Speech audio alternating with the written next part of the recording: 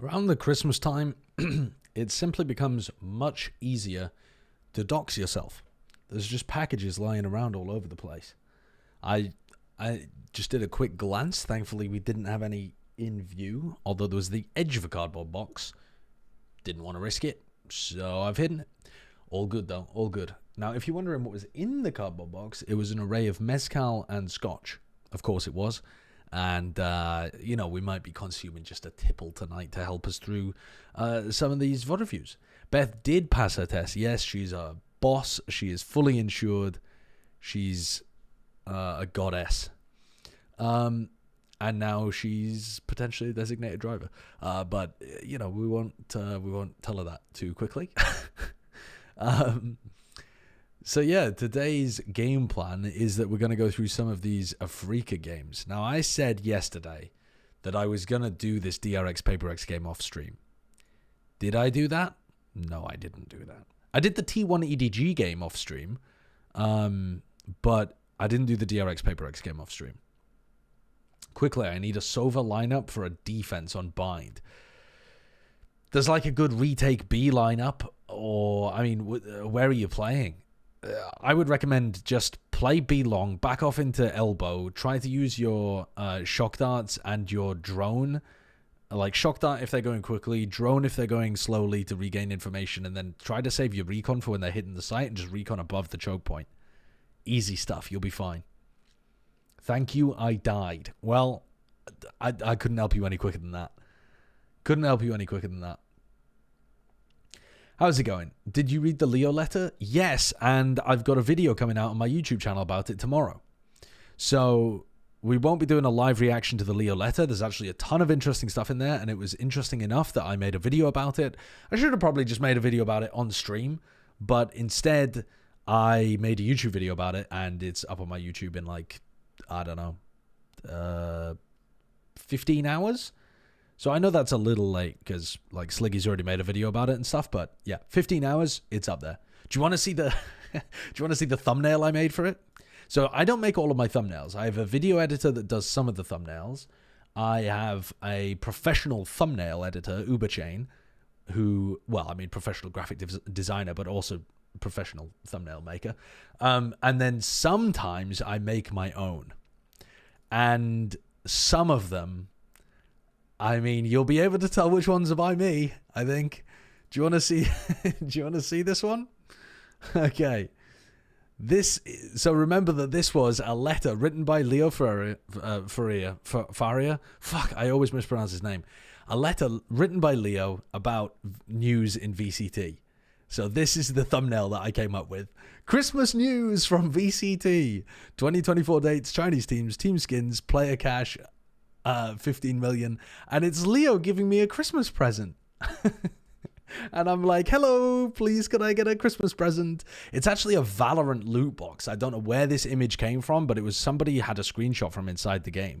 If you can tell, those are some very badly photoshopped fingers. That is an actual picture of Leo where his hand was like that. And I just thought, it kind of looks like he's holding a box. Maybe I can just edit some bits out. But it's not my best Photoshop job in the world. But yeah, this is what I've gone for. So, pretty please, could I have my present now, Mr. Leo? That's the Christmas Overwatch loot box. It looks like Valorant to me. It looks like... Wait, is it really an Overwatch loot box? That's so funny. The person who made it got it from Overwatch. I thought it was a screenshot from inside Valorant. I didn't know what it was, but I thought maybe it's some finisher or something. Okay, well that's even funnier, I think. That's even funnier. Mindbread, thank you for the Prime. When have you seen a loot box like that? I never have. But now I feel bad because I thought I was just taking a screenshot from Valorant that someone else had made. And now I've taken a Photoshop that someone else has made. So that's even worse. I just thought I was dodging the job of having to go and get my own screenshot, I was just like, fuck it, I'll just Google image it. It's just a screenshot from in the game anyway, who cares? And now it's now I've actually nicked somebody else's Photoshop job. You can change it? Not doing that. Not doing that, I'm afraid. Mindbread, thank you for the Prime. You played the game for like 3 years? Yeah. How to get Valorant's exquisitely wrapped Christmas gun buddy. I mean, that would look worse. If I used that, that would definitely look worse. You could have used this? I could have, but I'm not going to. I'm not going to. Some of the Chinese team's VCT introduction videos are actual comedy. No, I haven't seen them. You should check out this Super clip after you've seen his latest thumbnail. His latest thumbnail. You know, I'm not actually subscribed to Super on YouTube, and I really should be, because I enjoy all of his stuff. I watched 398 hours of your stream this year, 0.0. Alright, I've just subscribed to super.tf. Oh, fuck, wait. I just subscribed on my Valorant channel. Unsubscribe. Alright, let me use my real channel. The one that I actually watch YouTube on. Okay. Alright, I've subscribed to Super's channel. Videos. This is what ELO terrorism looks like. 135,000 views 2 days ago. Okay. Do not click on the Super thumbnail shit. Oh, they changed it. Did someone make a horrendous thumbnail using a picture of like a real or stereotyped terrorist by any chance? They used pictures of the Twin Towers. That's going a bit far for a joke, isn't it? Big Blizzard forced them to change it. I think that was probably the right move. Probably you don't need that thumbnail to pop off. But also, why does Blizzard have jurisdiction over that? Why would Blizzard tell Super to do that?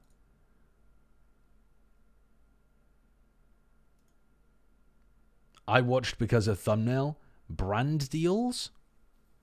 What brand deals, though?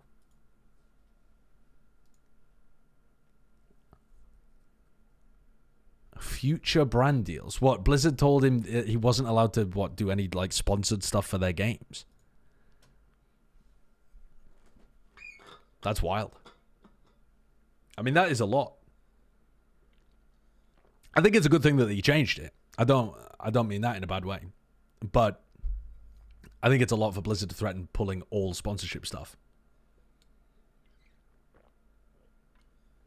Bizarre.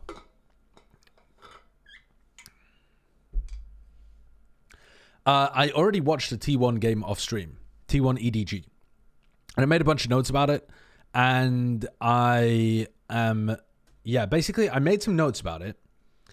And I wanted to possibly make a video about it, like, but the thing is, I don't want to make a full video about just T1 EDG, so I might make a video about, like, all the T1 games or all the EDG games or something like that.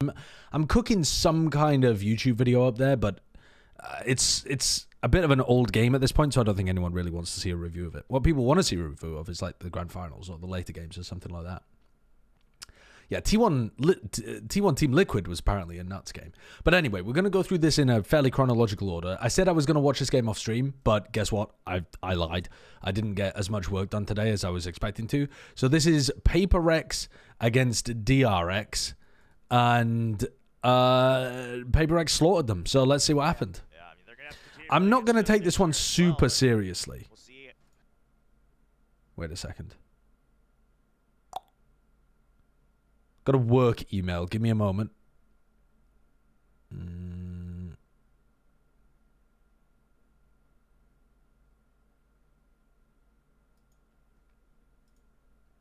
Okay.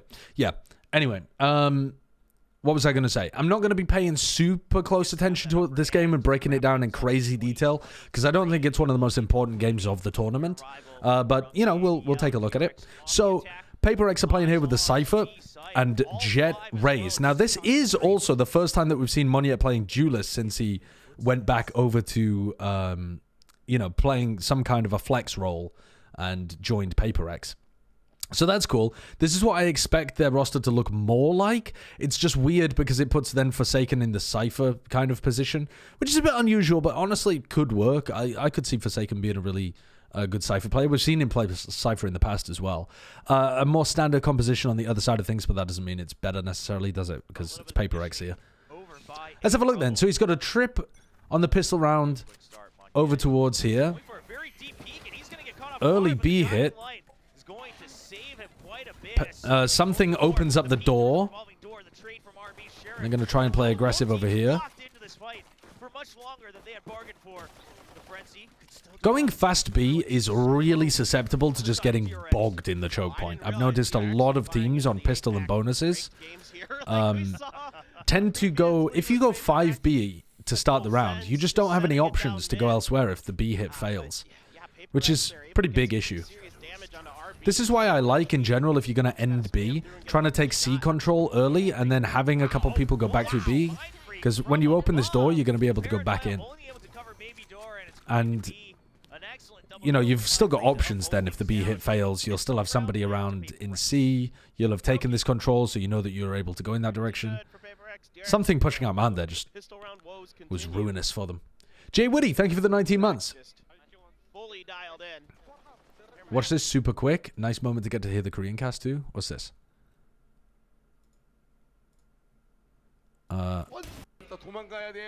This is from a game I haven't seen yet. Dude, don't send me links of games I haven't seen yet that I'm gonna review anyway.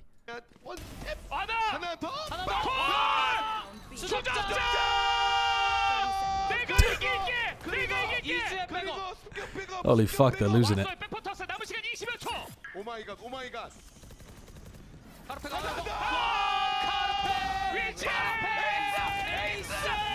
One of the ridiculous aces of that game. Only one of the ridiculous aces of that game, though, by the way. But yeah, don't fucking send me distracting clips while I'm about to begin. This is how the procrastination begins. But yeah, I'm gonna do a VOD review of that game. Just feeling the timing. And something just holding from C-side constantly through that door as well. All right. DRX just gonna stick. So Paper X flash over towards A, double trip set up on B, and push out through C as well. So another same situation here, pretty much. A little better, except that the fast flank comes through and just crushes them as well. That's an interesting idea, though. You never see any teams play like that. Play a 2-1-2 kind of defense where they have all of the Sentinels set up on B. And that lets them try to push out C, try to push out A, and funnel them into the B site where they're going to get caught by kill trips. Cool idea, but I do think that if they try that on a rifle round, they would run into problems if the attacking team decided to take mount control. They're basically taking a 2v4 or a 2v5. And if the attacking team decided to take a rubble, they're doing the same thing. They're taking like a 2v4, 2v5 kind of thing. So it doesn't seem super good on those kind of rounds. And if it's not great on a rifle round, it's probably not an amazing strat to go for. But might work against a team that likes reacting quickly. Dodging the flash. Monyet really thought that his opponent was going to be scared there and hiding in the corner.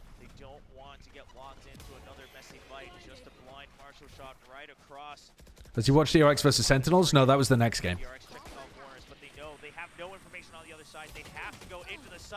Mako just trying his best to open things up, and Stacks will make sure he covers the side. A nice slide by from Buzz as he's now able to enter the site. Divide down to 5 HP, goes down, and Forsaken, his location spotted. Oh, he gets a nice headshot on Buzz.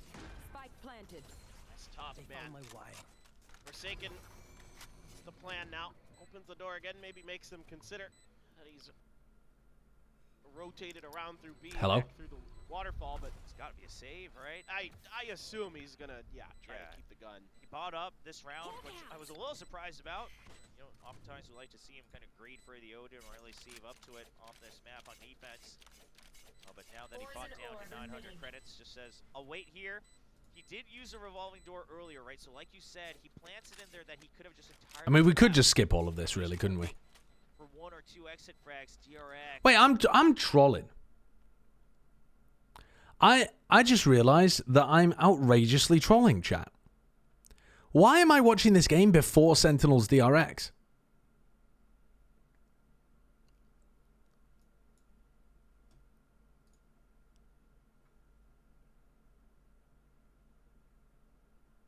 Sentinels DRX was played before DRX Paper X. That's how we had this game even happen. Why am I doing that? Okay. Brrr. For some reason, I had them ordered the wrong way around in my tabs at the top of my screen. Let me just make sure. In fact, I'm going to close all of these tabs, and we're just going to reopen them all in the correct chronological order, because I think I fucked something up somewhere along the line. All right. So I already watched Sentinels Paper X. So we have Sentinels DRX, and then we have DRX Paper X to watch. And then we have, I've already watched this game. Then the next one that I wanted to watch was Liquid against T1, then Liquid against EDG, and then the playoff games, which were in chronological order. This one, this one, this one. Okay.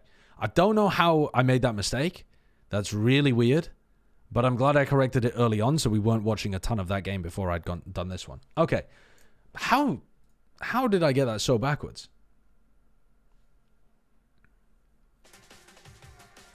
Yeah. Okay. So let me change the title as well. Please use tab groups. No, not doing that. Not doing that.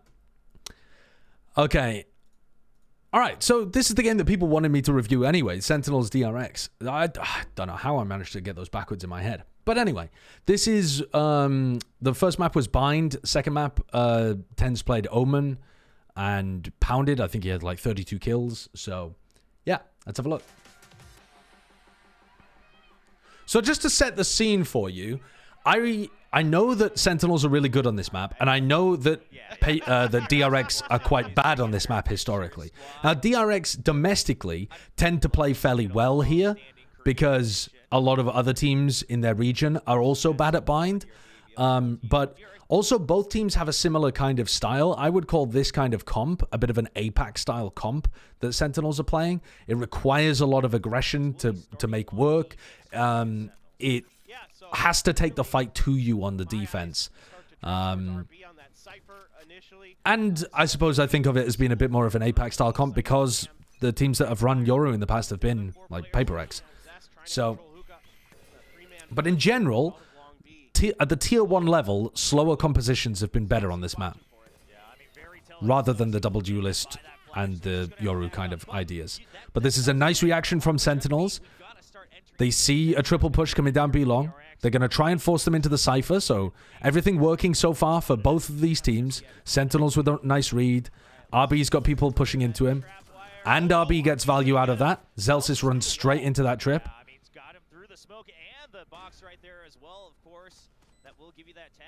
Sassy getting completely caught.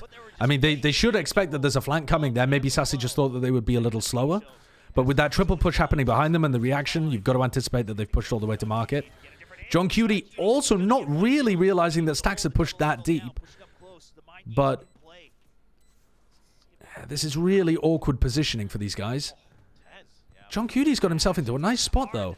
And they're individually outplaying them. John Cutie and Tens were not in a great position there, but they managed to find good timings and hit good shots and outplay their opponents.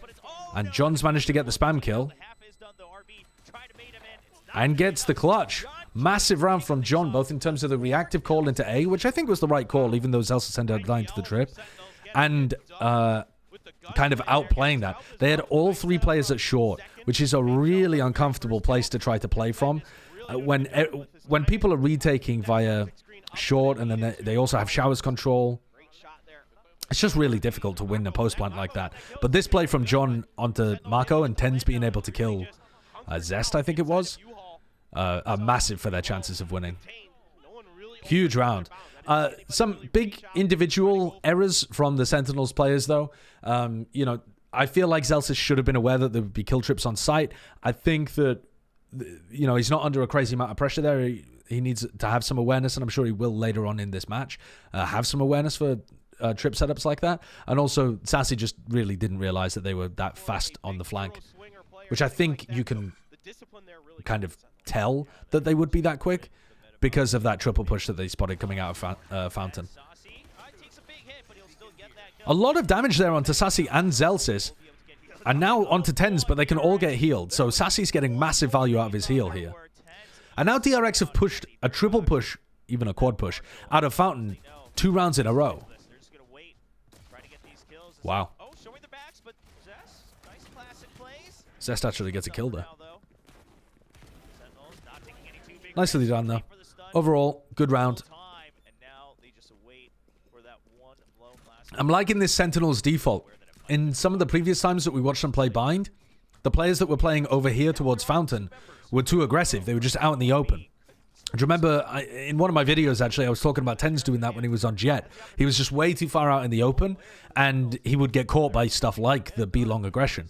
But this time, they've got Sassy there spotting for it, and then Zelsis is there ready to swing in, and then, you know, Tens picks it up as a third player too. Tens can also play aggressive over towards Showers and then send his TP around to that area, which is one of the advantages of being able to default with the Yoru. So, yeah, I like what they're going for. They look pretty disciplined on dealing with this aggression early. What is the methodology going to be trying to get into the heads of the Sentinels based on that? So this round. All right, so bonus round, they have a Marshal, a Phantom, a Stinger, and 2 Bulldogs. And they're just defaulting again. Look, this is the Yoru TP that I'm talking about. I think this is a really high-value TP that Tens is doing in a lot of these rounds. I love his Yoru on the attack side of Bind. I think he's playing the best Yoru that we've seen from anyone on this map in the world ever. His way that he takes Showers is fantastic. This teleport is massively valuable. It allows his team to play a spread default, which is absolutely super valuable on Bind, and then also be able to group up so that he can go for site execs. And I talked about this during my video too, that his Yoru is world-class. Now, he's going for a lurk play with the Marshal here, so he's got some freedom on this bonus round to try and make something happen. What the fuck is a default? A default is when... So, the origin of the word means that it's just your default plan at the beginning of the round, like when you don't have anything else to do. But really, it's more than that. What it is controlling the map so that the defenders can't make some kind of aggressive play. So you're playing spread and controlled. You're trying to play for information across the map, and you're trying to control the map. You'll probably play for some piece of map control as well. You'll probably try to move forward in some specific area, depending on what the default is, whether it's like a 1-3-1 default, means that you have 3 people in the middle of the map, and you're probably trying to take a bit of mid control. Or this kind of default that they're doing is a more B-leaning default. So they have people, they have more players. They have, you know, to simplify what Sentinels are going for, they have about 2 players here, 1 player here, 1 player here, 1 player here. So on Bind, because there's no mid, the defaults get a little more, a little weirder. But you could simplify this a little bit and call this like a 3-1-1 default, where most of them are leaning over towards B, but they hold a kind of passive at the beginning of the round to see if there's any aggression, and then they group up and take some control over towards B. But let's go back a bit. So as they take B long, Dog, Flash is good. Zest catches 1. There's a molly there as well. And Zest just destroys them. Fantastic fragging from Zest there to be able to get 2. They've got Buzz still just waiting in case they take the teleporter. And there's only like 10 seconds left. Fantastic timing on Tens coming through that flash. Through the smoke as the Yoru clone got killed. But, yeah, DRX had the read there. Alright, so Tens now has his ult. He will have bought a shorty in this round, I imagine. And he's got a different teleport he's going for. So it still feels the same from the people in Showers. Oh, well, it's not going to anymore, is it?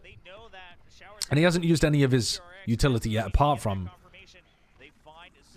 the teleport that he's got. I'm not exactly sure what's going on there. Obviously, Tens is trying to line himself up with Zest so that they could get a spam kill on Zest, because Zest is like a little bit in the open. So he's pinging out information, and then he sees himself get mollied off, realizes that he needs to leave, but Zekken dies. So I think Zekken's trying to engage there using the information that Tens is giving him. You know, Tens is telling him exactly where Zest is. So in theory, Zekken should be favored going through the choke point. But Zest has still got the advantage of a smoke on the choke and that kind of thing. So it doesn't really work out as nicely. We don't see it from Zekken's POV, though. Sassy's just walking down as if the Viper wall's still up. That's bizarre. I mean, Sassy is just... What is he doing? They should have called to cancel there when Zekken died and they didn't have any space to work with, but Sassy just wandered down short and got cleared. He must have thought that somebody was going to go with him or he could take lamps somehow, but obviously that completely failed. Even further back from the one-way on the Poison Cloud. Sentinels, they do hold on to the spike, so they have some options, but no information on the other side of the map. They're choosing. Ooh, crawl back in. Zest having some nasty couple of rounds here. This is just really clean defense here from DRX. And one of the other things I haven't commented on too much, but it's really important, is that a lot of the time they are just stacking the Cypher on one half of the map and stacking their players, their bodies on the other half. So one of the big advantages of running Cypher on, I mean, any map, but on Bind, running like a hard Sentinel on Bind, is that it lets you just keep one player on one side of the map and then stack 3 to 4 players on the other side, depending on how many people are alive. But going for these 4-1 defensive setups is really good. And you'll see this even when teams don't have Cyphers. They'll just play somebody waiting for them to use the teleport. So you'll try and stack the site anyway. But with a Cypher, you just have so much additional ability to go for stack plays like this. And that's one of the reasons why Sentinels are finding it difficult to get in. I want to give a big shout out to Mako on that. Shindog, thank you for the 15 months. So if there was an entry or an exit off of Tenz's ult, it wasn't viable for Sentinels to use that shower's control they gained from the ult itself. One way or another, no matter what, it really was a good Okay. counter. Zest just kind of walked back into the spam there. I think he was anticipating Zelsis stopping the spam play. RB's come over here anticipating a plant. There's 20 seconds left. And they're going for the walk play through. That's a bold idea. All right, let's have a look at the next round then. So Sentinels are going for a full Stinger eco round. Tens puts a kind of passive teleport there. Zest is a little slow with his molly, which means that he's not able to position himself. So if Zest is faster with the molly, he gets his gun out quicker, which means he gets to break the dog, which means he gets to position himself a little better. But instead, because Zest is like fumbling with his utility a bit, he gets pushed backwards and further backwards by the dog. And by the time he gets his gun out, he's like all the way back in tube and Zekken gets to jump on him. And then Stax is trying to play anti-flash when, Tsassy's just throwing a fake blind out there. And this full waterfall play from Hookah should not have been as easy as it was. But, yeah, that looks extremely simple from Sentinels.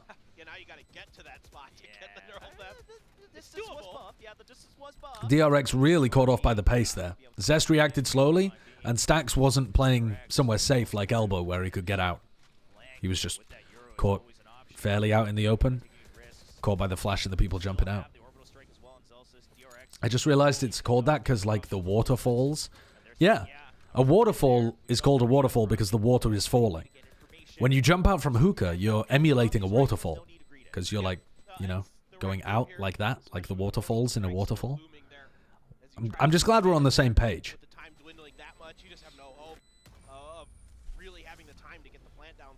Next Plat Chat episode when?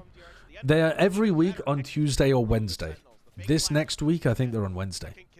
The entry there just very clean. Yeah, they get ahead of DRX even being really DRX is more Okay, patient. so now Sentinels are going to keep 2 of the Stingers. That's surprising to me. They managed to upgrade some rifles, but because DRX saved, they didn't manage to upgrade Folly. They want to kind of wait to control space, but maybe they'll try something a little bit different. Early on, I was curious if he was just going to... They have the money, of course, to upgrade. They're just deciding not to. No, DRX, they like to use these, when they are more convinced of where you're going to. I think upgrading here is probably the right play.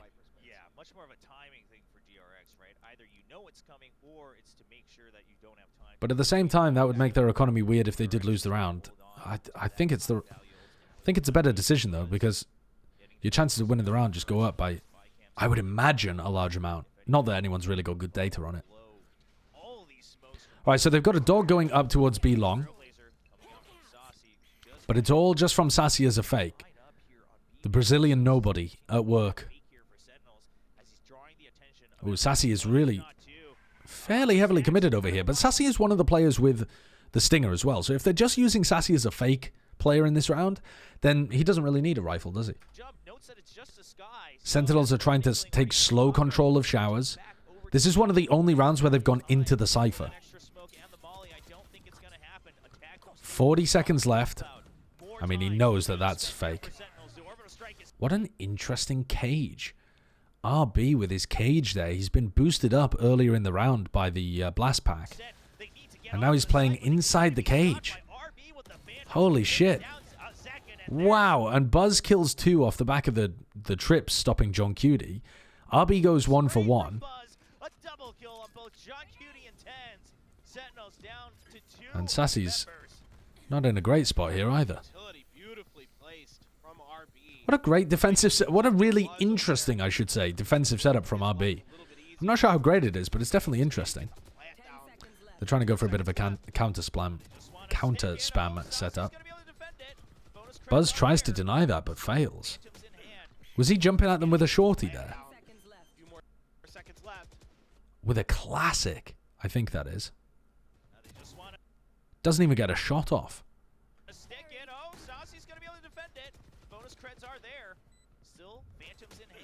Is that better than just spamming and playing the 4v2? Almost certainly not. I think they'll still win the round anyway. So Sentinels can still buy for the next round. And did having the 2 stingers really hurt them? I don't think so. I don't think so. I think what really hurt them was that they ran into the Cypher setup and they didn't have the tools to be able to deal with it properly. That trip at Showers stayed up for a long time, and they didn't realize that RB was playing inside his cage, because I've never seen someone play that Cypher setup before. That's really interesting. Tight defense. I like the way they're positioning Buzz to immediately respond off the back of RB's utility. They don't bite on the fake out this time from the Brimstone. Yeah, look at that. They get 1 kill off both of the trips. And then RB uses his cage to drop down off truck and play front sight as well. Cool idea, but probably only really useful for... I would assume it's only useful for like once ever cheese strat. Because if you ever see the cage in that position again, you're just going to spam truck, right? I guess it denies plant a little bit though, because you're worried about it. So the defenders pit short this round. John Cutie still can't buy, actually. I thought everyone would be able to buy this round, but John Cutie's only got a Guardian. They're playing the same spread default on attack side, but they've got to worry about so many defensive ults here.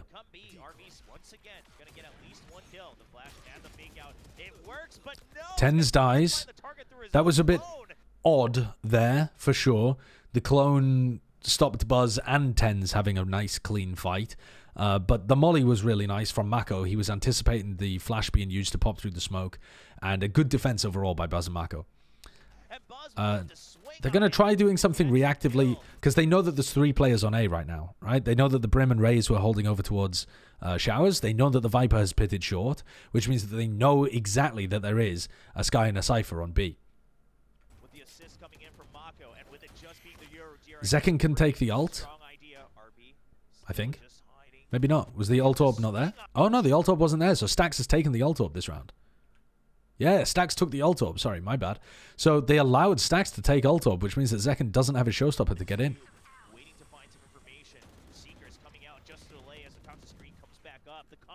Seekers to try and buy time for Buzz to come over. Buzz has showstopper. This looks like a difficult round for Sentinels to win, but they're going to use the Seekers. Here comes the ult from Buzz. That gets the kill on Zekin. Ooh, RB, I think, should have been able to get a kill there on Zelsis. Stax does a good job of staying alive there, though. Yeah, this defense looks good from DRX. They're getting good value out of the Cypher. They're being able to delay Sentinels for long enough. They're getting good value out of their ults. They're not getting owned in showers by Tens. Yeah, overall, this looks quite nice. So now they're going to try and take fast showers control Sentinels. And Zekin gets owned again by Mako's Molly. I mean, Mako's Molly was instrumental in punishing Tens in the previous round. This time it punishes Zekin. Was my hot take judged? Your hot take was literally just Tens. Haven't I done enough judging Tens? Judge not, lest ye be judged. Who said that? Tens. One stinger in the hands of Celsius. Not too much they can do. The Trailblazers spots a couple more members. Buzz just hiding away. So this, you see the trip there is set up for Zekken in case he does a double blast back engage with the, or even a single blast back engage with his ult. Now it's not really going to catch much. Only one stinger in the hands of Celsius. Not too much they can do. The Trailblazers spots a couple more members. Buzz just hiding away. Doesn't want to show it until that tripwire gets spotted. He's going to have to back off because of that flash. And Tense, he does what he can as one of those duelists to open up the site, trying to stick in the flash going through just to buy time, but the timing from Mako and Buzz from double. Wow, nice shot from Sassy. Gets one, but he's still gonna get traded Does out. make this winnable. Sassy does have a rifle, 1v2. Landed a body shot there onto Stacks, I think. Doable, but a long time waiting for that guiding light. He's not gonna have that ready.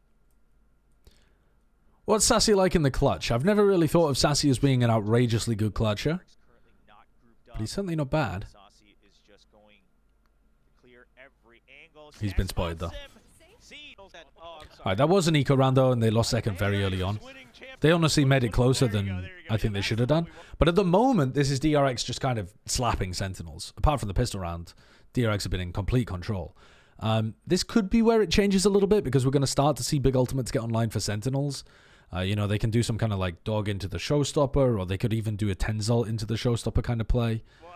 They're going for a 4-1 stack. Like I said, the Cypher really allows you to do that. So Tens is in. They use the dog to find one of the trips. Tens completely clears the B site. This time DRX, I mean, they're going to react in a similar fashion. Just say, just leave the site empty. So if you know that the B site is totally empty, does it mean that you're more likely to think they're flanking? I think probably. I think at they won't be thinking about it right now, but give it 5 seconds, 10 seconds, they'll start thinking about the fact that DRX could be coming behind them in market. Don't worry about it. Zekken's currently looking at it, actually. He's already on it. He might be thinking about them coming from teleport, but... So now they know that there's 2 in hookah. There are now about to be 3 pressuring hookah. Oh, and that ult is lovely. Great ult from Mako. That opens up multiple angles now for DRX. Elbow still held by RB. Good flash by Tens. Not able to get the headshot just yet. One more flash on the board. He just picked a timing that was a little too quick, but not his fault. Any plans to do a little balding? Still a good retake, though. It's still a really effective retake so far. Zelsis has ult, though. So the time is going to get pressured here. Here comes the ultimate. Now DRX have to push. And John Cutie accidentally killed RB whilst aiming for Buzz. So that's good. Sentinels used a lot of ults. So did DRX in terms of using the orbital strike as well. But, you know, Sen getting one on the board is important for them. To be honest, they only won that because they had Zelsis alive at the end and the Brim is excellent in the post plant. Other than that, the DRX retake looked really, really nice.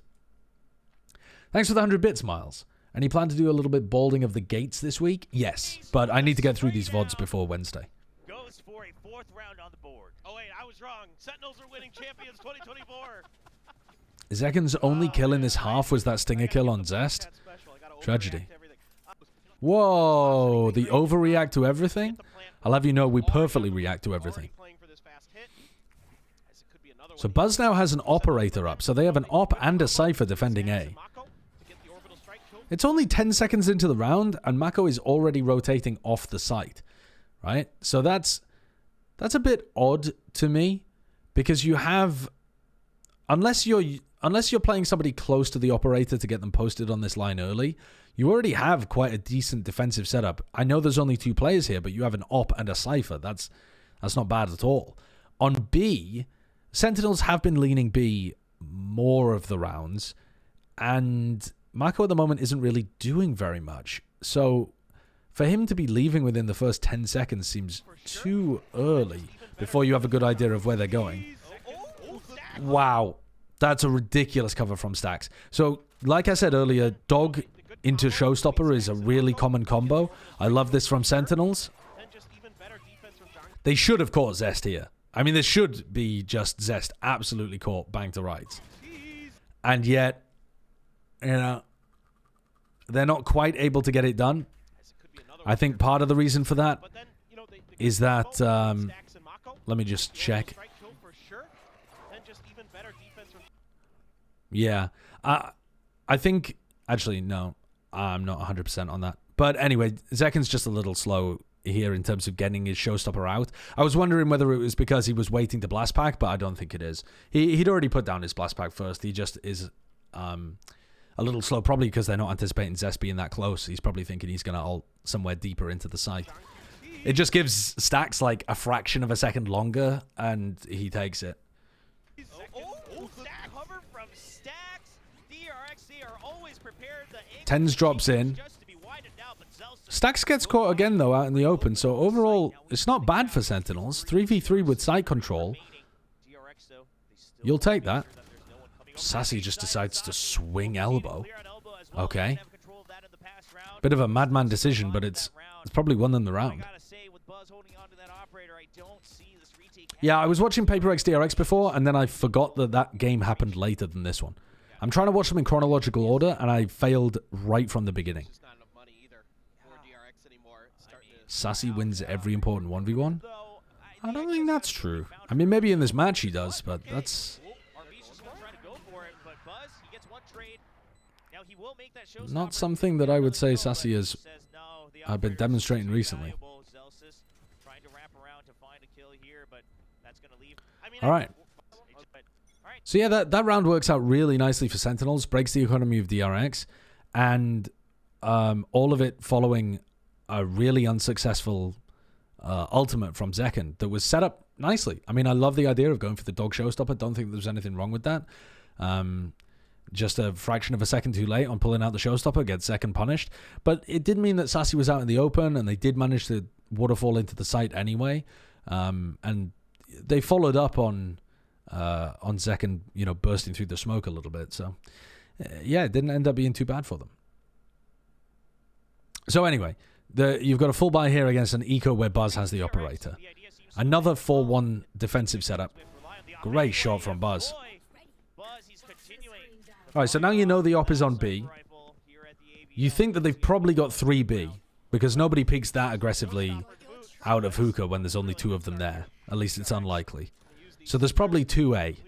Now, there's actually only 1A, but I like the reactive play anyway from John. Now they've opened up some space, not only with that pressure they've been putting on B, with the Seekers as well. Make sure they get it. The Molly's late. The Molly was good, but late. Utility has been just not able to get it sent in time. Going to be clearing so much here. There's big fight between the on the backside. This is uncomfortable positioning a little bit for Sentinels, but they do hold on to a lot of backside control, and they still have John Cutie watching short. If John Cutie dies to Zest, then it gets really uncomfortable. But John knows that there's probably a flank coming. He just doesn't know quite where or when. Okay, good molly from John as well. John Cutie does die, and the retake's coming through, but I think DRX have used too much time. Maybe? Maybe not. Oh, wow. What a clutch kill.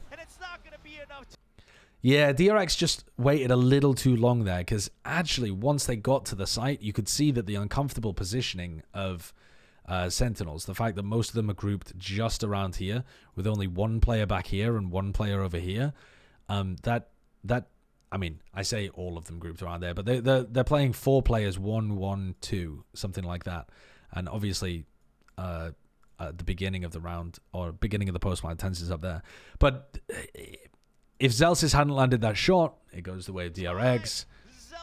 If DRX had more weapons, maybe they'd play a little quicker. Touch and go there, though. Touch and go. Yeah, you can see what it means to them. But that's again an anti-eco, but it was an anti-eco in which Buzz landed a fantastic op shot at the very beginning to make it a 4v5, so that kind of equalizes it. I don't know what the stats would show, but I would imagine 4v5 with guns, like a 4v5 anti-eco is probably very close in terms of being even across the board. In terms of like win rates, you know.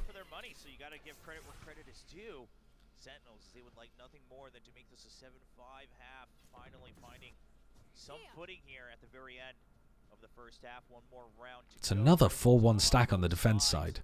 No crucial And Tens has just taken Showers control without using any utility. So towards the end of this half, he's got a really nice read that he can just take that for free. Got the Seekers as DRX. Of course, Zelsis just has to get the spike planted, and he's I think he's got that read because they're not smoking it. So a really good I think Tens has probably read into the fact that if they're not smoking Showers, they're not playing Showers. full tool for the Sentinels. I like what I'm seeing. Which is not true for every team, but Spreading the map, appears to going be true for like long DRX. flanks, long lurks, stuff like that. That could be really impactful in this round if they could shut Zelsis out early. He'd probably be more scared of that if Dialing up another A hit. It looks if they had money to op, but they don't. Strike comes out early, so they're not going to have it here Wait, against Mako dies? How does Mako die to that? we are going to be dialing up another A hit. It looks like with this util dump. the orbital strike comes out early, so they're Oh, that's just fucking stupid from Mako. That's just stupid. Look at this. Watch Mako on the mini-map. Look, Mako's here. Look at this. He actually got caught trolling, chat. Zelsis out early after the plant. As we are going to be dialing up another A hit. So there's a flash that comes through. This util dump. There's an ult that happens as well. And he just runs forwards into the ultimate, tucking himself into the corner. I mean, what is going on there? He got flashed by Tens? Did he? Where the hell does the flash land? Out early after the plant. As we are going to be dialing up another A hit. It looks like with this util dump. the orbital strike comes out early, so they're not Dude, I can't see the flash. But, I mean, I guess Tens gets an assist. going to have it here against the retake, but Mako still gets stuck on it. Looks like the stun might have gone through, perhaps. With the Yeah, I flash. suppose he must have done that. Shot QD with a double as well. Zest was on the early flank, but he's not going to find too much value now, as he has to battle through several members. So does Stacks. He finds How one. does he... I guess when the ult goes down, he must assume that the ult is in pipes. He's not going to be able to chain it in. Because he's blind. And now with the location being known of Zest, just a matter of spreading out these angles. Tens, Stranded alone. Zest 1v3 for Zest to win. fish for the 1v1s. It kind of feels winnable here. They were in lamps. He spots one. Knows the location of second. Just wants to find the other. Oh, but he's not going to peek out the right angle. And Zelsis once again wrapping the round up to bring home the 7-5 lead here in the first. Did they show a replay of that at all? It's just phenomenal stuff here. The way they're clearing, able to gain this. Oh, yeah, they do. utility. I Let's like have a look. early Let's see if it advances gets caught in the that they were replay. using with the Yoru to combo some of Where the does Tens utility flash to here? make sure that they're able to get those opening picks. Oh, no. It only shows afterwards. Yeah, I don't really know where that flash was. You're saying he flashed on top of truck? Like flashed here? On this? So the flash bounces like that? And then pops about here? Wasn't he planting? No, he flashed before that, I assume. I mean, dude, no replay viewer. Omega lol. Able to gain the space. It hits back sight. It popped above truck. I didn't see. But I assume that from Mako's perspective, he thinks that they're ulting pipes. So he walks forwards and ends up just walking into the ult in backside. Shots from John QT as well. He had some Keep his eyes on the site despite the orbital strike going through, right? You're continuing to deliver hopium all across the globe. Again. Well, he walks into the smoke and then he walks out of the smoke again. slight. Oh no. Yeah, they both Anyway, not that important particularly. What is cool is that Sentinels managed to recover their attack half there by stringing together some, interesting rounds. And all of that without Zekken being able to entry for them, too. They found some free entries into Showers in the final round. They found some fast reactive plays into A that worked quite nicely. And they also managed to catch Stacks out in the open when he was defending B long a couple of times by waterfalling from hookah. Felt like DRX were completely in control of the defense up until Sentinels won 4 rounds in a row. So we've seen a lot of footage of Bind at this point from Sentinels running this composition, and a lot of it focuses around B long control and Showers crunching. This round, however, doesn't look like that. They had Tens watching hookah at the start of the round, and they had Zekken and Zelsis watching short instead of Showers. and the TP ran out for tens. It was over on the other side of the map. So now you know, I think DRX wisely trying to wait that out, trying to see. Hello, T-Money. You know, figure out exactly You could spoon out your eyeballs. where that utility That would probably help. having that flexibility again. Are we watching other games after this one? Yeah. Is understanding, you know, where those gate crashes. Is this the main Sentinels team now? It certainly looks like it. How to read them. Stacks there, trying You lost by 1 hour to Sliggy, my top streamers. That's not bad, to be honest. Sliggy probably streams twice as much as I do. Man's a maniac. Alright, this is down to 30 seconds. And they're only just being able to get into B. I think DRX are waiting for some period of time to hopefully allow RB to make something happen over towards short. Or maybe just to cut noise and see if they can re-hit. But Sassy keeps getting information down B long. And they've managed to get 3 players over to B, so this looks good for Sentinels. That's a big shot to hit by Stacks, though. Oof. But the site has already been blown open. Saucy all alone gets spotted. And Oh, what is that? What in the world is that? Just a spam with That's the a crazy classic kill. all the way through. Delays it, allowing backup to arrive in time.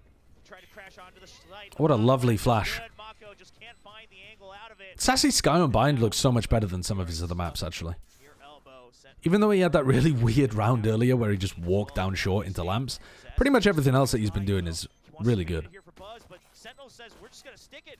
If you're not gonna pop out, Second's even watches the back, and Second gets the kill. And Zess, yeah, not gonna be able to do it. Even gets taken out by Saucy with that people control. We always talk about that over on the B site, but Apparently you streamed 1,033 hours this year, and I watched you for 844 of them. You watched over 80% of my stream. That's bonkers. I didn't watch 80% of my stream. I literally didn't watch. I wasn't even present for 80% of my stream. yeah, delaying the time, getting those extra kills.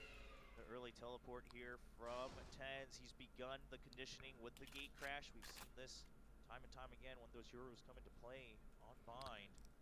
And now DRX, they have to be wary of a pop-out from any part of the map. I mean, yeah, you can try to assume that the Euro would have TP'd back, but it's going to be a risky one. DRX walking up behind. Just a smidgen. Zelsis spotted somebody. Throws down the molly. Alright, follow up on the flashes. Nice. Now, they should be aware that Zek can hold showers a lot. Oh my god, that molly is so nice. Oh, the nade. Unlucky nade. It would be nice if they made those surfaces smooth, so that things didn't get stuck in them.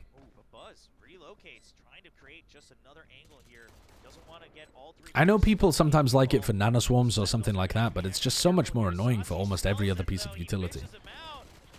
Oh, they took so long killing Buzz.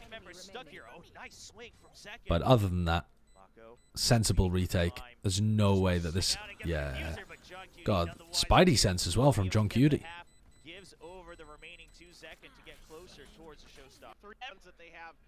Oh yeah, look how good this Viper molly is, though.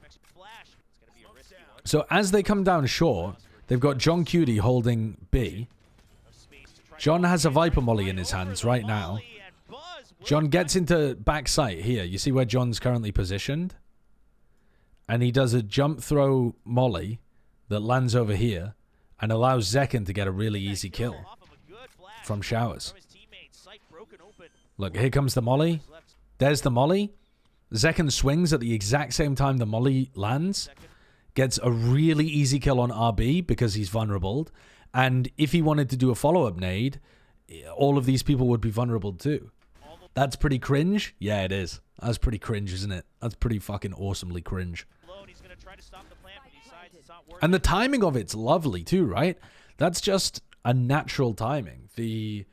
As soon as the A players hear the exec, the Viper immediately responds to it, and the timing just works pretty perfectly to get to when somebody would be going with the plan. Beautiful play. Beautiful play.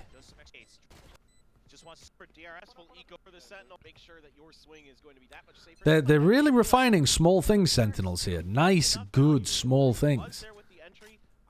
At least they are on bind. We haven't watched a lot of the rest of their pool. But we knew that their bind was good. We knew their bind was going to be is that you want both pistols. Maybe world class is the wrong term to use, because they might end up getting exposed by some, like, you know, championship caliber teams, but, you know, pretty much tier 1 world class level bind. Are you still going to be able to find it? Or is it because that... Ooh, RB. Oh, nice swing. I mean, both of them were quite well aware of each other's position off of their util, but RB just stepping out. I'm totally out of the loop. What's the deal with Pancada? Oh, We don't really know. They just like playing with Zelsis. Thought we were gonna get a highlight right there from Tens. Looked so crisp.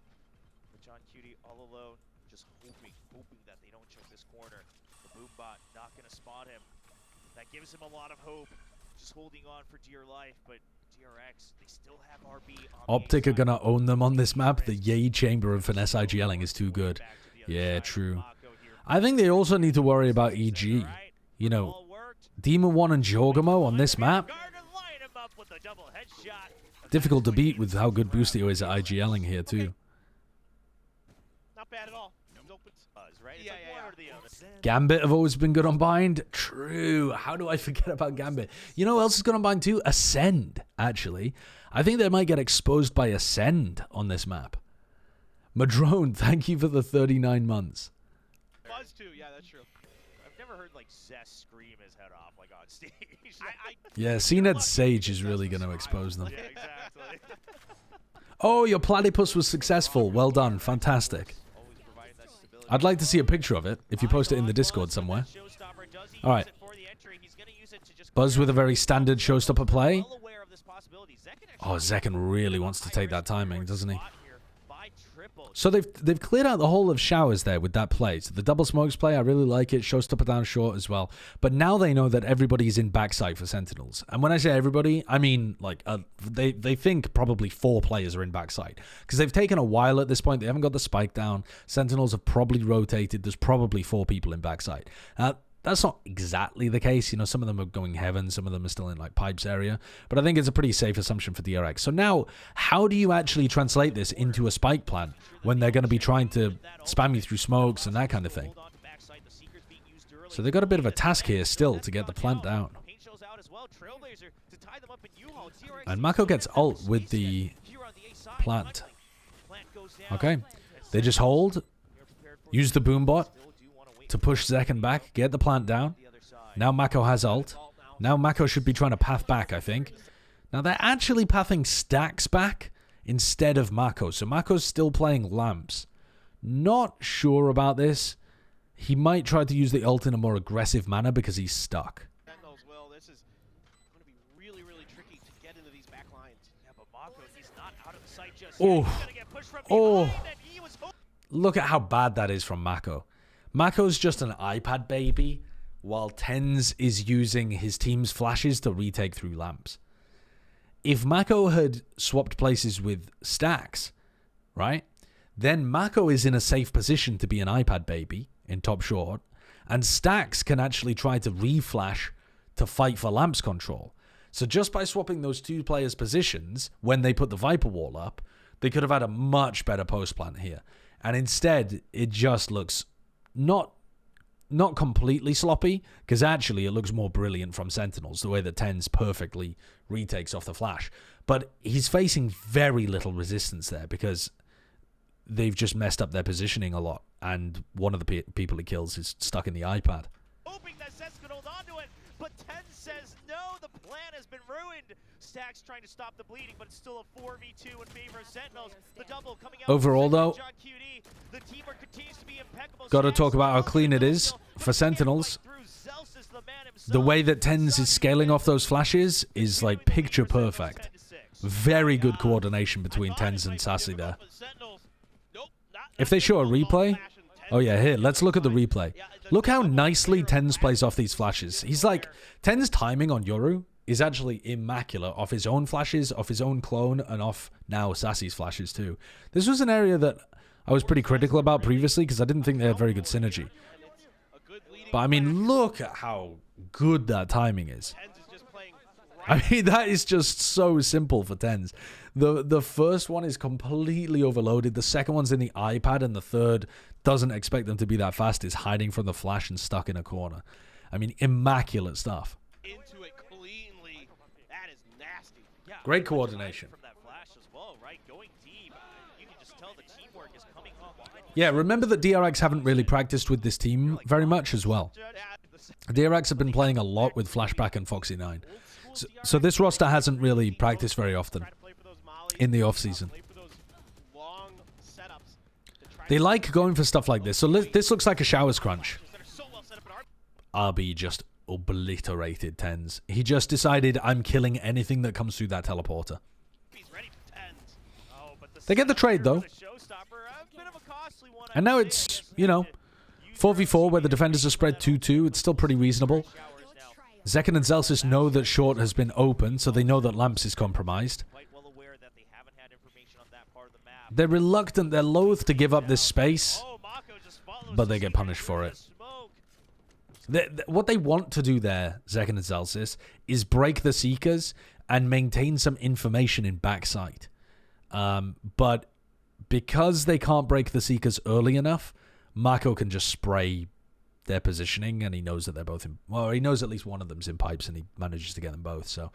That's unfortunate. You can see two warring ideas there. One being like, I want to achieve this, and the other being, my opponents have kind of stopped me achieving this, and actually they just decide to try to disrespect the Seekers a little bit and get punished for it. You see a lot of that at the moment with EDG as well. They want to do something, their opponents try to counter it, and they're just like, fuck it, I'm going to do it anyway. And then sometimes it works, sometimes they get punished. I think that's one of the big reasons why you see that often happens with teams that have dominated their own region for a long time.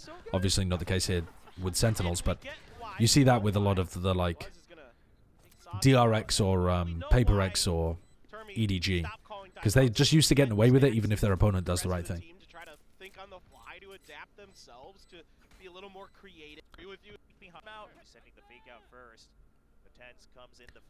Yeah, EDG have been playing a lot. I think they need to take a break and just come back to the table with some fresh ideas and some, not necessarily fresh ideas about like big things, but just a fresh perspective on focusing on the basics again. The amount of overheating is still intense. Fantastic shooting from Tens again. He's the only player with a rifle.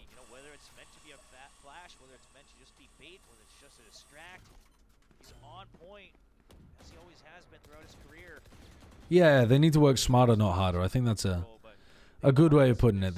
A little bit more VOD review, a little bit less grinding would be very helpful for them.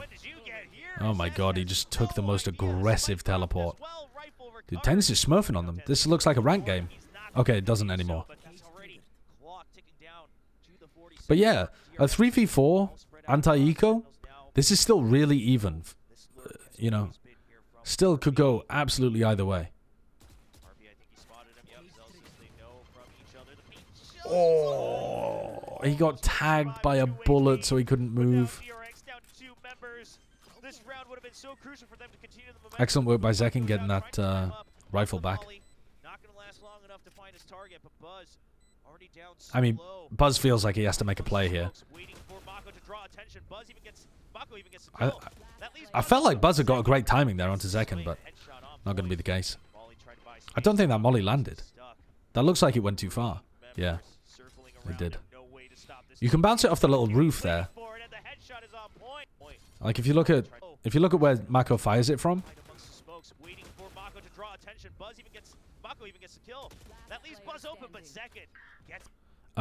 You can. There's like a little roof that you can bounce it off. I can't remember which one it is though. I don't know. I've seen people do it before, but now that I'm looking at it, I can't remember where it is. But you can do a little like bounce shot here. I can't remember exactly where though. Some of the TikTok lineup is in the channel now. I don't play Brim on Bind for lineups because I'm bad. Why doesn't he molly spike? He's trying. DRX to come through with the win. So yeah, just brilliant stuff here from Sentinels. I mean, the coordination, especially with the initiator. And all right, so Tens has gone for a teleport with his ult. And the pseudo initiator in as they're pushing short. This is an interesting setup. So I'm going to go out on a limb here and say Sentinels were not expecting 4 players to be A short. The idea here is supposed to be that if DRX are running a default, they should have a weakness over towards short that can be exploited by Tens getting info with his ult. But Tens sees the Cypher over And the pseudo-initiator. outside showers. This guy right there. And then, He's hurting them all. I guess, I don't know. Tens doesn't really see anybody else, and they just decide to walk through the smokes. Big group, but DRX, they know They don't even do it with a flash. that they are so well prepared for this push out. I mean, From the Yoru. I'd love to see that working, because I don't really understand. I feel like they're supposed to wait quite a bit longer until Tens actually gets information about people holding top short, and then they're supposed to either pop flash out or walk out and kill them. But I think they just went too early. I think. Now Sentinels, they kind of gambled on this one, and it doesn't come home for them. I mean, I could see that play working. I think the execution of it was just off. I don't think it's a stupid play. Worth a try. You're up 11-7. Might as well go for it. Just see if you can get away with it. See if you can catch them sleeping a little bit. But like you said, yeah, DRX. There's some of these Maybe plays that they Tens read miscommed. really Maybe well he because said they there's only know one they're short, well, not but realizing headshot that he themselves didn't is- have vision. I gotta But- go, but saw you were streaming. Hard to tell. Been good. Or DRX, but Yes, my day has been very good, thank you. My wife just passed a driving test, which is pretty fantastic. So she's now legally allowed to drive in the UK. I'll see you later, Pranav. Thank you for the 20 months. I don't mind doing these kind of plays. Rounds tried to well aware, had all the angles covered. So now DRX are up to a lot of massive ultimates. They're one away from their Showstopper, one away from their Viper ult, a couple away from their Brim ult as well. So massive ultimates available here for DRX possibly over the course of this round. And DRX, Is there a reason she didn't have it before? Yeah, she's American. To do with that play, 'cause they are not slowing down. They want to take control of the B side here. they're one away from a couple big ults. Our DRX, both Buzz and Zest. One out. 10's going to use the drift there to fake it through the teleporter, but DRX just going to stand pat. Yeah. So if you have a US license and you move to the UK, you're allowed to legally drive for 1 year, and then you have to take a UK test. That's how it works the other way around as well. You can't just exist forever on a foreign driving license. It's, you're driving on the other side of the bloody road, yeah. And they have a much stricter test in the UK too. You can if you don't get caught. You can do whatever you like if you don't get caught. That's a pro tip. You can do literally anything as long as you don't get caught. There will be no consequences. Sonjuo, thank you for the 2 months. VOD review is also a huge W. All around WS. Except me losing 15 games in a row, but it's fine, smiley face. Yeah, that's fine. It's Closing fine. parenthesis. Closing parenthesis. That's fine. That's fine. That's fine. That's fine. Really fooled too much. Yeah, it seems like that was used maybe. Europe drives on the wrong side of the road. Most America phrase I've ever heard in my life. The majority, the vast majority of Europe drives on the right. So unless you're meaning continental Europe drives on the wrong side of the road because you're from South Africa, UK, Japan, etc., some of the small amount of countries that drive on the left, you're just... You're blowing my brain. Boys of Cloud had a bit of a miss here. Doesn't entirely cover that. Alley here on B As an Englishman, they're correct. Yeah, weak side anyway. true. It's empty and still back though in time. Flash just to allow for a peek out. Saucy not going to find a target just yet. Yeah, Buzz going to chew through. I will say, having moved back to the UK, a lot of Americans are very dangerous drivers. Not the majority, obviously, but a large amount of US drivers act pretty dangerously on the roads. I would definitely be in favor of seeing a more strict test in a lot of states in the US. Holy shit. Driving in LA and Texas and people with Florida license plates, Holy mother of God, those people don't have a thought in their heads. Come to Italy? Dude, Italian drivers are nuts. Absolutely nuts. Nearly getting run over in Italy. Every day. Come to India, my brother. My dad is a driving instructor. He has taught many people who've come from India to the UK, taught many people to drive. And he said that a lot of his students describe the rules of the road in India as if you're bigger than the other person, you have right of way. And that's essentially how it works.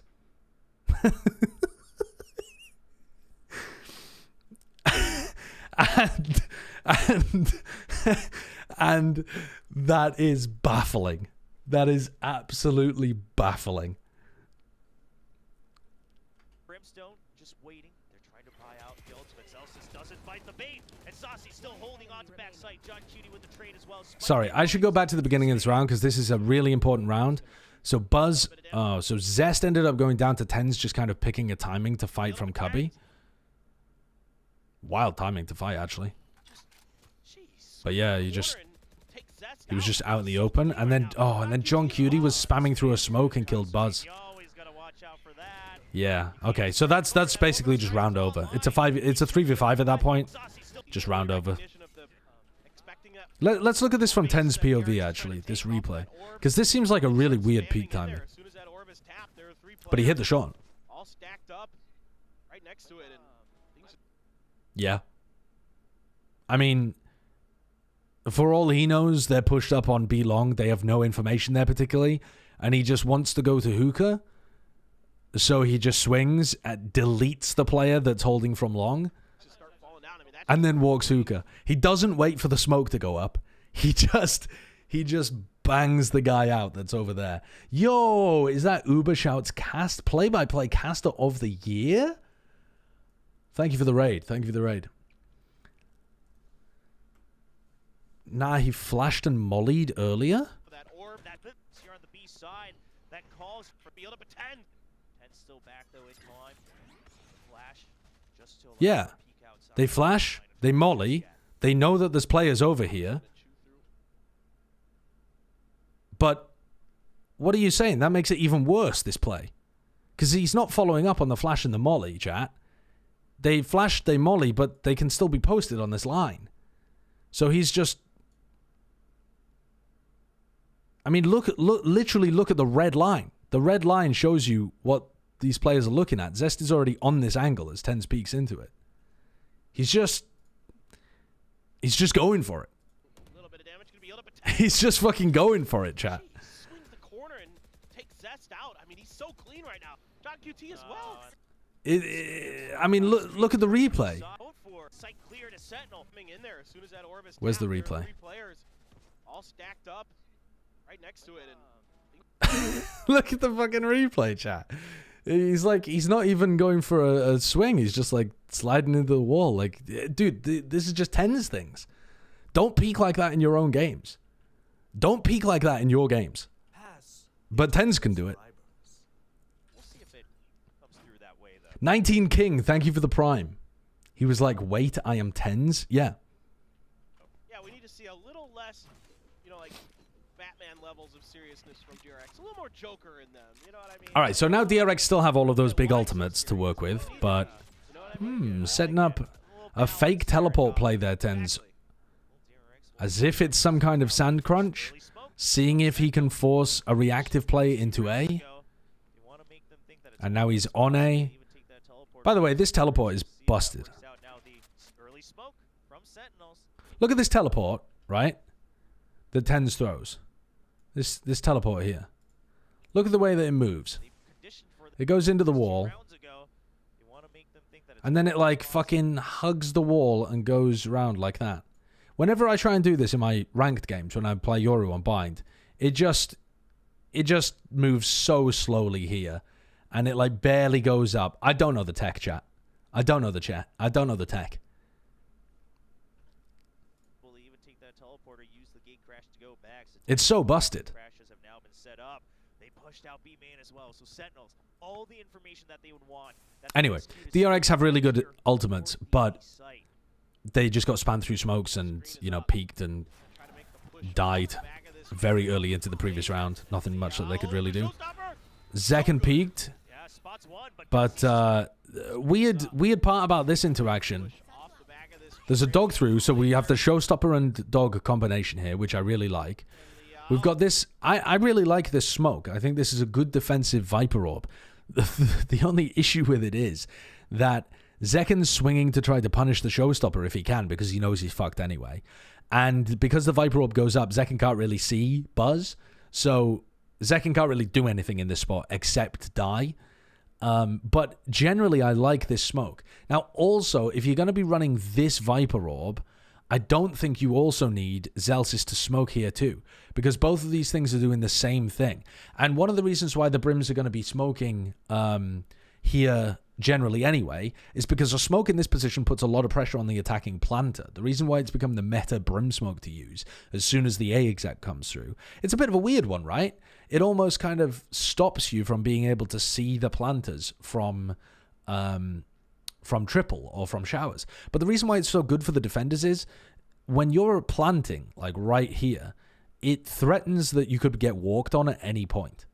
And it also allows you to control, as the defenders, this crossfire between showers and triple really nicely.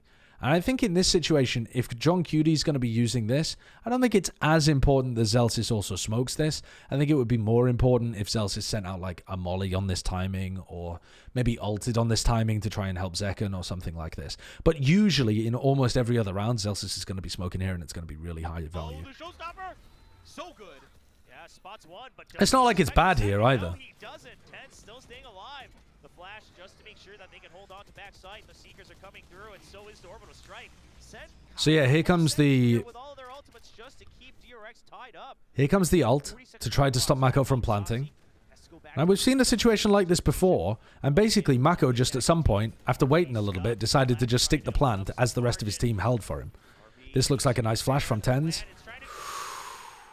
Now, this is the same, this is a similar interaction that I've talked about a lot before in the past, where if you watch what happens here, there's a bit of anti-synergy.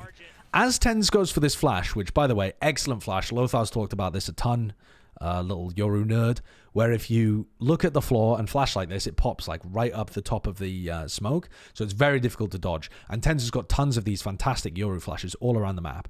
Now, as he flashes, he's expecting Mako to be blinded. He's expecting, you know, somebody, let's draw a little stick figure here. He's expecting this player to be blinded. He's expecting this player to be blinded as well. You know, he's expecting somebody holding over towards showers to be blinded too, which, to be fair, RB is. But all of these players here are not actually going to be blinded because of the Viper Orb. So the Viper Orb going up here, as soon as you hit that, as soon as John Cuty presses Viper Orb up, even when the Viper Orb hasn't expanded fully, it blocks all of the flashes as if it was fully expanded.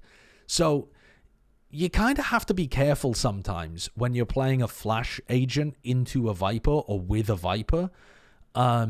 It really isn't that important in this situation. I just want to mention it as a general point because we see it a lot on Haven, where the skies will try and flash in, but it's as the Viper pops the orb, and you just get these bullshit no flashes. I'd like to see, personally, the developers patch this, because I think unless it's a really difficult thing to patch, there needs to be some kind of like LOS check that checks where the Viper like line of sight was. Either that or the Viper Orb needs to bloom immediately, so that you don't have these weird situations where you assume people are flashed and they're just not. Anyway, I do think it's a good play overall. You know, I like the way that Tens is flashing in there. I like the pressure that they put onto the planter. I really like the Viper Orb in that spot. They deal with RB as well. Just great defense. And Sassy is waiting for the teleport. 1v2, but he's bought enough time for John Cuty to get in. Bold from Stacks here. 1v2 stacks. He's done this before. Finds the headshot. Can't get it. Oh, oh my god. I thought that was actually winnable there. I thought he got a full blind on John Cutie. Not quite though. And ladies and gentlemen, Sentinels will be leading the series 1-0 as they take Yeah. their map pick of Bind. Got to like what you're seeing. Again, the coordination's Do you think it's TenZ not coming with Flash? No, I just think it's something that the pro teams don't think about a crazy amount. I think it's the kind of weird, nerdy thing that you notice a lot when you do a lot of VOD review, but it's not like that important most of the time, so people don't really care about it too much, to be honest. It's not a big issue, though. I'm just talking about it because it's interesting. I'm not talking about it because it's a big issue. But what was I going to say? Yeah, you're going to Asda. Does anyone need anything? Yeah, actually, I need to make a run to Asda, but I'm going to go tomorrow. Blue the Jedi, thanks for the 2 months. VOD Dungeon Peepo happy. Yeah. So what are our overall takeaways for that map? I think overall takeaway for Bind is that Sentinels has a world-class bind. They look fantastic there. Their little micro coordination is really excellent. They've refined a lot of how they're playing. They weren't even that aggressive on their defense side. They'd actually added a lot of more passive defensive setups into their play compared to the last time that we watched them. For example, John Cutie's John Cutie and TenZ swapping sites, and John Cutie sending the Molly lineup over to A to help Zekken out. That's really cool. We also saw Zels is getting much more comfortable with throwing all of the good Brimstone utility that he needs to be able to deny plants from happening. We still saw some really nice crunches on the defense side as well by Sentinels. We saw some good retake protocols too. Some really good retake coordination where TenZ is following up on Sassy's flashes. TenZ continues to be the best Yoru in the world on Bind we've ever seen. The actual GOAT on Yoru. If you want to talk about TenZ being the GOAT, specify Yoru on Bind GOAT, because these motherfuckers coming at me saying that Forsaken was playing like this. He wasn't. Forsaken was doing a lot of interesting stuff, but he was also overheating like crazy and not playing with anywhere near the level of IQ that TenZ is currently playing with. Really impressed with TenZ Yoru on this map. I think it looks fantastic. If he got the rest of his play up to this level, TenZ would be a fucking monster. And that's always been a bit of my issue with watching the guy, frankly. But, in this tournament, apparently, he played incredibly, because the very next map we're about to watch, he drops 32 on Omen. So, let's take a look at that one.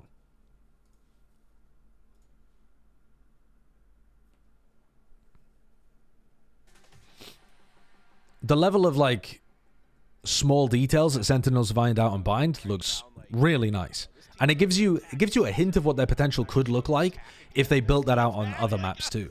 The attacking team does indeed attack. All right, let's have a look at this then. So, first of all, let's do some comp analysis. So, I really like this composition.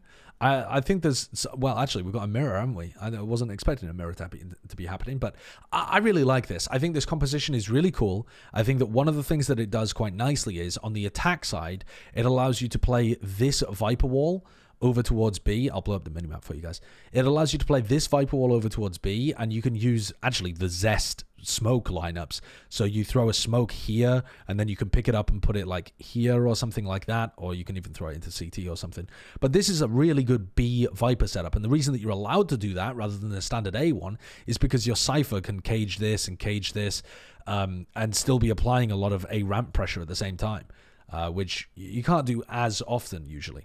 So I think this composition is really good, especially in the current meta where Cypher's a really solid pick too. Yeah, I mean, compared to some other comps, you miss out on the extra initiator compared to, I think, Fnatic, if I remember correctly, runs double initiator on this map. I think they run Chronicle Breach and Leo on Sky. So you obviously miss out on the extra retake and exec power that gives you, but I think the Viper provides enough to justify it personally. But yeah, let's take a look at this. brilliant, just brilliant stuff. So DRX have got Actually starting on the attack. the standard A setup with the Viper. A rougher start Cypher's looking over towards B. falling behind. And of course, what I didn't mention is on the defense side, the Viper and the Cypher are incredibly good, as the Omen also is. You could run it with an Astra as well. But I don't think you need to run it with the Astra because you have the Cypher and the Viper. I think you need to run the double duelist comp with the Astra because the Astra has to be hard anchoring. Whereas in this comp, the Smokes player, the Omen or Astra, doesn't have to be hard anchoring. So I like the Omen. Oops, Buzz fucked up the Boombot. But DRX have gone for some aggressive A-ramp control in this round. Buzz was planning on jumping down into vents there. This to me seems like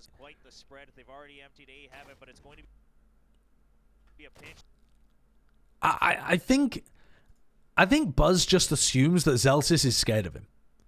And maybe this is just conditioning from playing in APAC and people being fucking scared of DRX all the time.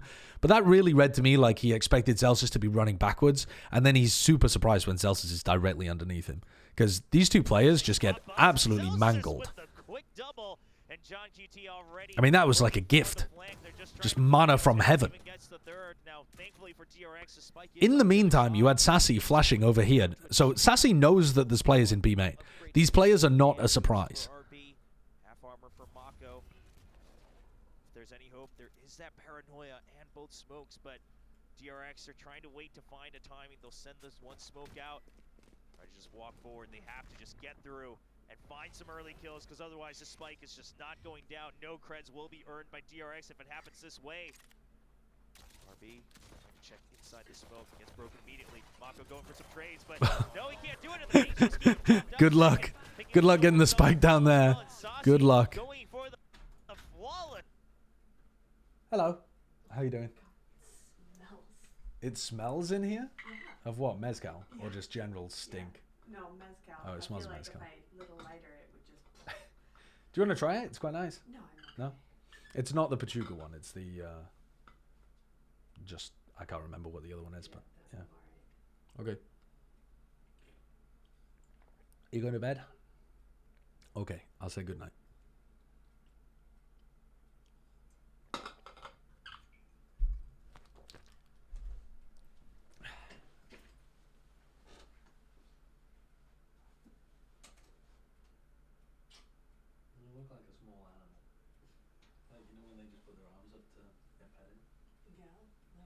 Small animals often do. Yeah. Like chipmunks and bats.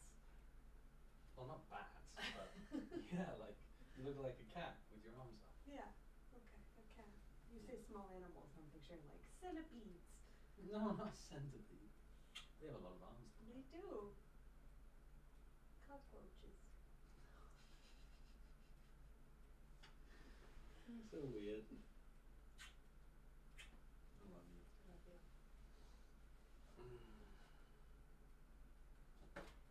Difficulty? Yes, I'm very tired. Come on, I'll take you to bed.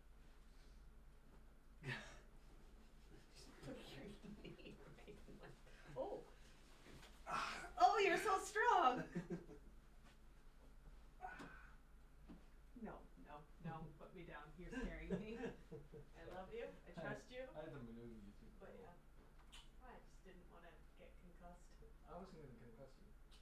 Possibly break my feet. Well, yeah, I might have whacked your feet. I'm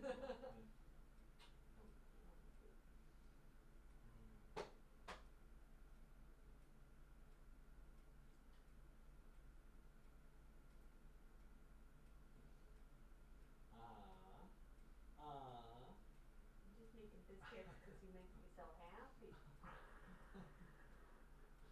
I'm in pain.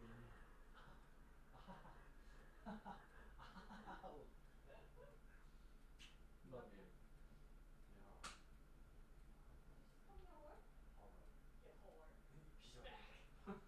I said you horror.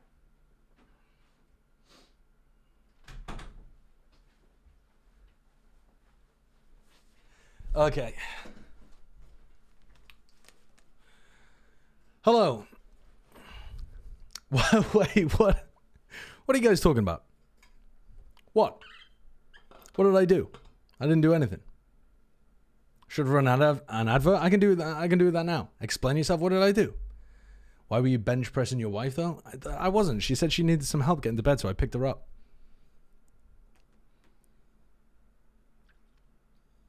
And then I called her a horror, and she said, "Did you just call me a whore?" Which I didn't.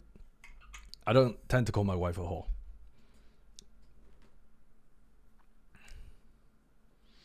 Okay. Right. Time to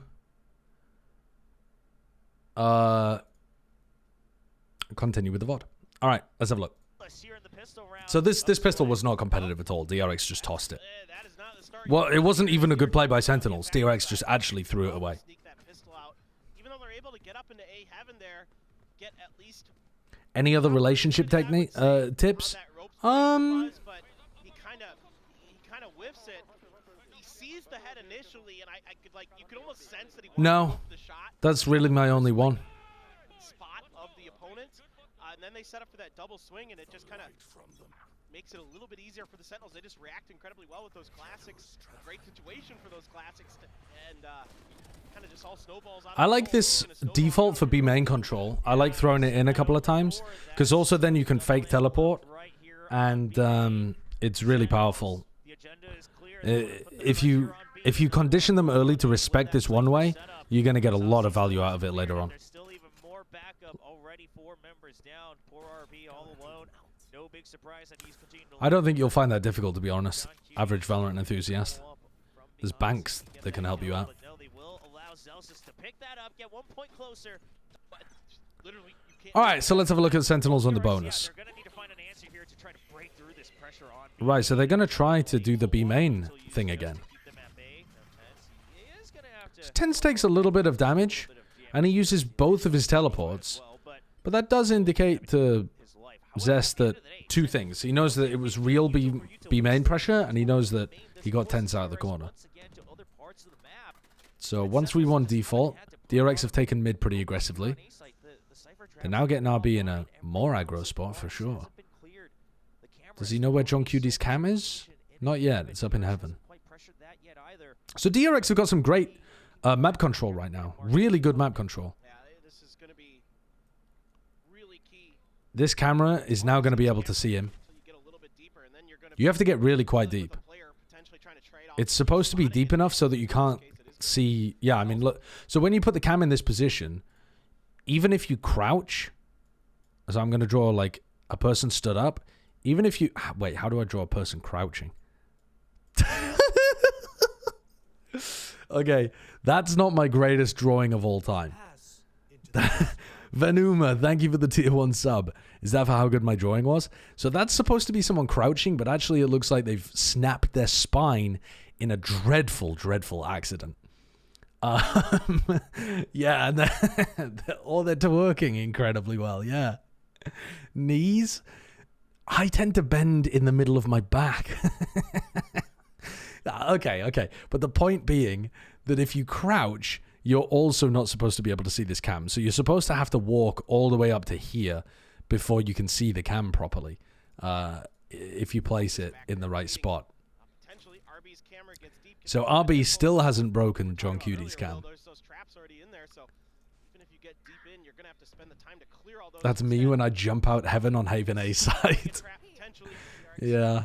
Oh, but the paranoia, it's so good. Tens, he finds 1 going into the stairs. All right, wait there. Let's have a look at this then. So they have Tens and Zekin defending B heaven. The paranoia seems really nice there for Tens to swing on. Paranoia, it's so good. Tens, But then, you know, because he doesn't actually catch anybody in it, and because Zekin's already been pushed back, then they've got a really easy re-swing into Tens, who's just out in the open. We'll see how he plays that on rifle rounds. Zekin just peeks through, grabs one, and backs off. So nice play by Zekin there. Playing off the fact that they were distracted by Sassy. Is this winnable in the 3v?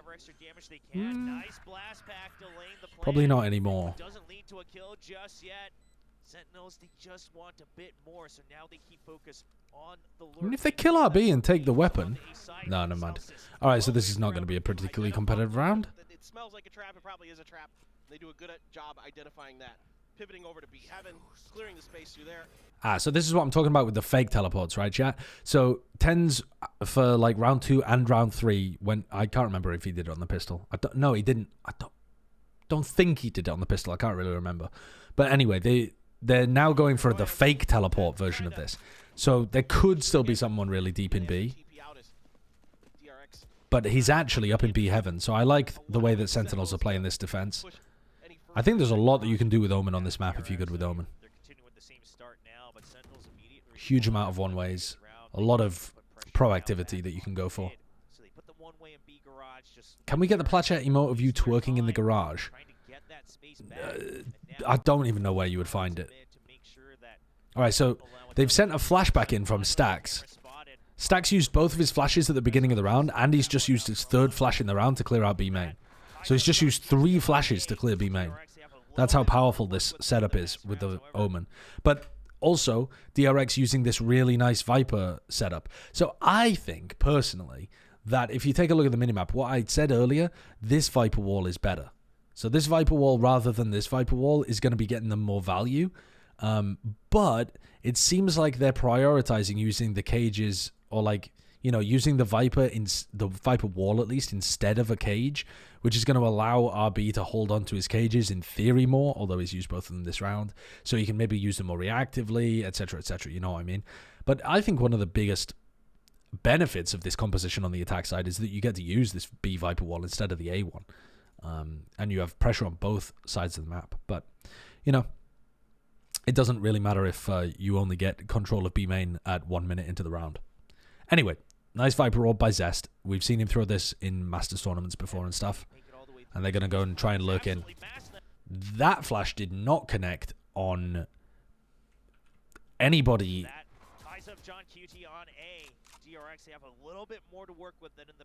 Oh, it was Sassy's flash. No, it wasn't. Ah, there it is. Okay, sorry, I missed it. I did originally think it was Stax's flash, but then Stax was so far away, I second-guessed myself. But there it is. Okay, so it's a flash that pops up there.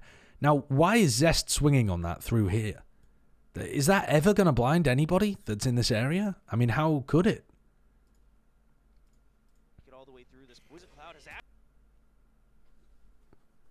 I guess, actually, it does blind somebody in this position, perhaps?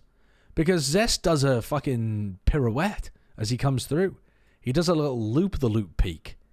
So I guess Zest is originally checking this close area where you would get caught by the flash. Because I assume the flash pops, like, you know, somewhere up here. I don't know, really, though. Because that's not a super common thing to do. But got to imagine, you look at any VOD of Zest doing this, he just looks so silly against anybody holding the most standard positions of here, where Sassy currently is, anybody holding kind of backside where they're going to be able to swing around and see this. Looks a bit daft from those positions.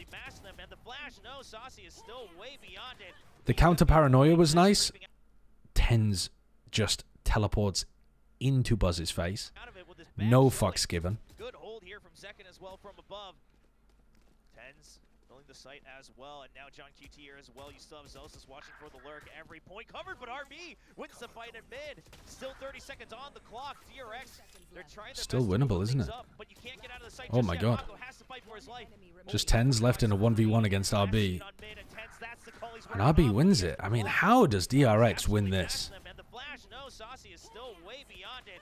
He's going to be able to find Zest creeping out of it with his back showing. Good hold here from second as well from above. Tens filling the site as well, and now John QT here as well. You still have Zelsis watching. I mean, really, one of the most important things is just that fight that happens in mid. We don't get to see it on the camera at all, but it looks like Zelsis has an awesome timing on RB, and then RB hits a flick or something. Maybe they'll show a replay of it, but that just brings it down into a 3v3. And Mako pops off on site. 30 seconds on the clock. DRX Oh yeah, I mean that's a disgusting flick by RB. They're quick to respond. That round, DRX's RB in particular, able to outdo a couple key players. And so still going for this same Viper setup, where Zest throws Orb B but Wall A. And RB's still using both of his cages. It just doesn't seem...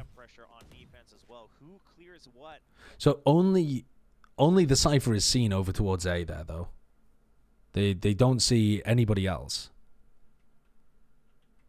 just a second earlier. Now with this eco from Sentinels, they want to go for the classic push out of mid. Stax is going to get dominated here, surely. No? Stax says, I want none of that. Wow, I thought they would maybe try and run towards that.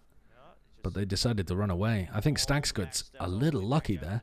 DRX they're so very cautious, so it gives time for Sentinels to reposition. Very proactive, though, from Sentinels. They go for the gamble in mid, and then they go for immediately rotate everybody over towards A. DRX Zest trying to get some space on Garage, but he gets pushed back. However, Stax responds in turn. Now looking for the other angle here to catch Saucy off. This looks like a nice lurk from Stax. Just finds that empty gap all in mid. Sentinels are very much going for a gamble setup on their defense. Okay. Wait a second. RB could get caught out here. Yeah, he does. Ten's teleported past the trip. Okay.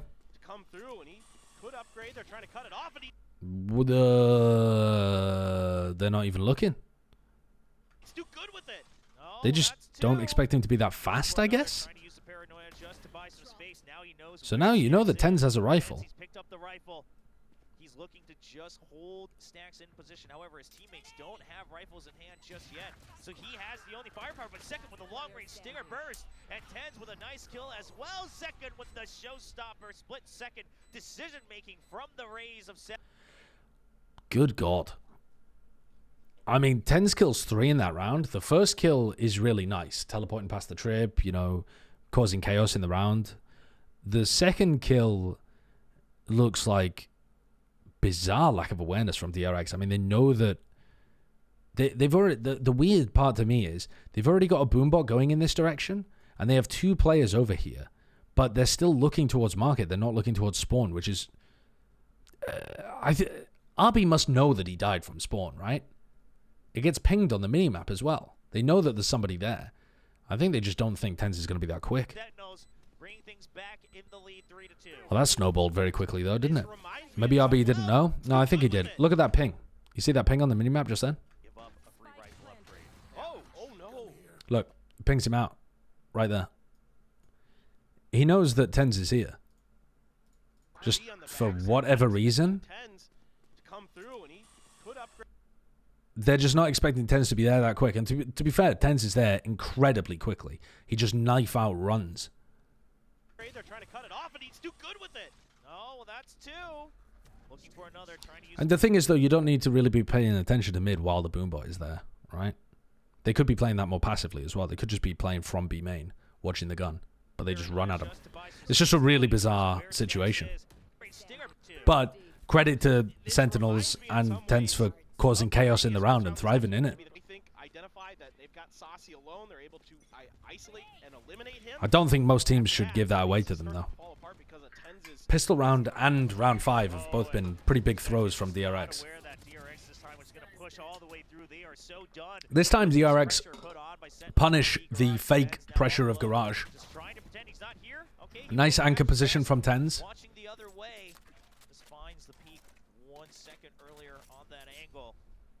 So the eventual push gets stopped, but DRX once again adjusting, saying we don't want to even trade for util, we just want to be the ones actually pushing you guys out. They are full stacking over towards B here on the defense side.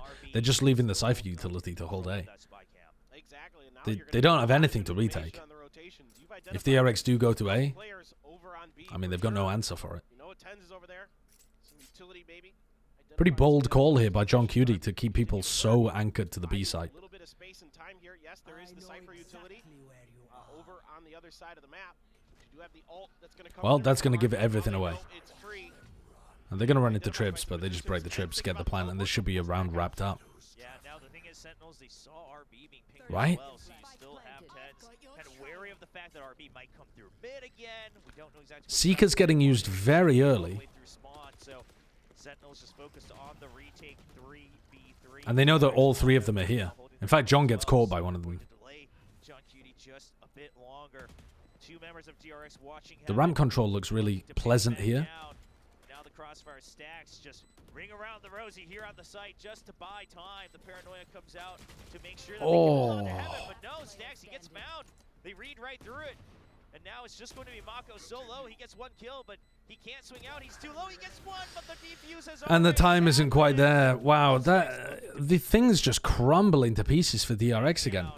Now the crossfire stacks just Tens is kind of, you know, just playing to bait his team here, but in a good way. I don't mean that in an insulting way. He's playing to bait his team in the sense that the pressure that these two are putting in elbow is, he knows that ramp has been compromised, right? So he knows that the retakers are going to come from, sorry, not the retakers, the post-plant players are going to come like this. They're going to go up ramp, they're going to go along heaven, and they're going to peek out window. So Tens is waiting here to try to trap them.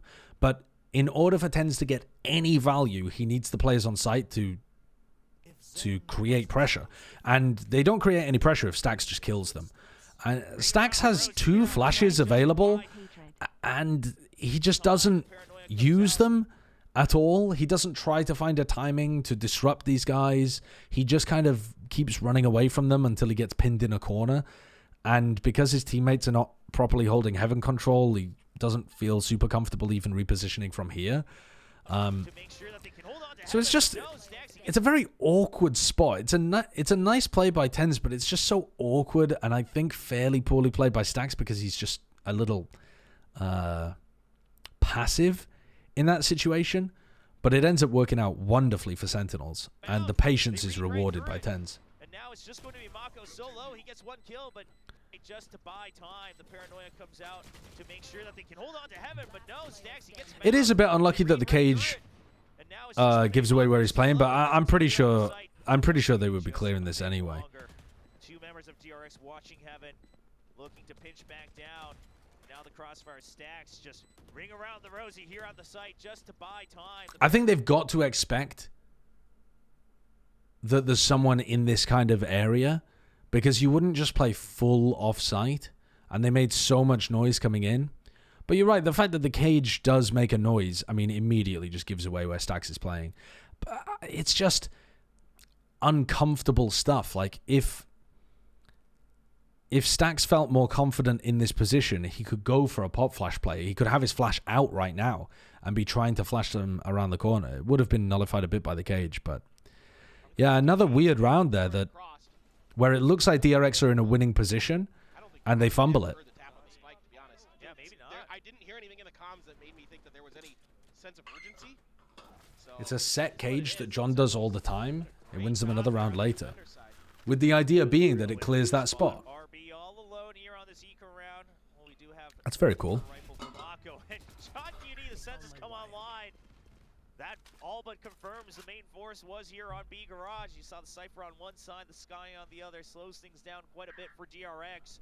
And now Sentinels, they're just holding angles. They don't want to greed anything. They don't want to give away these rifle upgrades. Zekin even spots Buzz's leg as that poison cloud comes up. Once again, the good timings on the comms here for Sentinels. We're starting to see it shine more and more, and RB oh no. tries to find an opening, but the boombot's there to greet him, and so is Zelsis. And that about shuts down this round. 10's on the box, as he often does. Double kill for him, and that's a 5. All right, let's skip forwards here. This attack 9 being in the lineup, you got to go a little bit more cautious and disciplined. So see if they can string something together. Buzz right over the trap wires. Oh, what a Incredibly quick from Buzz. Alive, that gives timing for Tens to jump through. He's not going to be able to make it all alive. Holy shit. I mean, this round, they've only got 2 players over towards B. Over towards A, because they're trying to play to support Zelsis getting the pit down.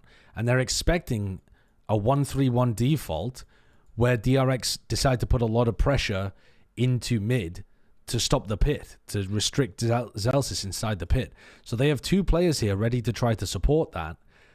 This looks pretty weak in terms of how, you know, the A defense is set up.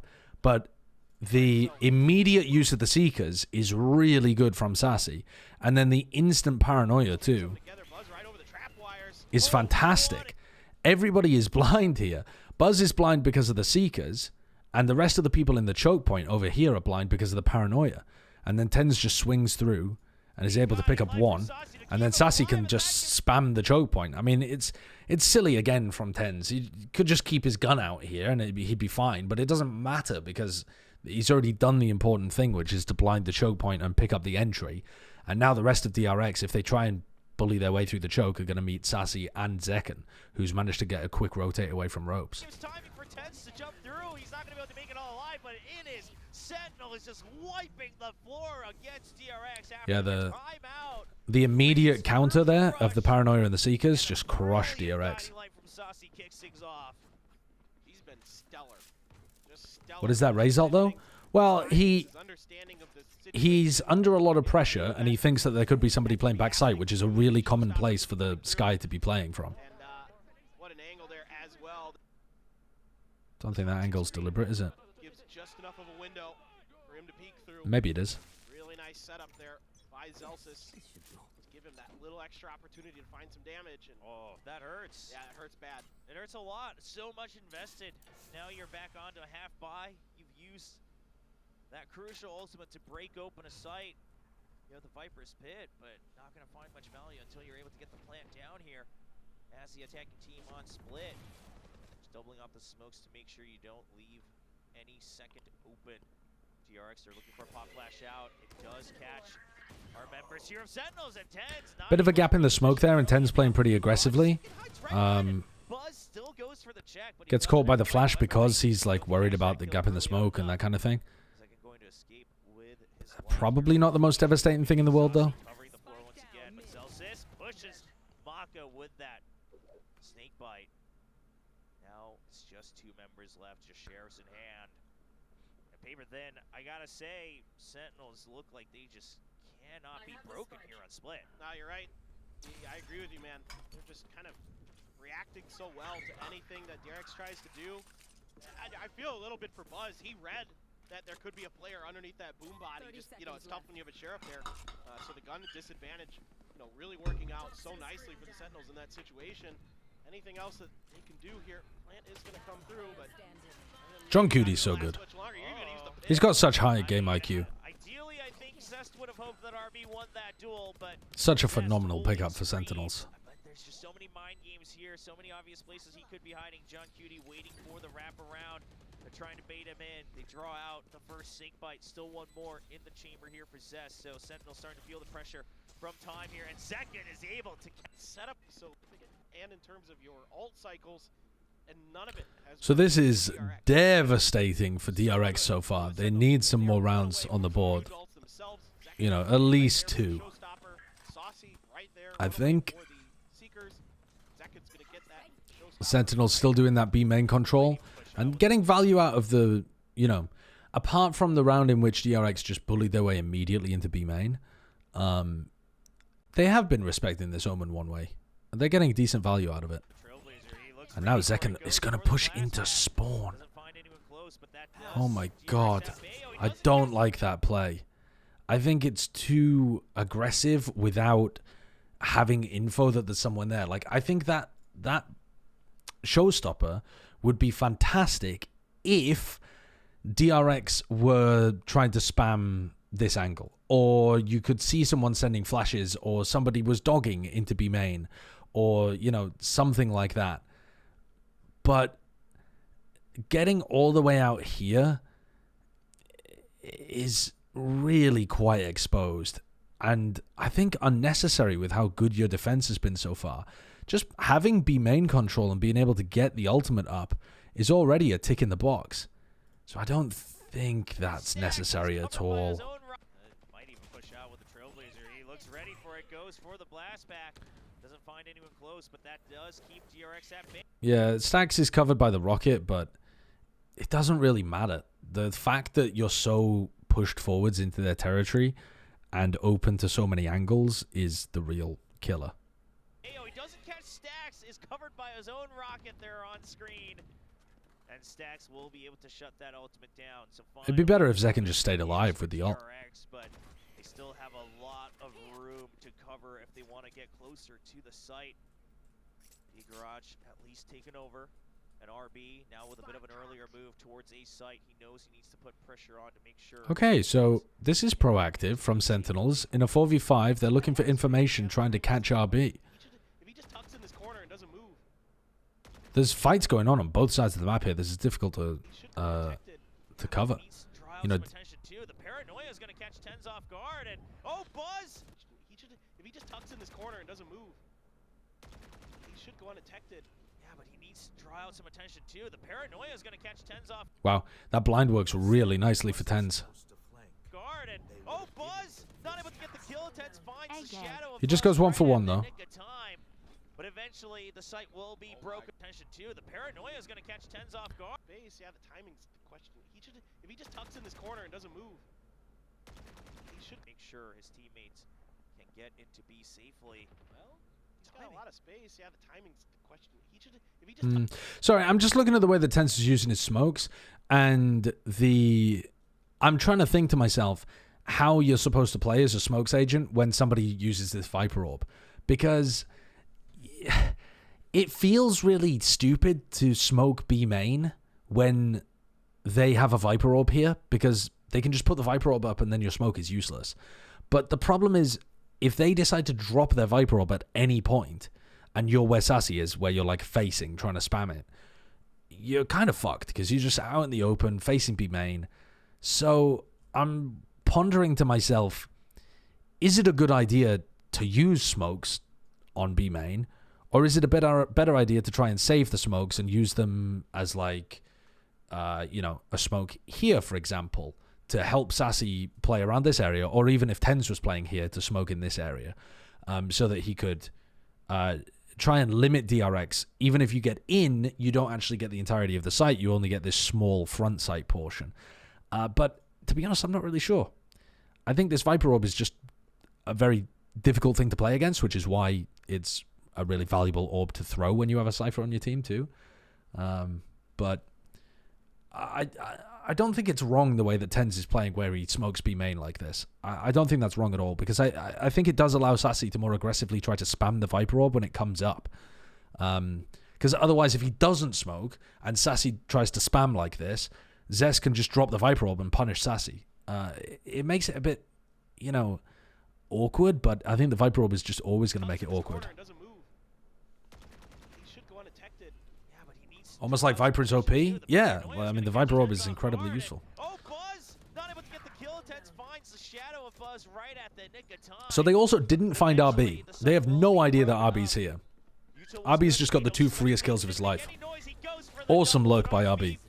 Not really necessary in this round at all, because they were already in a 4v2 situation. But, yeah, it's... So, you know, DRX are starting to get the read of what's going on both sides of the map. However, this round was definitely helped by the fact that they sent Zekken in to his death. They asked him to walk into Mordor. Sassy's got a nice retake. Buzz hits him with the "hey, nice work" for the missed molly. Hey, nice work, Zest. Nice. Your cut, by the way. We're bringing in Flashback for the next game. Now I know why they're trying to get rid of Zest. Now I understand. How do you feel about Astra on Split? I think Astra on Split's fantastic. It's what I play in my rank games as well. I think if you're going to play an Anchor, Astra's much better than the Omen. But if you're playing these kind of comps where you don't have to hard anchor because you have a Viper and a Cypher, you can play the Omen. And it's a bit more dynamic. It helps you take aggressive map control on the defense side a little more easily. Yeah, I think both are playable, for sure. But I like the Omen with this comp. When you have double controller and the Astra has to be a site anchor, you've got to play Astra. Zest goes aggressive because he got caught by the trip there. Oh, that flash is perfect. Oh, good God. I've never seen a man more lost. I've never seen a man more lost. What a shot, though. Sick. So this is a really difficult comp to push into in general. I think it's a nasty good split comp. But we'll see if DRX can get one more. If they get an 8-4 and they win pistol, like, they're almost favored. Again, they continue with the Cypher setup on B, just trying to catch that early util at the raise, and Tens peeks out off of that flash, gets 1 kill. Oh, and the read comes out from Sentinels. Again, they continue with the Cypher setup on B, just trying to catch. Yeah, See, I don't really see any problem with going for this. Impressive here. Let me just watch it from the beginning of the round again. The discipline and the protocols looking so sharp. Oh, and the read comes out from Sentinels again. They continue with the Cypher. Like, at this point, you really think it's only RB here. They're making this play to try and punish RB. It's almost always RB solo on this side of the map. So when Tens swings like this, he's just not expecting to face 4 people. And that's not because Tens is stupid. That's because that's the way that DRX has been playing most of this half. So when this ping connects, you know, he's really not expected to get traded out. So I think that's a very reasonable play.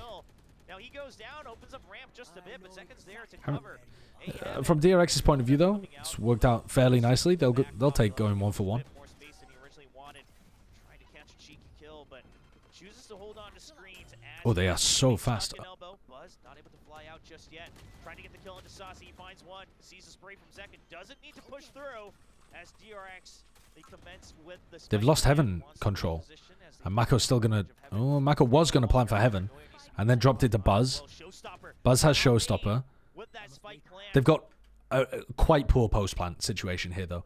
DRX haven't planted for Heaven. They have 3 players stuck around Elbow. They don't have anybody Hell. They don't have anybody, you know, up in this kind of position. It's rough. It's looking rough out here. Mako's got a smoke in 5 seconds that he can use to try and help somebody reposition. But, I mean, until then, I'd be almost looking to try and make an aggressive play with the Showstopper because your positioning is so poor. And you need this round. You need it. Yeah, so Buzz is going to ult early here as the smoke goes down. I'd like to see one of them reposition. I think I'd like to see Mako take this opportunity to reposition, but he's not. Okay, they still managed to get... He gets onto a slightly different angle. He's still just kind of weirdly out in the open, but Stax is in a nice spot, and Mako can try to play off that. Mako's in a kind of like a weird out in the open bait position where he can swing off either player's contact, though. Buzz is holding contact over towards Elbow, and Mako can try to swing off that, and Stax is holding contact Heaven, and Mako can try to swing off that too. So it's not as silly as it looks. And RB maintains good positioning the entire time. But yeah, that was a little awkward. They only really won that because they could hold people back with the Showstopper for a while. 8-4 though, I really think if DRX win the pistol, they could win this game. It's annoying of rats per se, so we'll have to see if he can adjust. Now we did see. Oh, okay. So this is the B wall that I was talking about. This is one of the things that I think Zest was missing out on. This B wall, I think, is fantastic if you're running Viper Cypher. I see no reason why you wouldn't want to try to make use of this wall. Now, and the other thing that it does too is it often forces the Cypher to try and play B. Because the Cypher is trying to get information behind your Viper setups. So it's going to force like traps here, cam here, you know, cam aggressive in B main, cam, you know, up at the top here so that it can look above everything. Well, you know, whatever. The Cypher's often going to put some utility over there over towards B. And I think that can free up your Cypher to lurk a bit on A ramp too. Let's have a look at how they play this. Still the cam on A Heaven, as that always provides so much value early on. But the trap on B, so this seems to be DRX just saying, we want to empty B, but we actually suspect that there could be some heavy focus onto that site.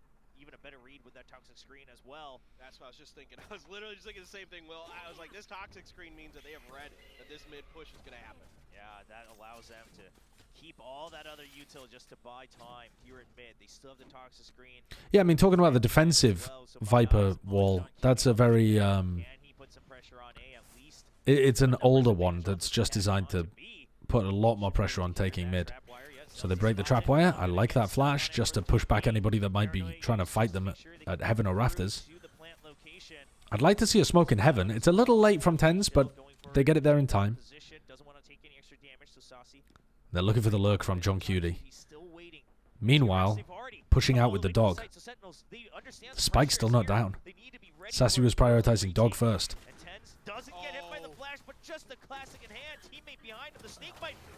I really like Zelsis's molly there, but it doesn't get enough value for them. John's on the flank. It's not planted for him, though. I don't see how Sentinels win this round. Unless Sassy goes huge. Oh, he's going to go huge. Mako didn't realize where Sassy was at all.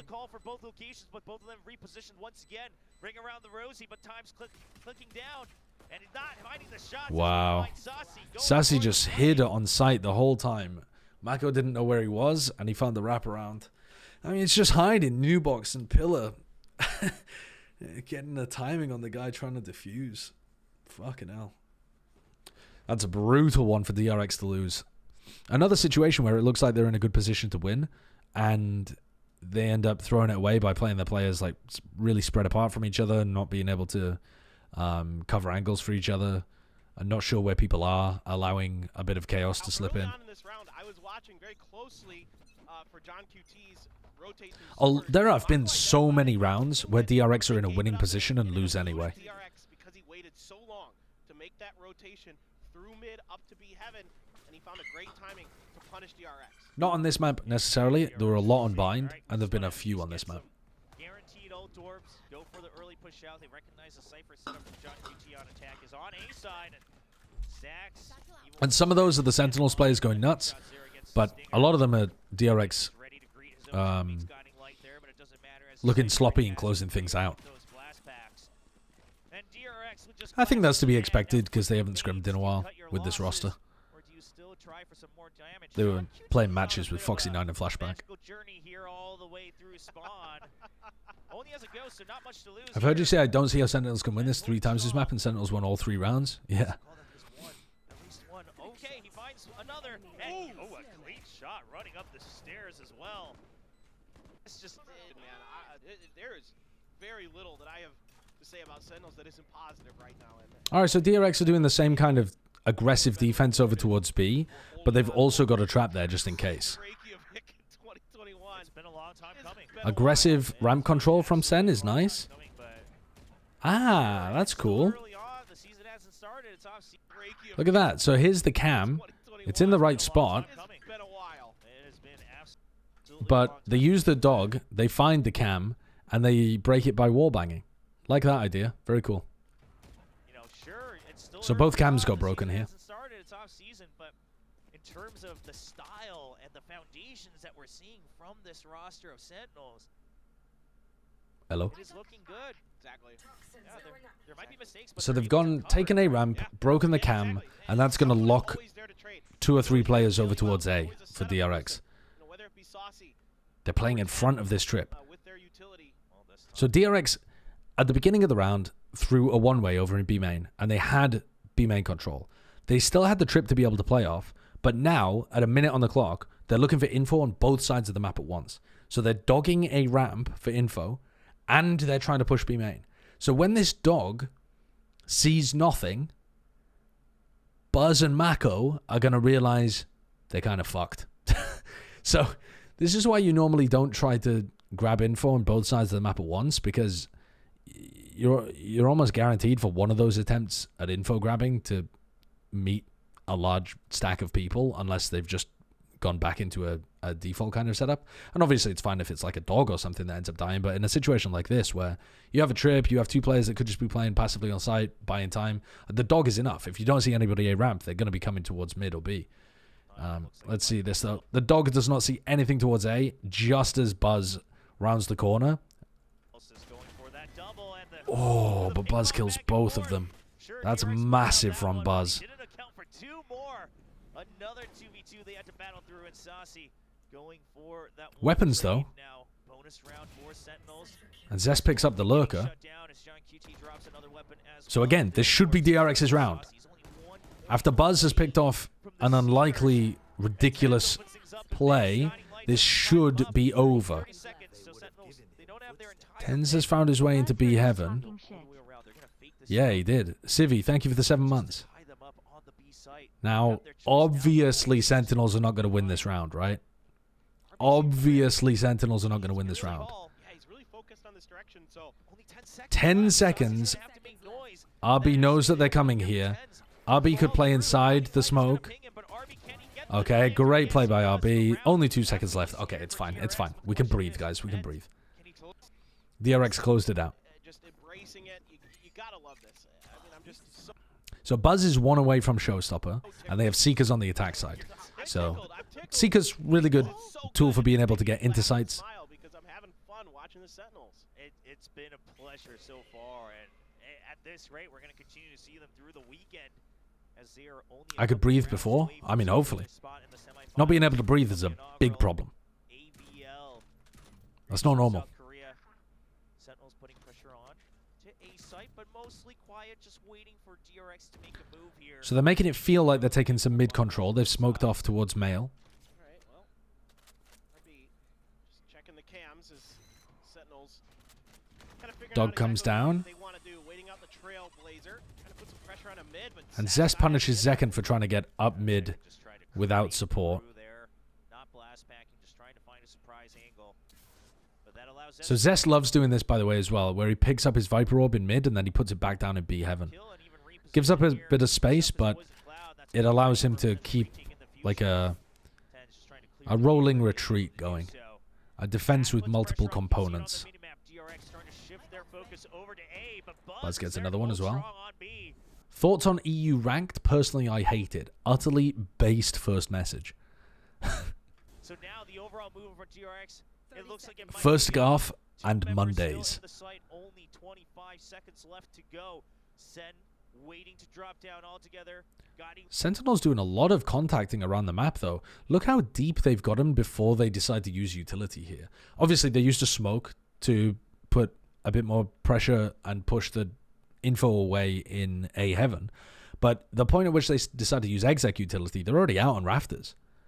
So that's a very nice call again by John Cutie, realizing the way that DRX are playing this defense. light at the ready from Saucy. The paranoia as well. RB is trying to hide. They're hoping that there's only one player there, or that they both got caught by both of the flashes, because that's a bold play by Got Tense. a cyber cage, but Stax is there to hold strong. Still two members spread apart wide. Zest going for another kill from heaven as well. RB knows he just has to play for time. Not going to peek out unnecessarily. It's such a winnable round if Tens doesn't do that as well. Sen They have a 3v2 here over on A, although Heaven is going to get backfilled by Zest very quickly. But if Tens hadn't gone for that, if Tens had instead teleported on the bottom area of flowers and then swung around with a Sky Flash or with the Seekers, he's pretty likely going to get that kill on Stacks. And then they've got a great chance of winning the round. But bit of an overheat. Going for the jet dash play. Looks like it's just going to be more mid pressure, and they're going to kind of double down on this and see if they can. That's an interesting comment, actually. When you jet dash,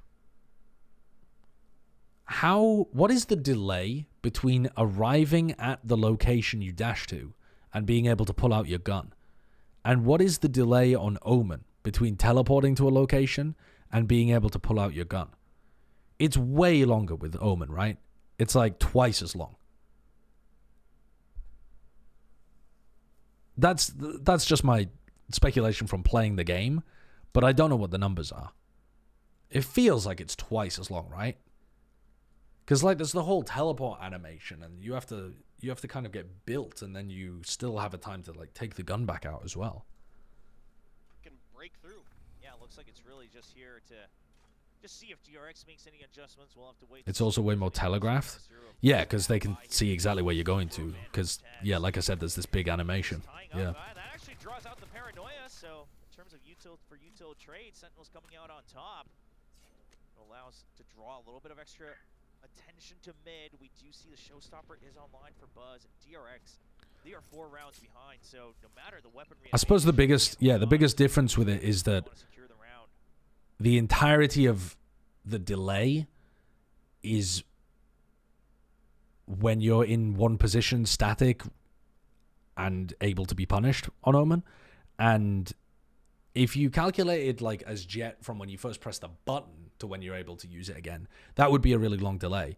But you're not just statically stood there the whole time on Jet. You can still you're traveling in a direction really quickly, you're difficult to hit, and then when you arrive at the direction you still have some movement control. Should be seeing DRX's toxic screen come up here pretty short. I was thinking about it more in terms of when the Jet arrives at the location. Good, and they're even going to use their showstopper. Yeah, the double from Stacks and the showstopper. Imagine if Omen just popped into existence and could insta-use his gun. I mean, he'd be one of the most fun agents of all time. Nice wide swing out with the stinger run and gun. John Cutie finds an opening for himself, but his teammates still stranded behind this toxic screen. Stacks doesn't want to give over any extra rifle upgrades. They understand that there could already be one. And Stacks can't stabilize. That looked like it was going to be good, but not quite. Now that this round is over, I had a Christmas pizza today, chat. It had brie. So it had a tomato base and mozzarella on it. It had brie, caramelized onions, cranberry sauce, and stuffing on it. It was so good. It was so good. It was so good. I thought it sounded a bit weird, but it went so well together. Okay, chat, if it didn't have cranberry sauce on it, wouldn't that be incredible? What is stuffing? It's like, it's mostly sage flavoring. But if you take out the cranberry sauce, right, and what you have is tomato, cheese, more cheese, caramelized onions, which they're just amazing anyway, and they go fantastically with tomato and cheese, and then sage flavoring, which is just herbs. So it just tastes like a really, like, flavorful sausage topping, I suppose. I mean, that's all amazing. It's only the cranberry sauce. Sage flavoring, you can't say that in front of a Valorant chat. No, I'm not saying that I was noshing out Sage, the Valorant agent. I'm not saying it tasted like her. I'm saying that it tasted like sage, the herb. The herb known as sage. Do you understand what I mean? But then you also have cranberry sauce on top of that, and it made the whole thing sweet and delicious. It was fucking awesome. They gave you 3-week leftovers on pizza. Well, there's no such thing as Thanksgiving in the UK, so I highly doubt that. If anything, they're 3 weeks early. I'm not from London, so I don't really know pepperoni prawn. But there's a lot of good food in London. But I felt like they could have won this a little bit cleaner, and they could have... The herb? Yeah, what do you call it? You fucking... What, captain of the patriarchy over there? What do you call it? A himb? It's a herb. Get over it. Won this with a little bit more, utility for this next round, particularly that showstopper. Because now I think I get you're gonna want to go for the op here, try to lock down mid, as that has been continued. So Buzz is opping in this round. Grabs a big one and grabs information that there's 2 players there as well. That primary duelist position when it comes back to this core 5. More and more stability with that operator allows so much flexibility on the defense. The Trailblazers are now used to not only push out John Cutie, but give another angle here for Buzz. Allows for extra movement for Cess, but he gets caught by the Trailblazer, just can't get away in time. Wow. The pounce gets him. I mean, that's a great way of entering things. I've seen Sentinels beef that quite often. That was really well played. The coordination, I feel, is really improving between Sassy and the duelists. These kind of plays are just getting so much more value than they used to. They used to be really out of sync. The operator over on the A side. Now the entry starting to come through. The paint shells forces RB out, but the Seekers allows him. Sentinels are such a great example of a team using the offseason properly. Going for that dart, but he gets the kill on the second and swings right back down to Sassy as well. Zelsis trying to make things happen here alongside John Cutie, but Mako. Clean though, clean. To wait out that neural theft so they can then put themselves. So where's Buzz going? He's going over to B. Who are never really able to. So it's a bit weird here. They are trying to play the... So Mako's thrown this Omen smoke over towards B main, but they've never really backed it up with anything, so there's no reason for Sentinels to respect that. They also... This beam smoke is not very good against this Viper wall, because unless the defenders are literally holding, like... Where would the defenders even be holding? Like here or something? As soon as this wall goes up, you can just disrespect this orb. This smoke. This one-way means nothing. It has no power here. Because the common positions that you would be holding the one-way from are just blocked off by the Viper wall. So I don't think this smoke is getting anywhere near as much value as when Sentinels were doing it on their defense side. And I also think it's kind of weird anyway to go for this wall when you also have a trip and an operator in the same area. Just use the smoke somewhere else. Use it in mid. Rotate it with the Viper orb. Or use it at the beginning over towards A at the start of the round or something. Niche Lord of the Rings reference. Yeah. I like referencing really niche films, like the blockbuster Lord of the Rings. DRX, you want to make sure that they keep this op alive. A site currently just empty, just looking for information. RB just going to be looking to buy time with that cyber. I fell into a rabbit hole recently of watching YouTube videos from a guy that like is a super nerd of Lord of the Rings stuff. There are 3 people here on B. They're so confident in this read. Oh, that nade is nasty. They don't get the kill? What's Mako doing? Why aren't you trying to spam that as people are leaving because of the nade? He thought there was only one in the corner and he just gave up as soon as Zekken disappeared. Yeah, it's... What is it? It's something called Geek. Something Geek? I feel like it's called Deep Geek or something, but that might be wrong. Can't find the kill, but does buy a lot of time. Now he's gonna There's no way I'm reading Silmarillion, but am I going to listen to YouTube videos of people explaining it to me? Sure. It's going to be John QD also putting on the pressure as Zelsis, Tens, and John QD go all the way through. That kill for Zelsis opens up the Viper's pit. Now the spike plant. What a pit. Outside. This denies Ali entirely. Tens. I mean, this is another round the DRX should never have lost. But they're not near the Viper's pit to clear it. Everyone from Sentinels spread out. Let's go back to the moment where they lost it. The operator jumping up into this position, getting one, and then, you know, Mako getting caught, and then also Buzz just kind of jumping around on these boxes. Tragedy. Tragedy. The Sentinels, though, to frame it the other way around, what do Sentinels do really nicely in this spot? The timing of, like, all of the space that they take in mid is wonderful, and then the timing of the crunch through B Heaven and B Main is perfect too.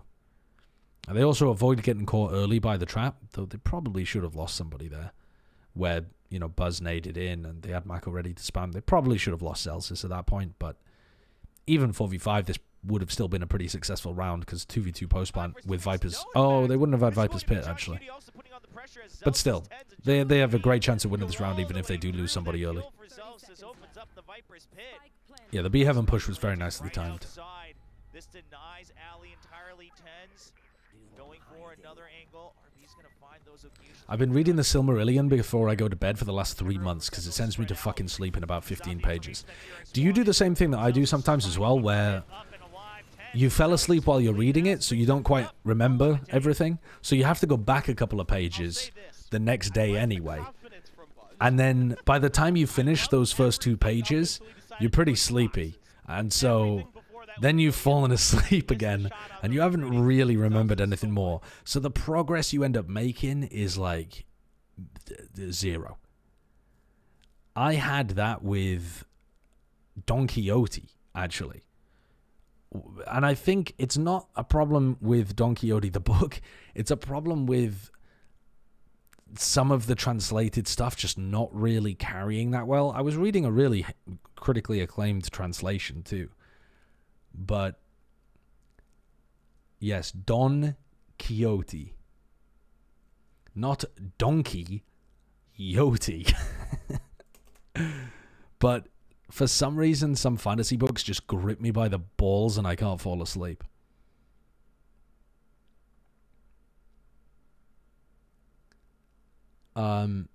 So yeah, I've been reading the Malazan books and they are just like crack to me.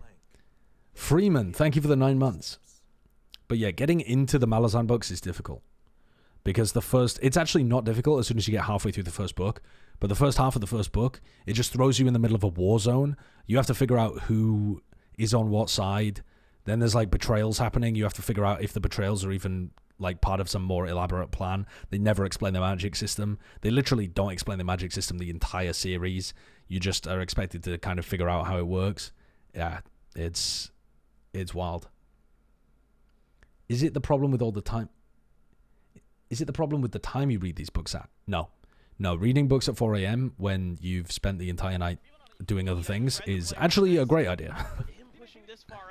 Yeah, I've read pretty much everything that Brandon Sanderson has written. I haven't read his YA stuff, but I've read everything Cosmere. Yeah, they explain Warrens a little bit, but they never fully explain Warrens.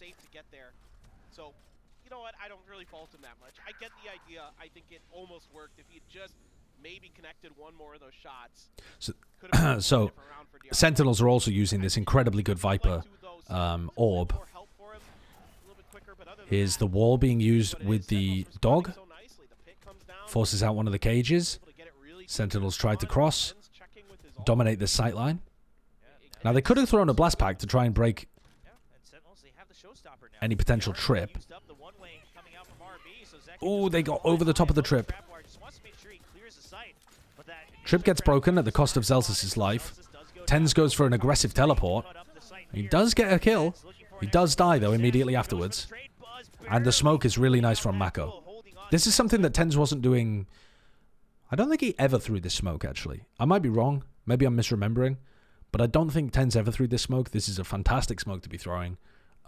Everyone who plays smokes on Split is going to be throwing this at this point. But Tens was also not playing a hard anchor over towards B. So he's playing, you know, more around the map a little bit.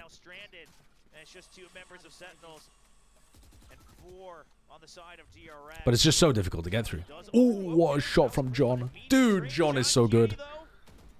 Trying to do his best bear impersonation here. It's going to get stopped by DRX Mako as they bring things back up to 9-11. John. What is my favorite Sanderson series? Stormlight Archives. I think it's his best one. A lot of his others are very good as well, but Stormlight Archives is the best, in my opinion.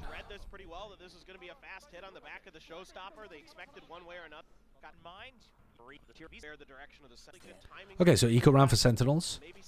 Surely they don't win this. Pepe laugh. They missed the flash, but Tens gets the kill. That's so funny, actually, that Tens gets the kill from this position.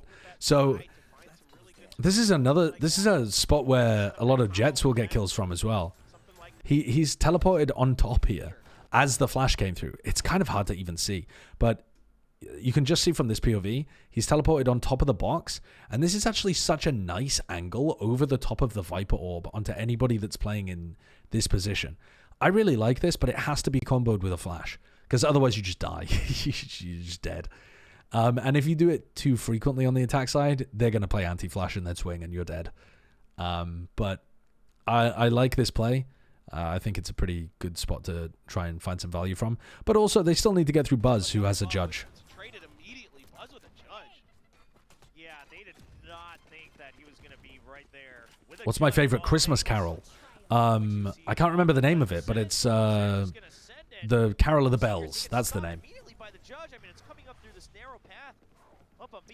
But also, God Rest Ye Merry Gentlemen is also fantastic.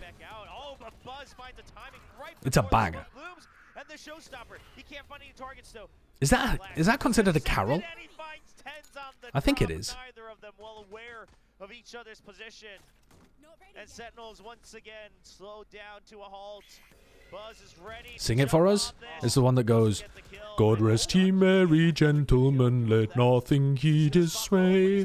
For Jesus Christ your Savior was born on Christmas Day to save us all from Satan's power, lest we have gone astray. Something like that. And then I think it goes into tidings of comfort and joy, comfort and joy.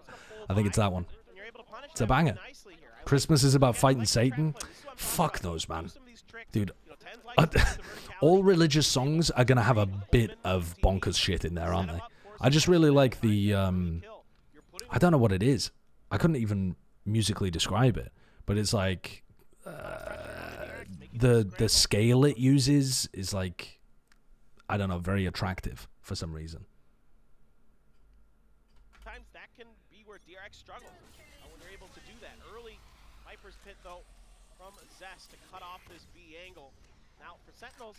So back into a rifle round here, and there's an aggro pit with the same trip over towards B. Says he's gonna clear that cam in just a second. Yeah, that smoke's set up for They've been spamming to kill the cam. This cam looks higher than normal, I think, but maybe not. Maybe I'm just getting caught out by the smoke. Looks fairly decent though so far. DRX in terms of their defensive setup, the 1-2-2. Yeah, thank you, Refugee. I mean, I am God's gift to music. Oof. Oof. Hello. At the short end of that deal as Tens gets away scot-free. A lot of damage onto Stacks there. He's going to back off into a hard anchor position. Good spot to play this guy from. He got a good flash here. Oh, lot of spam. Bit trolled by Mako. All good. Wait, it looks like there was... Wait, double troll by both Omens. Oh, that's awesome. Wait, we get the double troll. Look at this. Tens teleported into this corner. Which, to be honest, is not that bad. I actually think that teleport is pretty reasonable. Because if one of the players is in elbow and one of the players is playing here, which is where he thinks the Sky is probably playing, this spot is not in the open at all, right? This spot's actually a really nice position to try and play off one of your teammates. Unfortunately for him, Sassy is... sorry, not Sassy. Stacks is not in that area. He's here, so he just has a complete angle on him. But at the same time as Tens goes for that teleport, you also have Mako going for this teleport, which works if they've smoked A heaven, but you're quite in the open there. And both of them just get rolled. Both Omens going for the silly teleport play.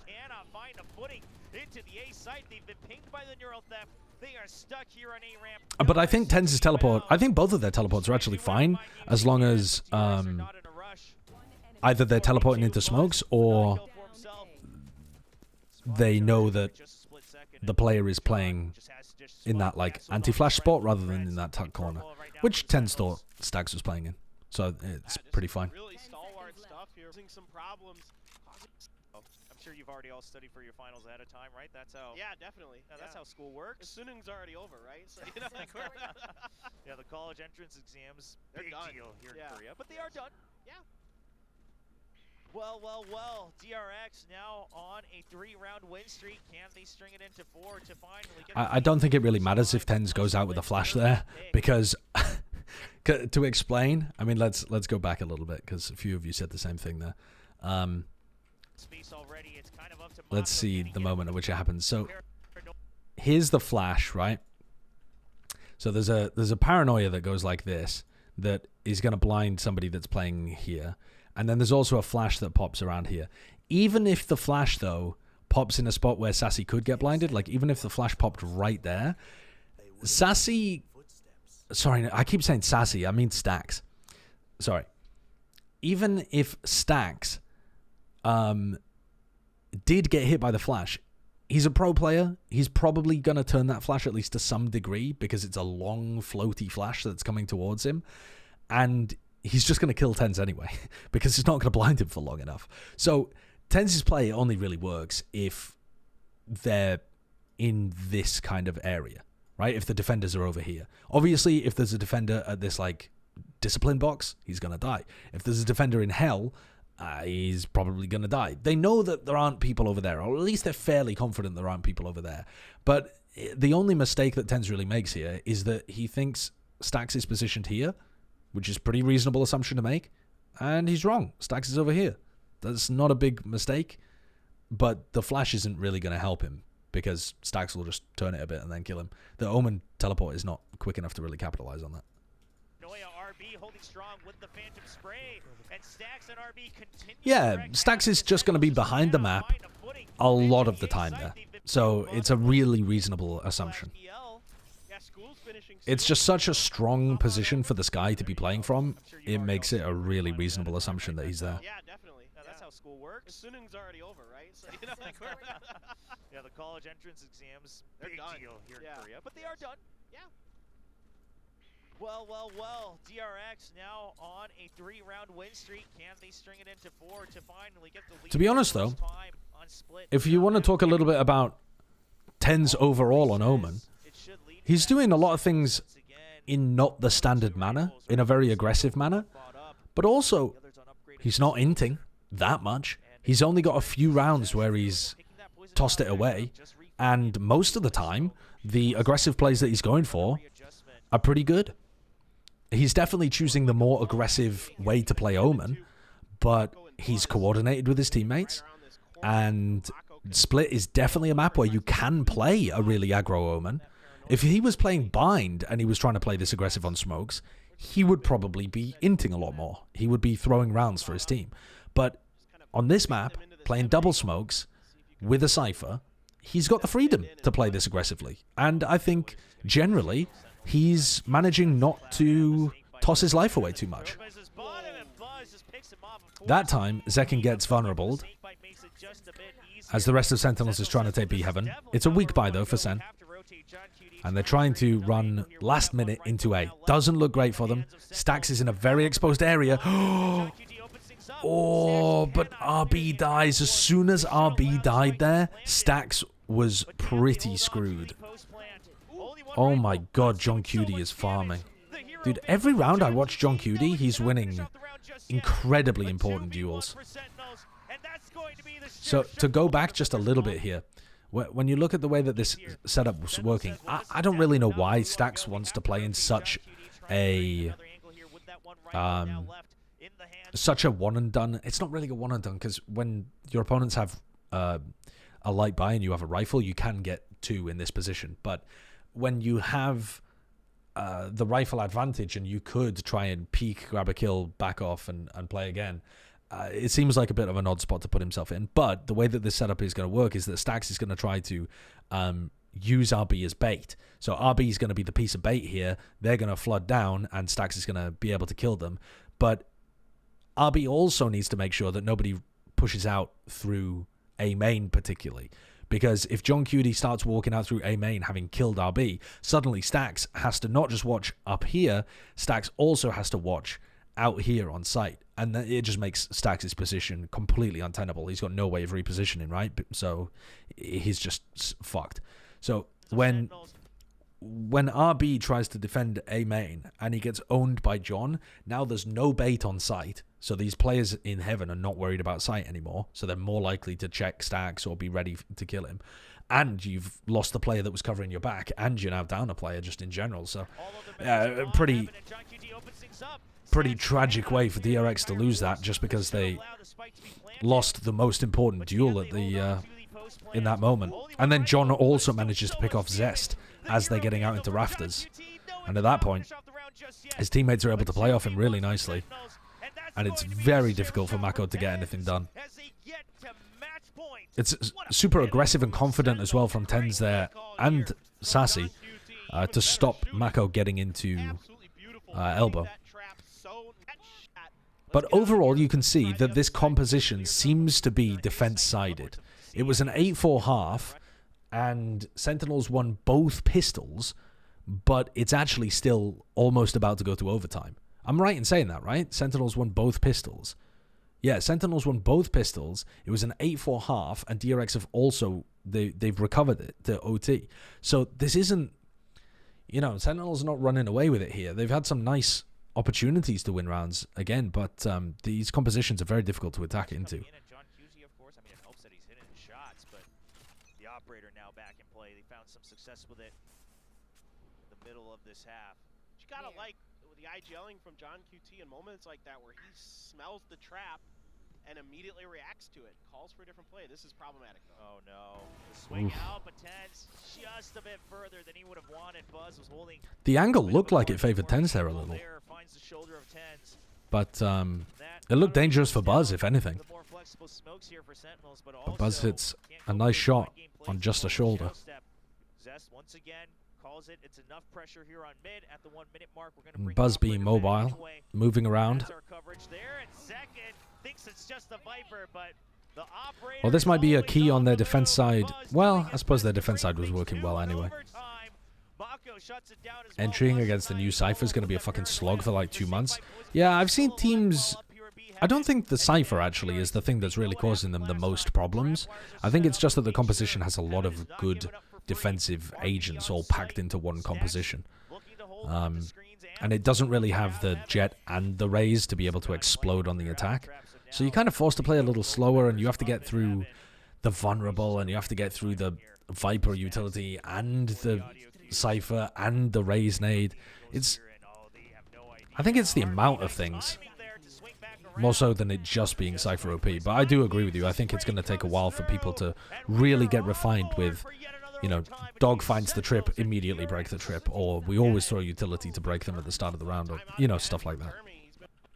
Yeah, we have to remember, Sentinels on their attacking side, they even got the pistol yet again. Having said that though, Retro, every single map was trending attacker sided bar Ascent. I think that was the only defense sided map in the pool. So the fact that we are leaning into a defense-sided meta is not really a bad thing. The game was starting to trend pretty attack-sided. Only a small amount, but noticeably. Alright, so no operator this time. Which is to be expected. It was mostly DRX doing it on the defense.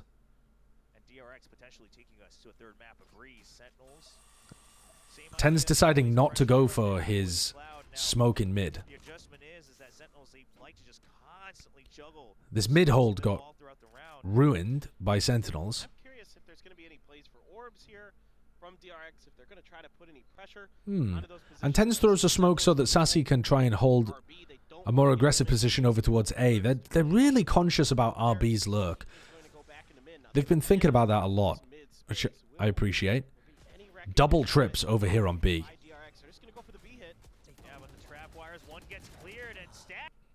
Alright, Cage looks pretty nice, actually. This Cage looks lovely from John Cutie. He's pre-placed this one along with 2 trips. He's done like a really heavy defend B setup here. And as the paranoia comes through, they play like to hide from the paranoia and swing back in when the Cage isolates people. Stax manages to kill both, but that doesn't mean it was a bad play. That's just ridiculous from Stax. Tens then drops down with paranoia and gets another one. So this is a 3v3. Still looking pretty decent for both teams. And they've still got some decent retake ability here. They have a smoke, a flash, boombot, nade. Got some good retake utility, even without the paranoia. Just coming through a main to help his teammates. Happy to hide inside that smoke. Regardless, it's being accounted for by Sentinels one way or another, so they're trying to cut off this site, give themselves the ability to maybe isolate a player. See if they can get the Alright, how do they... You can nade back sight, flash through. This feels like they were trying to play around Zest still having his orb up, and they waited a little too long. I think what they were trying to do there was flash through the orb, and then the orb went down, and then they're kind of a little bit out in the open, and they have to do a slightly worse flash that's easier to dodge. But, having said that... not quite, not quite. I thought they might have been able to catch Mako there and maybe make something happen, but Zest was covering.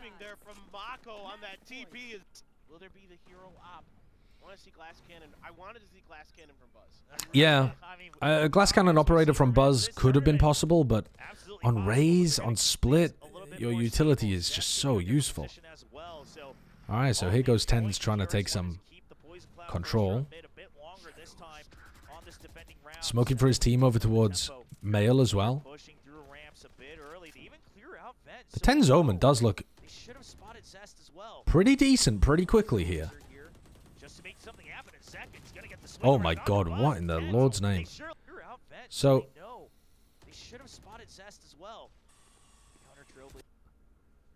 Yeah, so Buzz is trying to find a timing past the boom bot to try and punish Zekken, who's been going for this play fairly often. We saw him do this quite a lot on the attack sides. And sometimes Zekken was getting punished. And in this situation, Zekken manages to get the kill. And this leaves Zest in a really awkward spot. You look at Zest down in ropes. He can get pushed from A ramp. He can get pushed from mid now. And he decides to just run up the ropes with the dog exactly as Sentinels are going the other way. So this is just super awkward from Zest. He tries to make an aggressive play thinking he'll be able to catch a timing, and he's really late. And Tenz is already in ropes. He's gonna get the swing around onto Buzz and Tenz. Wow. They surely knew about another member there in advances. They're able to get that kill. The paranoia not finding its Little target. jump peek as well for information. To say, okay, if there's even more on And they go for the pivot over towards B.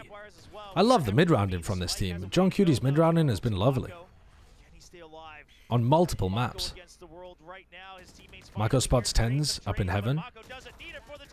What is that from Zekken? What is that from Zekken? Another great call here from the All right, Sentinels. 13-13. Shuts that right down, and this is just such a great series between these two teams. Now we're right back, both sides winning their attacker side. Yep. Who would have thought? Well, that happens a lot in these overtimes, right? You have so much data that you stacked up during the 24 rounds. They missed the Omen smoke. Celsius missed it. Early poop bot coming out a second. Just forces RB to stay put.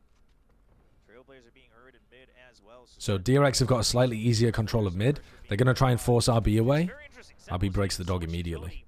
Just to pressure things out on A main, just trying to get a better glimpse of, okay, this is uncomfortable for Sentinels on defense right now because they don't have anybody able to play for B heaven, but they also don't really have anybody able to play for A heaven. Zekken's trying to fight aggro with Sassy, but that just leaves mid to A heaven super open. And so Tenz finds himself in an awkward position here, not of anything of his own fault, where he kind of just has to ask his team right now where they would prefer him. Would they prefer him to watch A heaven, or would they prefer him to try and wrap around to stairs and help B heaven? And I think with the dog having been broken by RB over here, and the fact that you know that RB is on the outside of A main, I think Zekken can pick back up A heaven and Tenz can rotate B. That seems to be what they're going for. But it does create this awkward timing where Tenz isn't quite here yet, and Celsius almost got spotted. I like what DRX is doing here, though. They're purposely baiting out some shots to see what utility comes. They're trying to identify. It's good map control by DRX. Tenz now going back over to A heaven, thinking that that B take was a fake, and that's basically because Celsius didn't see anybody scaling.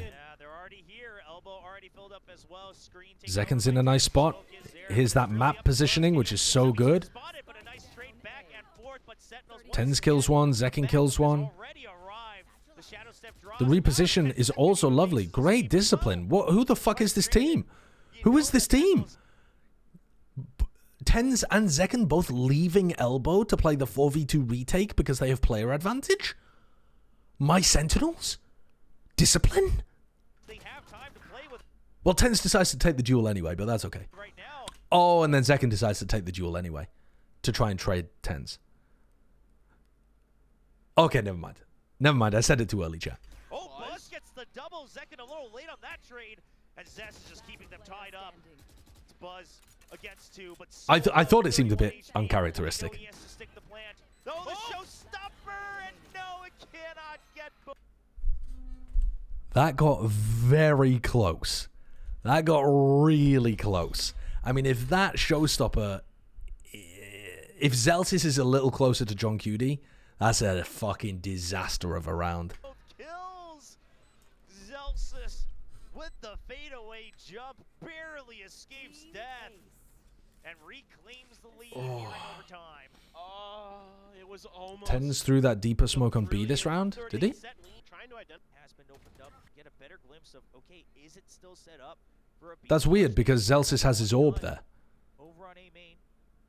Second, wary of the fact that mid has been opened up. Net control going over to DRX. Paranoia just to keep them trapped, though. Are you lying to me, chat? He threw a smoke in B heaven. Oh, he threw it as the Viper orb went down. So the Viper orb was up here, and then as the orb went down, he threw a smoke for them. So yeah, I assume that was called by John Where? For the Sentinels. So this is Stacks leading the way. so that he could cross. Get the info so he can make better You weren't decisions, lying to me, but thank you. Sentinels are leaning back in. Yeah, they're already here. Back up. Oh, stick the plan.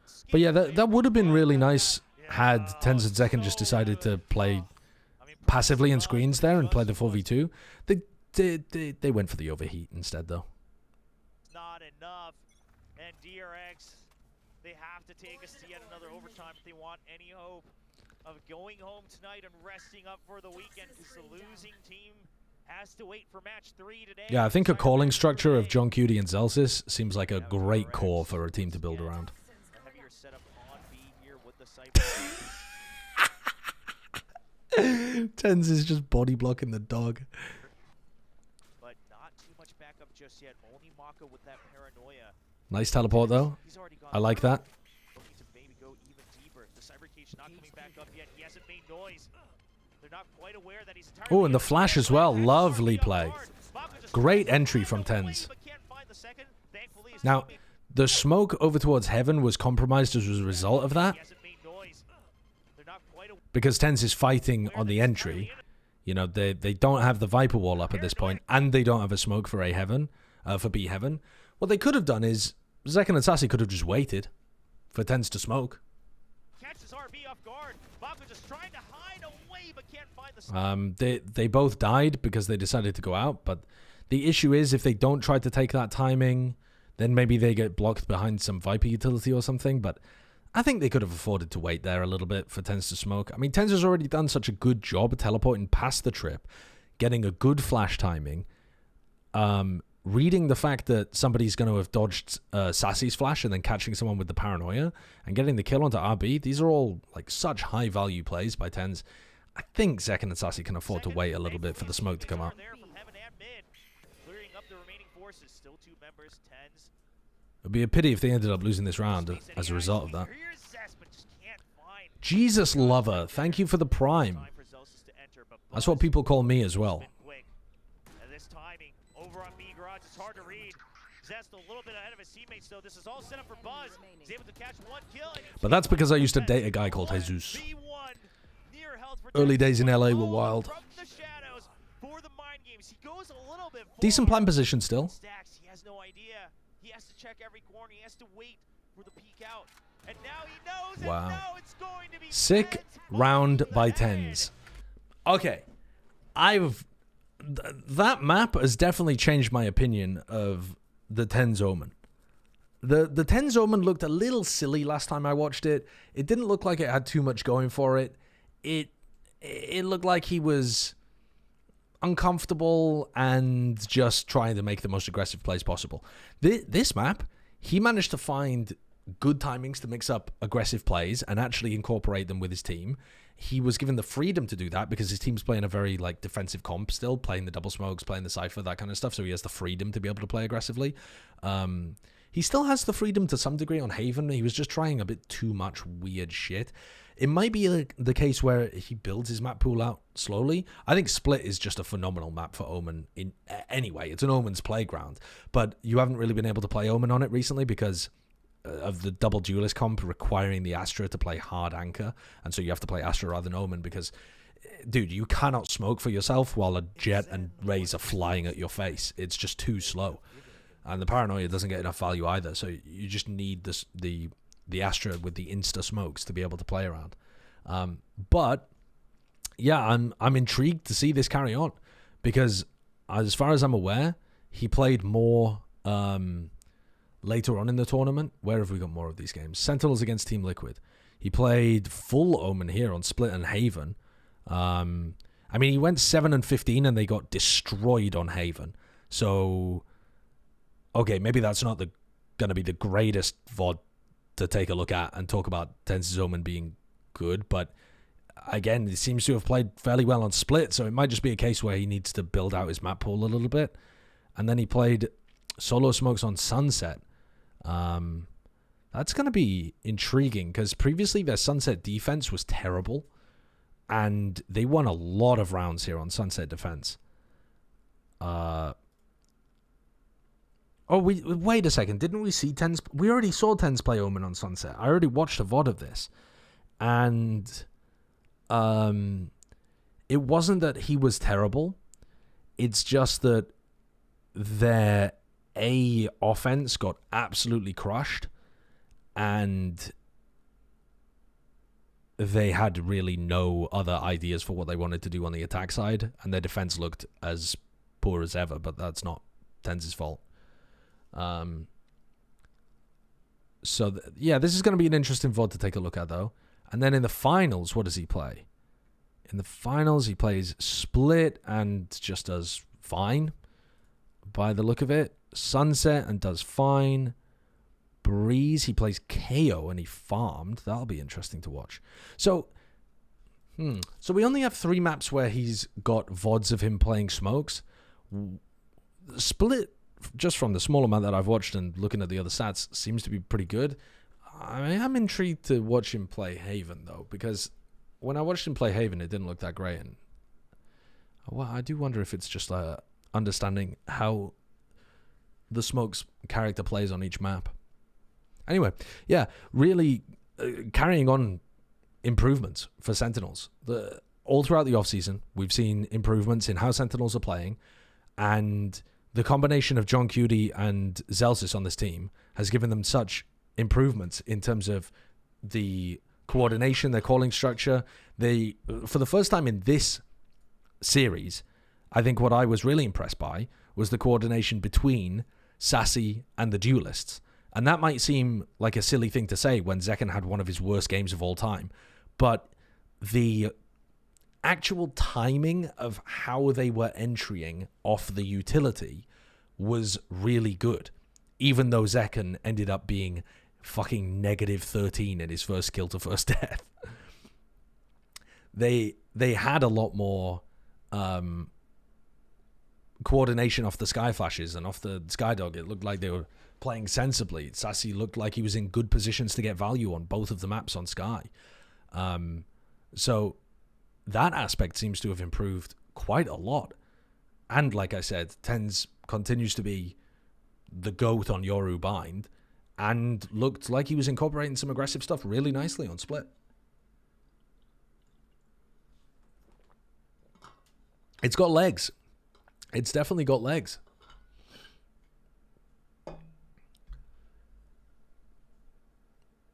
The Haven game, it looked like Zelsis' keyboard disconnected. Glowing review there from TMV. Do we have time to watch another game tonight? Yeah, I think we do. I'm going to VOD review DRX Paper X.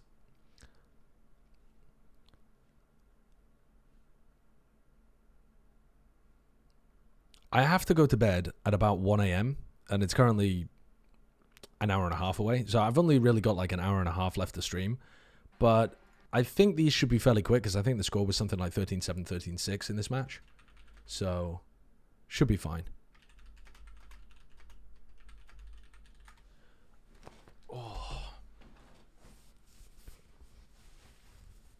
Sentinels just don't seem to understand Haven defense. Yeah. Well, I would agree in terms of the previous VOD that I watched, but I haven't watched the game that they played in this tournament against, was it Liquid? So I can't comment on that one. All right, so we have watched some of these rounds already, so let's skip forwards. Yeah, so DRX lost the pistol round. They just ran into B. They didn't have any info towards the rest of the VA area, and something pushed out C, got a kill on them with a Marshal. Then round 2, yada yada, who gives a fuck. Round 3, they just went for a C hit. And then were we about to watch round 4, I think? For his name. Saw the operator on the buy screen as well. I think so, yeah. I don't recognize this defensive setup, so I think we haven't watched this round before. So we have something holding this with an operator, and then we have trips here and here, and then a what looks like a trap kind of setup over towards C, because the paranoia, why else would the Omen really be holding there? I don't think this looks like the greatest trap setup in the world, but, I mean, you're going to be aiming it at the orb, I imagine, and playing this trap off orb tap. They really want to hammer it home. They should. Actually doesn't look like Mind Freak's aiming it at the orb at all. Possibility they want to check for some early peace out. Yeah, here it comes. This time, working off the guiding light, is able to save him. Yeah, so the Paranoia just takes the left side of the lane, and the Sky Flash takes the right side as well. And those flashes caught everybody. As well, keeps DRX cornered at the entrance. Just great combination. Sig play. Disjointed in the previous round. Monyet's help got cut off by a nanostorm from DRX. Very decisive. A little bit further back, waiting for the contact. Don't you just feel depressed watching DRX? Paranoias, the paint shells. Nah, not really. I mean, I'm willing to shoot them a lot of bail because they just fuck around in the offseason. They've been playing Flashback and Foxy 9 for like all of these offseason events. They just played the original roster because the tournament was in Korea, I think. But I doubt these guys have very much time to prep. It'll be fine. They'll probably still make it into Madrid. They'll probably do fine in Madrid.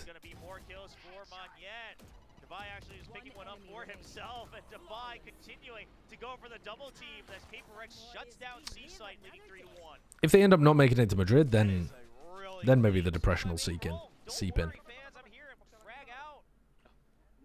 No slouches, no doubt about it. And that's some good stuff right there. And T1 could upset them. the map a little bit more Yeah. this time around at DRX. Doesn't matter. Zest pays the price for trying. Yeah, something just actually walks right through the toxic screen and looks like. Suppose concern in the back. Yeah, he takes a headshot. Doesn't matter. He's got the far superior gun there. Now he's got an ult to boot. So that's very, very scary. Buzz has his as well. So the dueling showstoppers. Are we going to get the mid-air missile battle? I don't know. We've seen. Sorry, I'm just taking a look at this Cypher. What is going on over here? So they're running the Cypher with the operator, which is already weird because they've got an aggro cam in an area where they're already getting aggro information from the op. So I've got to assume that the Cypher setup is like a bait. You're supposed to break the Cypher setup and then the jet peaks with the op on cam contact or something, which seems overly elaborate to me, but we'll see. But then they also placed a trip. Like Forsaken has some kind of trip for info on C that you can't just jump over. That just looks so jumpable. I didn't exactly see where he placed it though. Quite a few martial arts moments there. Monyet bounces right through, but the one-way blooms right over him. Me when I push my own one way. That's like Zekken pushing out split B. Uh-oh, that drop being heard. DRX is aware, but Divide still tries to play it to his advantage with the mind. Divide deciding to go 1-for-1. Best case scenario. Mind Freak holding a none and done. What a terrible round by every single player on Paper X so far. Go on, Forsaken, do something silly. Unfortunately, that was too good. You cut. Guys, we're having a throwing round. Please, toss. 1v2, if he gets one, gets the Blade Storm. I mean, quite frankly, he has so much creds. If he can even bait out the showstopper. Please don't win this round. It'll kill me. It'll kill me. Please, it'll kill me. Hallelujah. I'd rather easily get. Really liking this round was Mind Freak's position there. He has no hope of winning that exchange if DRX is disciplined about it. He's got no backup. He's on an island right by Baby Door and gets punished for it. Agreed, Paper Thin. Agreed. Terrible positioning by Mind Freak, but also terrible decision making by Devi and Monya as well. How come sometimes the splash gives you kills like that, and sometimes the splash gives you 0 damage? Barely lands on Evan as he gets blasted away by the rival Rays. Forsaken here. It's bizarre.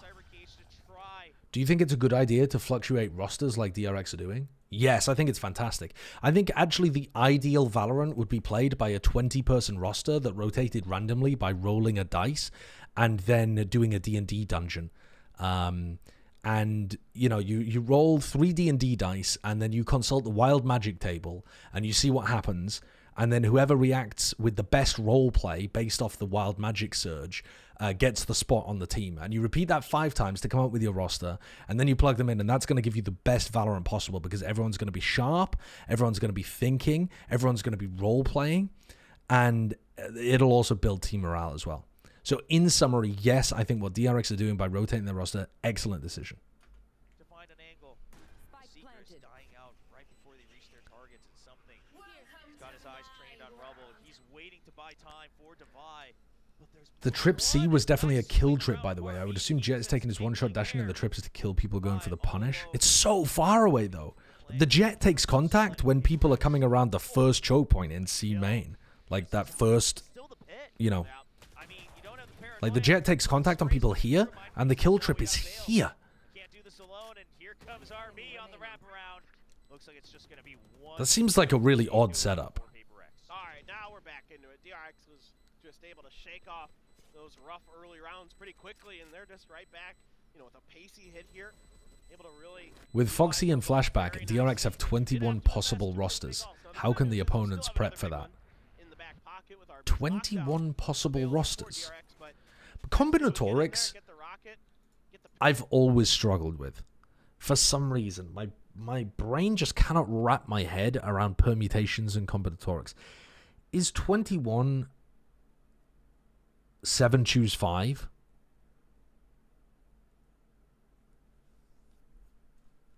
Pit down and even able to. What is the formula for 7 choose 5?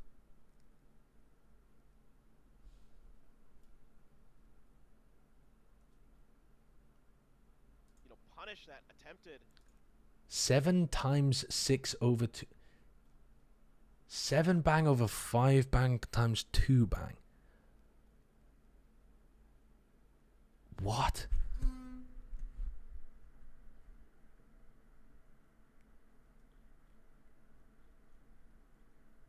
Bang? I don't know. What do you call it? Is that a British thing? Yeah, factorial. Who calls it bang? I don't know. That's just what I used to do in school.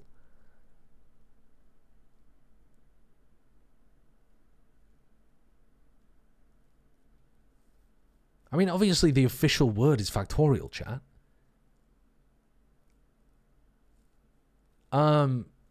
So, wait, but I don't understand intuitively why that's the case. So it's 7 factorial over 5 factorial times 2 factorial. So, but why? So the 7 factorial is obvious because that's the 7. Oh, have somebody one guide me? It's 7 factorial over 5 factorial times 7 minus 1. Or 7 minus 2. Oh, what? Wait, what? The fuck are you talking about? What I don't understand is, where does the 2 factorial come from?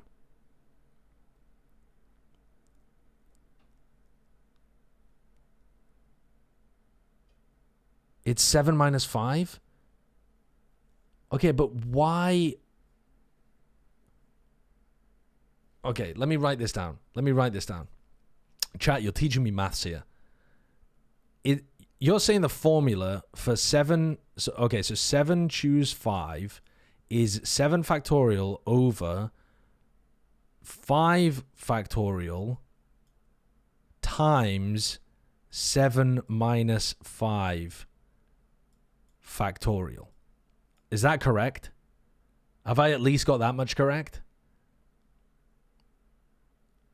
Right. So that part makes sense to me.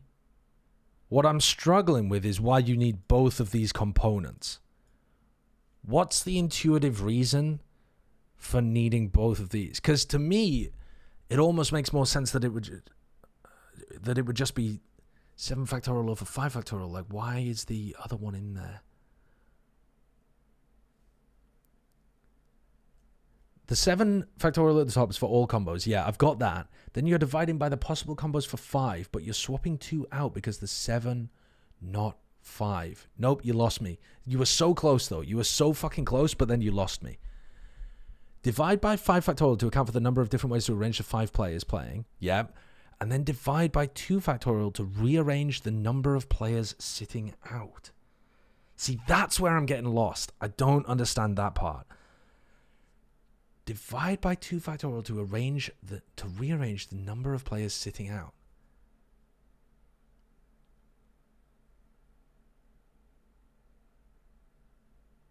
I just can't understand what that would be.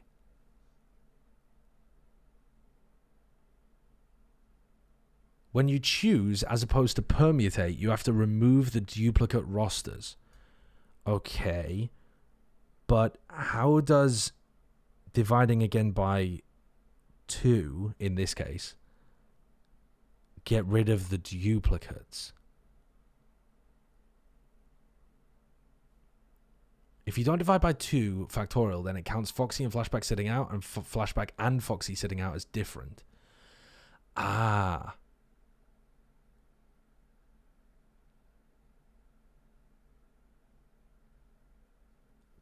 Gotcha. That clicked. That finally clicked, chat. That finally clicked. Why are we in math class RN? Because, Whiskey Sour Girl, I have passed all of my exams by just using the formula, and I've never really understood intuitively why. And I don't understand things very easily unless I can build them up from the bottom.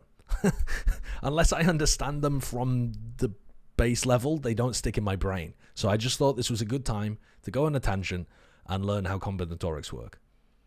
I got it. I've got it. I don't understand. Doesn't this just reduce to 1? No. The exclamation marks are not just there to look pretty. And also, this is a times. This is times, not add.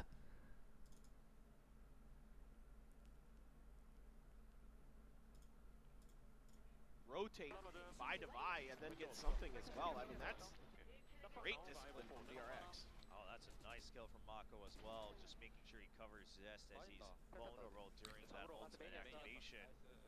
RB, nice position. So, again, just to be clear, if I wanted to find out, let me try and pick something. Let's say I wanted to find out how many... Dude, what's even a fucking example? What's another example of things? Oh,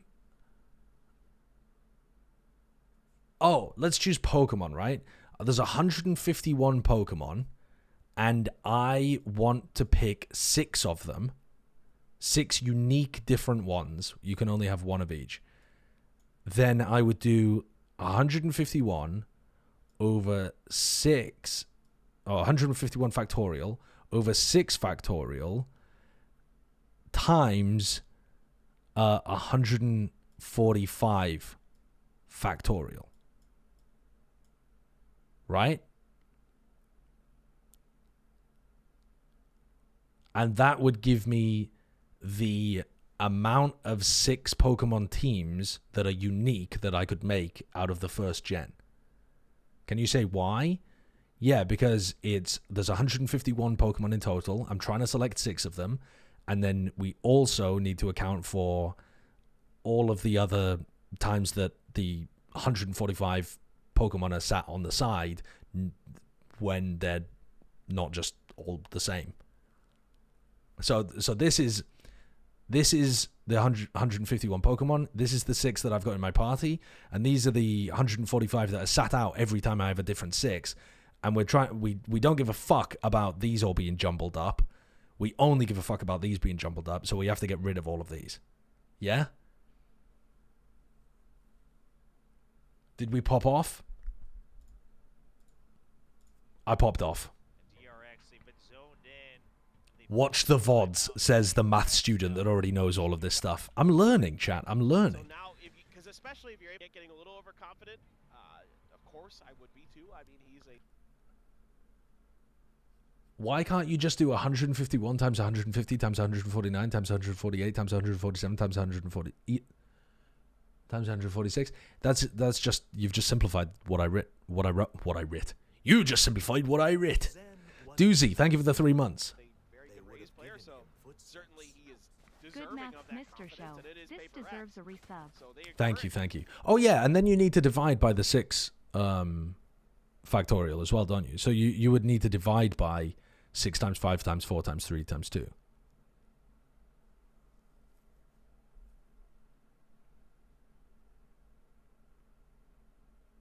He didn't simplify it, he expanded it. That kind of pedantry will earn you a one-way trip to gobbling my cock. Fuck off. that to some extent, but you know, DRX has always been. You a know what I side meant. of this team, except for that one time. So Interesting. Buzz going for the judge buy again. They've been doing this here and there whenever they know they want to go for a fast hit into short corridors, despite having the extra credits. They will just You only need to be pedantic? Yeah, pedantic means you're into feet, right? Comes from the Latin. Ped, meaning feet, and antic, meaning getting up to crazy stuff. Still very low. The Seekers will locate him. However, revolving door, they don't know how many members are peeking out of that one. And already look at Monyen. He's so fast. On this rotate, they have no idea the double headshots. And it's You know, just Mako. I wasn't paying attention to this round. You know what else? Not gonna go back and watch it. He needs to swing around. He doesn't have much time at the guiding light. Mindfreak was judged. Maybe you want to grab an Odin. Maybe you want to grab an Op and try something a little bit different. We'll pay attention after Sound this one. That extra castle a little bit easier.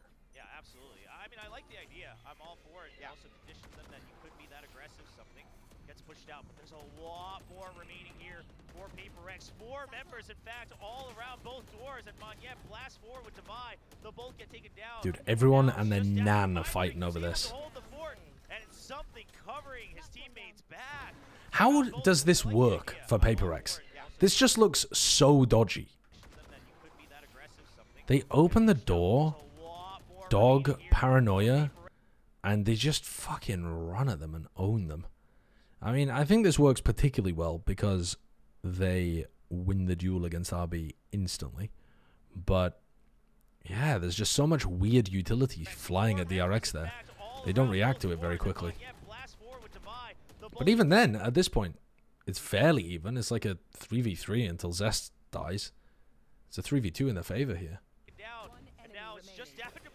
It is really chaotic. And it's something covering his teammates back. DRX, they are starting to fall into the hands of Paper X. Just right. Then they start giving him the old 1-2 there. Really good trades. Love the high energy. Looks pretty crazy. From Paper X and Mindfreak, he just seems like he's so DRX immediately just does it again on the eco. We don't care. down to the sheriffs. Run it again. Lockdown you mentioned earlier still. I haven't really watched much of Liquid in this tournament yet. I will be VOD reviewing them though. I mean, they just haven't been able to approach. Yeah. Haven't gotten close. Trap wire activated. And they're Oh, trying to oh, follow that through on nade. the Trailblazer, but not able to secure the Hello. kill. Thank you. Now they're stuck here on tree. Can they find a way out? It's up to RB. He needs to make something happen from the other side. Breaks the trap wire and a nice blast back in. RB did get the kill on RB Monyen. with the pinch as well. Something just clearing out. What a bold move. Trapping the That play from I was gonna say simple. That play from something is so cool there. His movement and the fact that he gets rid of the alarm bot in the sight. and his teammate can come in and trade him afterwards. Finds Divide. He just fits so well into Paper X. Time It's wild. for the lockdown. Freak.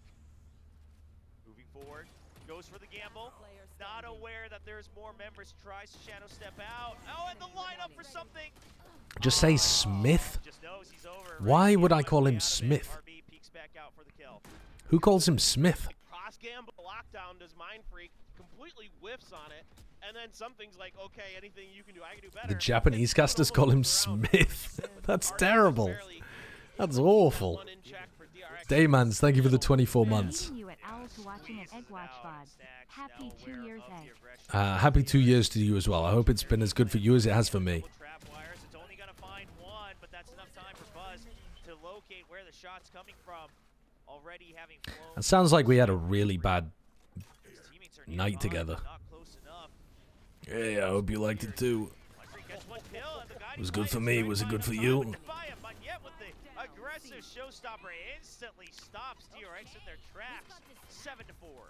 Just phenomenal stuff there from Mindfreak, just getting in there and getting Finesse calls Divide David. to his team. He's like, "There's Wait, so And he's like, I got the first Between one, you guys Finesse get the rest. and the And then Japanese with the casters, Cyber we Cage have setup David Smith on from this team. Forsaken. This early one gets him that one kill. Oh, He that has to combo put of it David done, Smith is but he's so under a good. ton of pressure inside of there. Beautiful Buzz British just kinda name. has to, predict where he's going to be, and yes, Buzz does it correctly, but Forsaken at least able to This carry game is so himself fast and so one chaotic. setup. There's honestly not a huge amount to talk about. They're just running at each other using a lot of utility. There's a lot that you could analyze with the micro play about it, but like when they're playing the retakes that quickly and they are just sending it at each other, everyone knows what's happening. Like for example, here again, Forsaken's just sat inside the nade and just decides to fight Buzz, and then he's just going to swing again and fight that. Do I think that that's the right play? I don't know, probably not. But fuck it, they love fighting super aggro. The tempo is just so high, like what on earth is Something doing over here as well? But he plays off the Seekers quite nicely. He's on a rampage. Can he continue through to get a couple more kills? Cloudburst draw attention. It's just a series of people trying to overwhelm their opponents with utility and try to find timings on them. Overwhelming. Fast, very fast. Fast and furious. I mean, Finesse told a completely deadpan story about meeting Devi at Champs, and Devi insisting that Finesse called him David and that he would get upset when he wasn't called David. Wow, I didn't know that. Didn't know that. long enough that they're able to clean out the rest of the site and get this done. This is just absolute chaos. How? Are you kidding? He got hit by that. Yeah, he just remembers exactly where he last saw him. I mean, just the thing. They knew I think DRX dealing with that in post-plant fairly nicely, considering as well that they were stuck on site getting flanked as well, so they don't have any safe presence over towards Mound. They've got Something and Mind Freak both peeking them from Mound and through the door. And dealt with it fairly nicely. ABL. DRX now on the defending side, just a turret on the A site. They're going to empty that out, potentially looking for a retake. That indicates a little fast push for both sides. Buzz barely. Monia just tapping the orb, trying to bait the play out of DRX. Oh, we're not just setting it down mid this time, guys. Love this reaction, though, from Paper Eggs. They go towards B, they tap the orb, the door gets opened, so they know that it's going to be some kind of aggressive play over there, so they've baited people over towards B, and now they're trying to react into A. RB, nice scratch onto Something. Eventually we'll find a target. Getting the kills through smoke, though. Very fast flank. It does look like DRX are playing like Paper Eggs right now. Both teams playing so quickly. This is going to take some pretty nifty shooting from Paper X to get out. They're going to try and push stairs. Looks horrible. DRX have to remember this. RB goes for the jump down with the Sheriff. Will eventually find one kill, opens up an angle for the rest of his teammates. All down to Devi. He gets spotted, and Buzz will peek right back out, catching up to 6. I suppose that could be a fairly good way of playing against Paper X. Try to play super aggressively and force them into reacting, and wait until they react in the wrong direction. Because reacting there to try and take stairs control was not going to be the play. It's just a horrible place to try and play from. And because they didn't fight them over the flank towards rubble, because they wasted their time trying to react into stairs, they just lost all their positioning. Very impressive. Yeah, the call is coming in for Tree. Alright, so this is one Marshal only. Yes, one moment to change things. Devi getting an opening kill. Will you be co-streaming the Convergence tournament in India? I will if I get permission, yes. I haven't got permission yet. I will be co-streaming the Chinese Ascension tournament, which I might not be doing every game, but I'll be co-streaming the big games from the Chinese Ascension tournament. I've got permission for that already. And I think I'll be doing the Convergence tournament. I'm on an email chain with the people who run it, so I assume so. But I haven't asked them yet because the tournament's happening in January, so it seems, you know, a little way away. Now, the fact that they haven't planted, I think, gives DRX a little bit of a fishy sense. They're like, well, why haven't you planted yet? The door got closed. What's going on here? They don't want to deal with this. The India tournament's in like 2 days.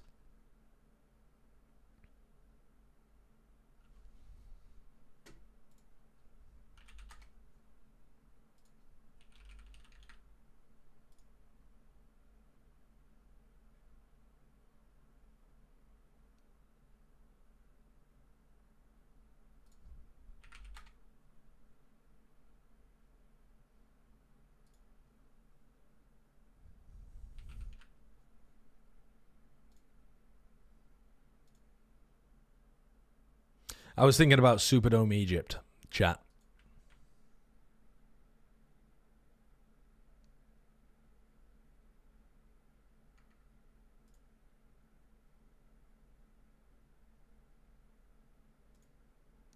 I already applied for Convergence co-streaming. I forgot that I'd done it, but I've already applied for it. Now, whether or not they've sent me an email back, I'm not sure, but I think I have permission. I need to check, but I'm pretty sure I have permission because they sent me a form and they were like, just fill out this form, and I did it. So it should be fine. For the 3v3, they have those upgraded weapons. They don't want to drop one too easily. The good news is Superdome Egypt isn't even announced yet, no? I don't know. I'm drenched in the sauce, chat. I'm utterly drenched. I don't know what's going on. Spam comes through, but he can't get the headshot, and Mako will swivel on a dime, pick up 3 kills on the way that they know what they're doing. DRX, because we see Mako go all the way through, but PaperX didn't exactly have information on how much control Mako. What is this play? Look at Mako. Had gained. Now Mako once again gaining a lot of control. Just What a bonkers idea to go for. Dude, that actually might cook. If you... Dude, that's almost a banging play. Except it needs, like, the paranoia. The problem is, you can't really do that with the Omen and paranoia at the same time. But it's so close to being a cooking play. But that is, like... That's a very funny bonus round idea. A Skyflash, he comboed it with a Skyflash. The problem is the Skyflash just doesn't get people with enough consistency when they're playing around this box. There's too many places to play anti-flash around here from a normal flash, which is why I'm saying a paranoia, because it goes through walls. So, like, if you imagine you were playing with 2 Omens, give me a moment here to theorycraft this. Like, one of the Omens is up here, and the other Omen paranoia's like this, and then this Omen comes here. That would be a dope play. But could this player come close here and then paranoia? I'm not really sure about that.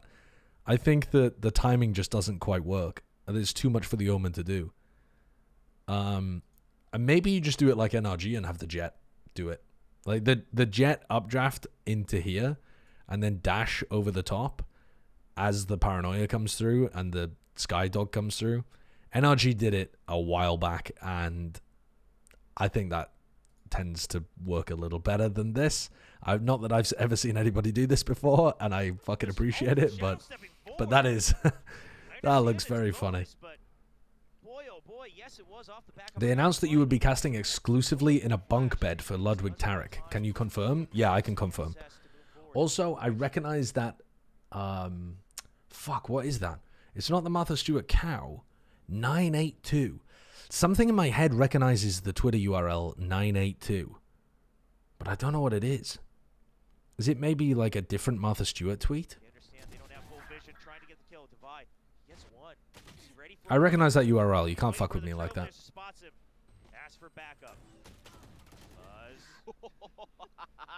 God, I mean, DRX are fucking sending it on this bonus round. It's nothing you would recognize. It looks suspect. It looks suspect. Is it a coconut mall or something? I got Avast very badly yesterday. What was it? Are you just happy to see that they finally changed? Yeah, that's actually more. The tweet is from 20 days ago? Okay, I don't know what this is then. What is this? It's dumb though. This is my new favorite video. POV, guy who normally orders at the poop deli goes to a normal deli. I mean, this looks terrible. This looks like awful content. Doing, boss man? Let me get an everything bagel. Do a half pound of poop. Hey, the usual for me. Quarter scoop poop on the poop bagel. I'm gonna do a bagel, everything, scoop it out, do a little lots, and, you know, throw a little poop on there. Do salt, pepper, ketchup, poop, toasted on an over easy hash brown. Let me do a half a pound of bacon, egg, and cheese.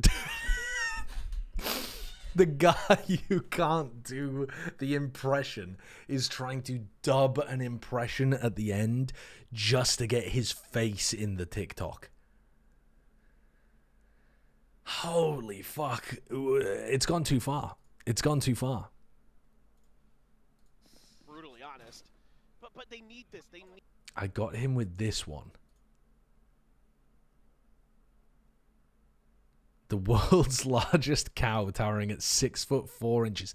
6'4". 2 cows milking each other. Wow, that's like a perpetual energy machine. They don't need any other source of energy. Why didn't we think about this with humans eons ago? One of these is a bull.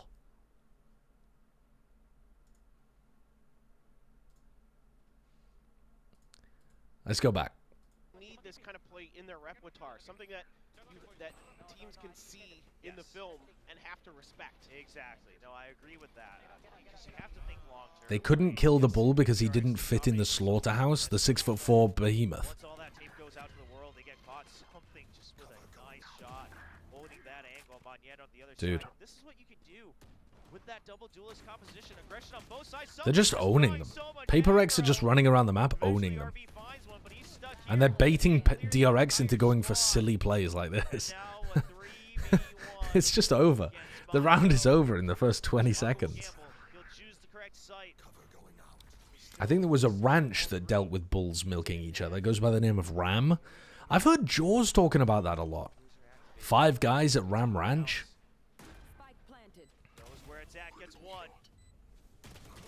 I never looked into it personally. By the way, I have my first DayZ video made. And Hypoc told me today that he's got the first draft delivered to him of the Jessica Jackson video from his point of view. And holy shit, am I excited to see that from his POV. Getting close to that corner, he's flirting with disaster. And, it's so close, man. I mean, what a shot from something. That is bonkers, dude. Why are they fighting Mound like that, though?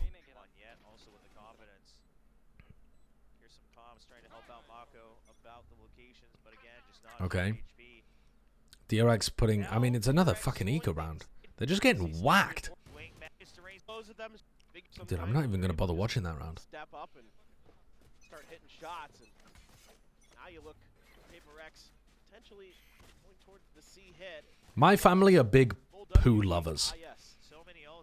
I don't think I've ever met human beings that love poo for its comedic value more than my genetic relations. Anything to do with fecal matter, A+.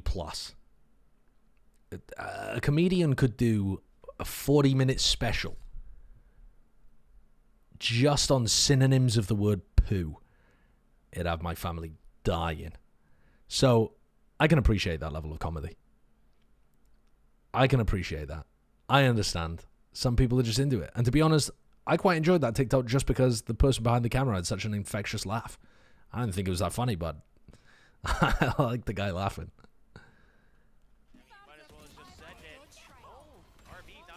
All right. So this round, big exec. Magnet. So I really like this setup, by the way. Look at this setup. Okay, you can't exactly... I've paused it too late, but I'll show you where they were. So you put one of the nanoswarms on this very corner, and then you put one of the nanoswarms out in the open, like this, and it creates a circle here and like a circle here, and it's really annoying to get through and quite difficult to break as well, because if you come close to where like the jet is and you're looking for nanoswarms to try to break, you're not going to see one in the first spot here, because it's tucked on this top corner. It's out of sight, out of mind. And then the other one's way back there, which is a little more difficult to break. And one of the other advantages of this is that it kills people if they try and scale that way, but it also kills people if they try to scale this way, especially when it's combined with the snake bite. I've seen a bunch of teams using it. Seems like a really good setup that not many people were doing prior to this. And in this situation, it lands them a kill. Because as Monier goes in, he's getting caught by this one that's like on the high ground. He's getting melted, and he's also getting vulnerable because he's got caught by the snake bite as well, which Zest was rotating in, but sometimes you can have the Viper be the hard sight anchor too. But yeah, really good Killjoy setup that some pro teams have started using. But that doesn't mean they have any better clue. Okay, Mind Freak will secure a little bit extra space, but he hears Mako, and Mako has no idea where the landing is happening. Mako getting caught there. Site continues to be open for free. Oh, unbelievable. DRX reads the landing spot of Monier so well. They've got a trap set Where the road is here for DRX. But that doesn't mean they have any better clue. Okay, Mind Freak will secure a little I've definitely got caught trying to do this play before as well. You know, expecting that the attacking Omen is going to ult to tree, or expecting the attacking Omen's going to ult to backside on Ascent or something, and trying to cut them off, and then they just ult to a totally different place and kill you because they ulted before you. It's very annoying. It's very annoying. extra space, but he hears Mako. bottom on yet so well. They've got a trap set up for him. Now, Paper X are fighting this so aggressively instead of just playing post plant. They're going to toss this round. They have no idea where Buzz might be coming from. You can see something he's fishing for. They were trying to buy time for Divide to get there with the plant, but they're just basically trying to win by rifling. Oh, and they win it anyway. Dude, it's so fucking... Dude, watching Paper X games... There's nothing to say. Doing a VOD review of this team is fucking pointless. They're the team that absolutely defines 5 people doing something together is going to work a lot of the time, even if it's technically the wrong thing.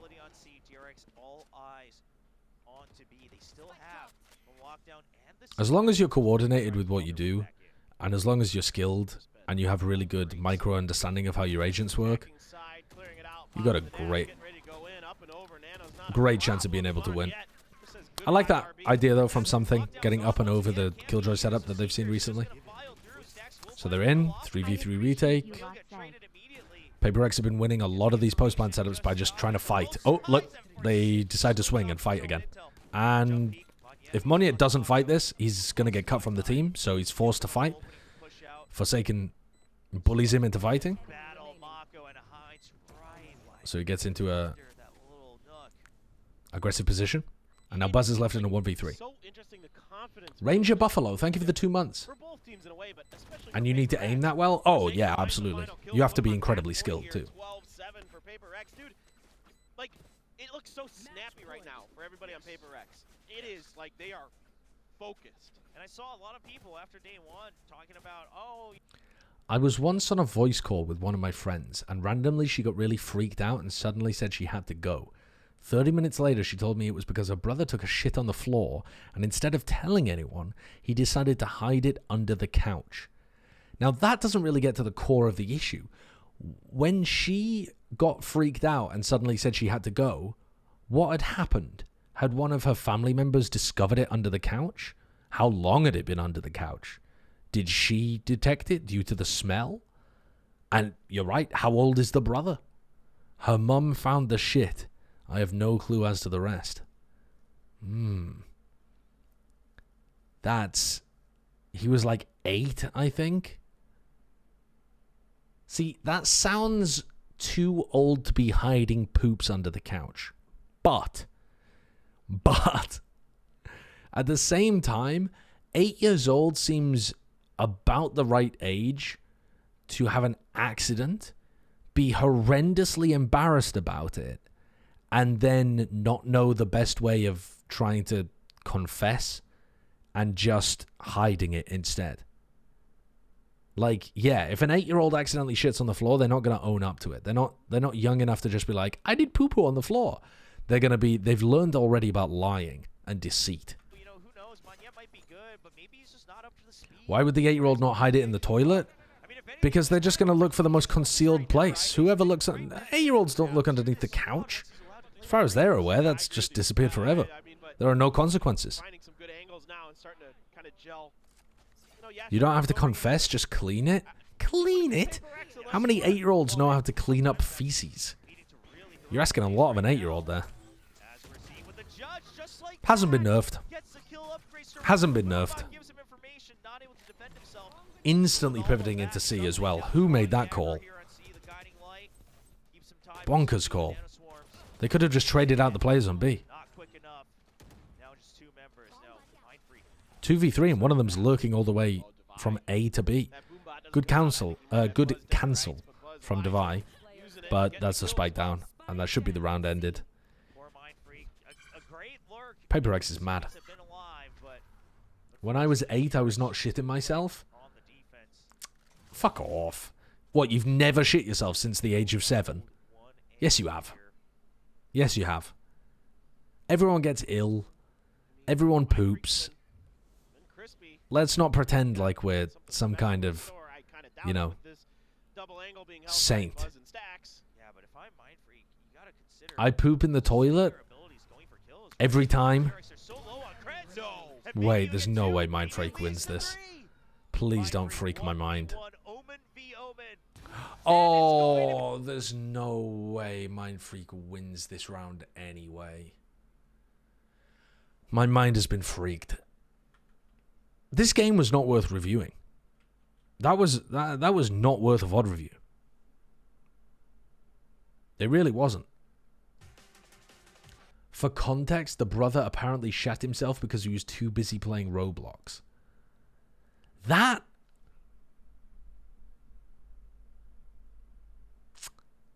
it kind of makes sense. But also, I frequently sit here needing to piss or poop, sometimes for like 10, 15 hours. And I just hold it. So, is 8 years old the perfect Venn diagram of doesn't have great bowel control? Your kidneys hate you? I mean, I could piss right now if I wanted to. I kind of need to piss. But I'm not going to. For at least another hour. You're like 40, it will ruin you as you get older? Nah. It'll be fine. I once pissed myself because I was in the middle of my StarCraft campaign. How, though? I piss and shit when I please? Yeah, that's what I'm saying. I have enough bowel and bladder control that I simply decide when I would like to piss and shit.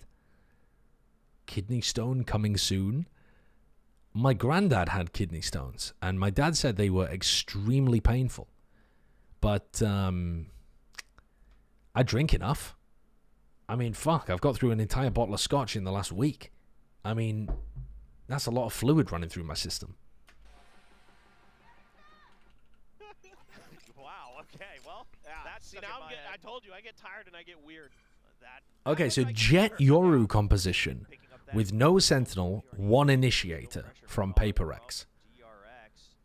I like DRX's comp, but they've been losing a lot recently on this map.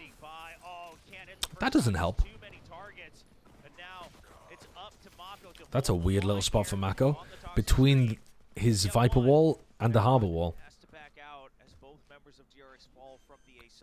And Mindfreak hit him with a nice shock dart there to soften him up for the final blow. Nicely done. Good start. Good cover there onto the recon dart from Zest. Bladder stones go burr. What is a bladder stone? I've heard of kidney stones, but I haven't heard of bladder stones. A lot of pressure on RB. Try to keep him in check potentially, or if it's going to be, Devi or whoever. Guess? Are they just the same thing? People just call them a different name? It's going to be out there on those lurks, so pretty excited to watch this as Forsaken just going to TP out. Because, I mean, kidney stones are made in the kidney, but they pass to the bladder. Right? So, I assume they're just the same thing. Way over to the other side of the map now. Interestingly enough, there is nobody over there. Yeah, it's a full stack here for DRX, and it might be paying off. Not able to pick up any of the weapons just yet, but already some damage done. No, Forsaken. Bladder stones are hard masses of minerals in your bladder? Is that what happens when people drink mineral water? I don't drink mineral water. When I was in the US, people would tell me, you've got to drink the tap water. You've got to drink bottled water. The tap water isn't safe in like LA and Vegas and places like that. And I used to think, no way, man, I'm not drinking the bottled mineral water. I'll get minerals in my bladder. So I used to just guzzle down tap water. Tell you what, that LA tap water, that changed me. I used to be a different person before drinking the LA tap water. They got some wild shit in there. They got some wild shit in there. The tap water is fine in most places. Yeah, I don't know about where I was living. He's looking for someone under, and Zest is already right on top. Quick headshot there, lining up for another one on Devi. But Devi's not giving the time of day, but now there's going to be 3 members of I think the worst tap water I've ever had was...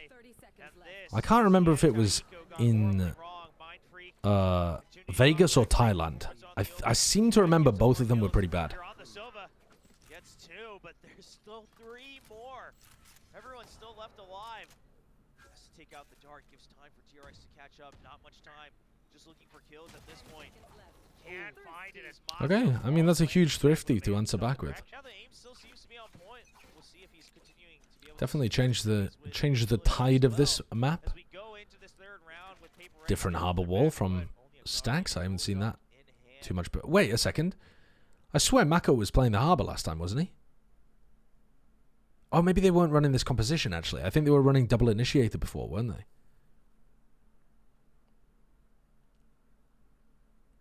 Maybe not. Am I going nuts? Oh, of course. Mako plays harbor when Flashback was in. I haven't seen them play with this lineup. Yeah, you're right. You're right. An early high tide here from Harbor to cut up mid allows Buzz to put some extra pressure. Something has crept up though, and Zest on the drop there. Can't stabilize the aim. The Sheriff battles bouncing back and forth between these 2 teams. So steep. Oh my God. Oh, they finally We had tap water in Texas that we weren't allowed to drink. There was a boil notice due to the pipes bursting and shit during that winter freeze. And I've been to some other countries as well where you weren't advised to drink the tap water due to health concerns.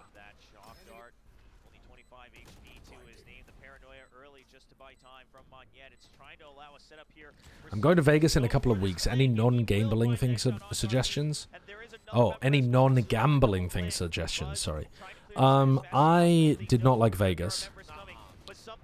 I thought that it was gratuitously large, and just kind of the entire thing was a monument to greed. But apparently there's some very good shows in in Vegas, if you're interested. And I'm pretty sure there's very good food in Vegas. And there's apparently very good rock climbing in Vegas as well. It's where a lot of rock climbers live. Ah, look at that. That's cute, actually. RB's put his trip in the choke point so that it doesn't get broken by shock darts here. Just messing with the little meta game between the Cypher and the Sova.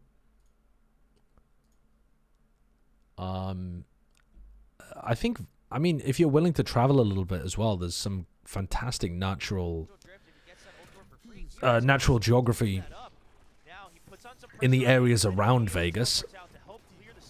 You could go up to, I don't know, all sorts of places. But they'd all be quite a drive away.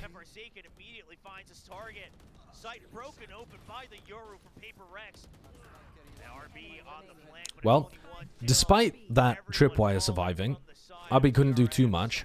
The Jet Yoru seems really capable of being able to burst into the site. Mako just killed 2 on a spray down. And somehow it's winnable again.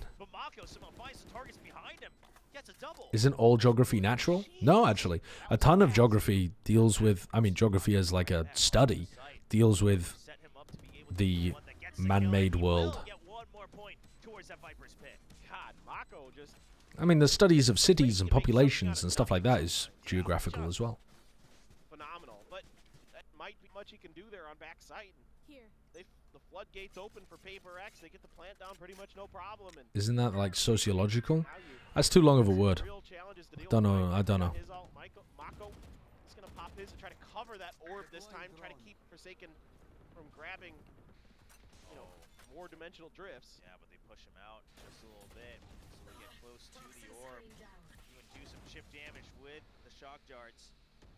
But the rare early Viper spin from DRX allows them to force the enemy. Flanking Frida, thank you for the 8 months. We hate long words. Meanwhile, Zest Yeah, we do. gains some control of elbow. Still no clear information just yet. Might lock eyes.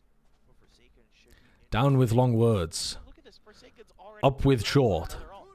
They're just words. feeding him. Yeah, he's just farming orbs. And Don't necessarily need Hunter's Fury. condensed sentence structure. You're out. Some of the Fuck, I areas ran into the long word with that problem again. operator online, but he needs to stay alive. He needs to hold on to this. What a flash coming out from the Euro. Forsaken So, lines up decent with attempt to try to shut down this A Buzz. split, but that's a Stranded ridiculous shot by back. Forsaken The onto operator Buzz. dropped.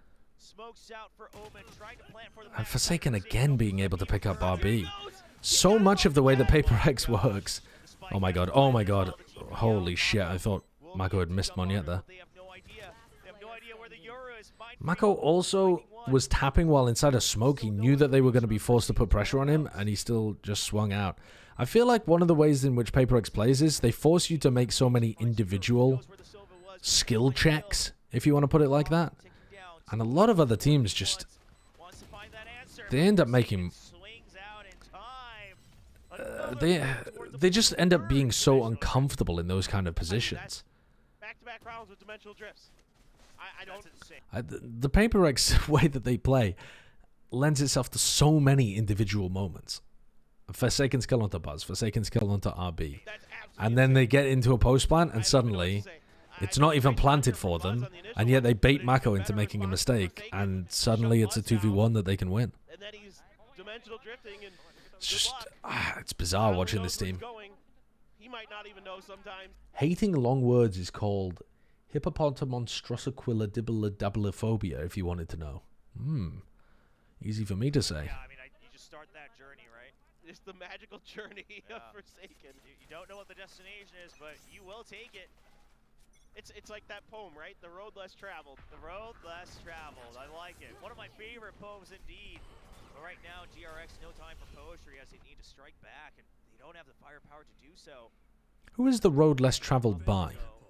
I read it recently. I can't recall. Any value. It's gonna need to. But look at Moniette, right? Uses from the shadows to pressure Hall. It's an alright poem. I would rate it a 7 out of 10. They heard the Omen ultimate. They know it's gotta be Robert somewhere Frost? that's ready for the flank. DRX frozen in place. This allows people. Triceratops, thank you for the 6 months. They heard a little bit of noise on the site. Some pings are coming through, but Yeah, this game is weird. everybody on I would say you DRX is can't really learn scratching much their heads from trying this to figure out where they VOD. went. I mean, the mind Oh games well, time for BG3, I here. guess. Paper Rex are just I'm not going to play Baldur's Gate 3 tonight. I need to go to bed and wake up for pottery. Look how weird this round is, though, for an example. I mean, Paper X on the attack side have altered Moniette into this position. The spike is left behind in spawn. They've got 2 players pressuring B. They've got 2 players pressuring A. No mid control at all. It's just... It's absolutely bizarre. Alright, just keeping that Cypher locked in place. This should give the cue over to Moniette to make his move, and he's going to start to creep out of halls. Slowly clear that out, get ready. I mean, the entire thing is just to try to drag people to the outsides of the map so that Moniette can make a play. But what a time to go for this on an anti-eco as well. It's just nonsensical. Do you feel like you're making progress potting? Yeah, I was pretty happy with what I made recently. I'm learning more about the glazing process. Eventually, Sax and Mako go down. The site is clear, but Buzz is back. Trying to find one more kill. Not hit by I haven't done very much practice throwing, but I think I have a natural affinity for throwing. Something swings out. RB not going to find the timing onto something, and Paper Rex lead 5-1. Oh Ay, ay, ay. creating. They can get what a statement performance. But here okay, from Paper Rex. DRX now have rifles back. I mean, just the control they have over these Big mid players, right? clash. Points away. Stax manages to find a kill onto something. Moniette almost dies as well. Sacrifice as he moves a bit too So now they're going to try and fast react it into A. Fake out, gonna be shot out, so they have him. This Viper wall looks pretty good. Another gate crash off of the flash. Mako does not hear him, but neither does Forsaken, and he finally hears Only good for him. one, though. Coming in, wants to make sure that he has his back covered off of that teleport. Alright, Stax has a harbor cove that he could use. He has a cascade as well. But he just ends up kind of swinging around and dying. DRX, what do they have? Just an operator. If they can get get a kill. It's neural theft, but They know that Monyet could be in the smoke. Oh, the Cypher. Oh, God. Oh, God. Zest is so close to the smoke. This is what I mean. The way that PaperX play just induces so many mistakes in their opponents. Like, if Zest just holds a little further back from that smoke, he's gonna punish Monyet. He's just so close to it. And then Stax is overwhelmed by the fact that he's got hit by the drone dart. Doesn't think about using his utility. I mean, he probably hasn't practiced that much as well because they've been playing with Flashback and Foxy 9 for a while, but it's just so many individual moments outplaying them. When the individual moments are going this dramatically in favor of PaperX, it's over.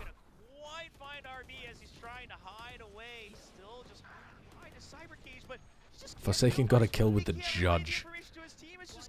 And then RB gets caught up at the choke point. The Jet Yoru engage does seem really effective on B. You need to hold further back from the choke though. DRX keep trying to hold the choke point, but the Jet can dash past you, the Yoru can TP past you. How are you going to get any value holding the choke? I mean, unless the Jet and the Yoru just both entry and then ignore you completely and you kill everybody else. It's controlled chaos from PaperX because once that dimensional drift is in play, this is a horrible game. Forsaken able to break eyes on this. The way that PaperX is able to snowball Forsaken here, and the way that they're. Can we have another pottery video update? Yes, I'll give you one before Christmas because this week I'm going to be picking up another 2 mugs. I'll show them on stream, but I won't do a full video about it. And then the week after that, so 2 weeks from tomorrow, I'll be picking up some Christmas decorations. And then we'll be off for Christmas. Actually,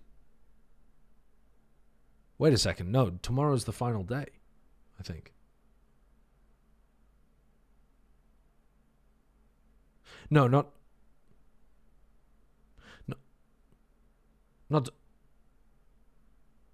a week tomorrow is the final day. Knocking down the door. Now Buzz has already gone way deep into the enemy spawn, but so yeah, tomorrow I'll pick up 2 mugs. 1 week tomorrow I'll pick up my Christmas decorations. There we go.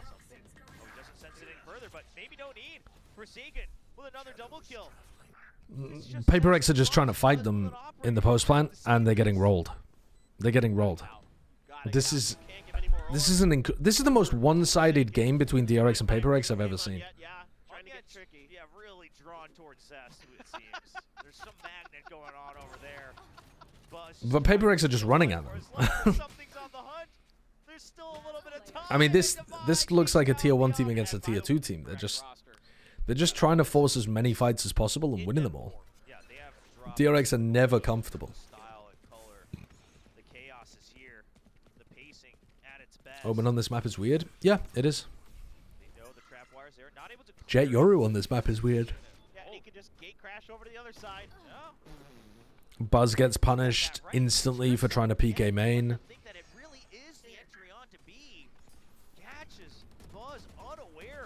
Oh, Stax won a duel. Mako goes 1 for 1. 3v3. Are we going to see a potential retake? Or are RB and Stax going to be dead by the time Zest even gets here?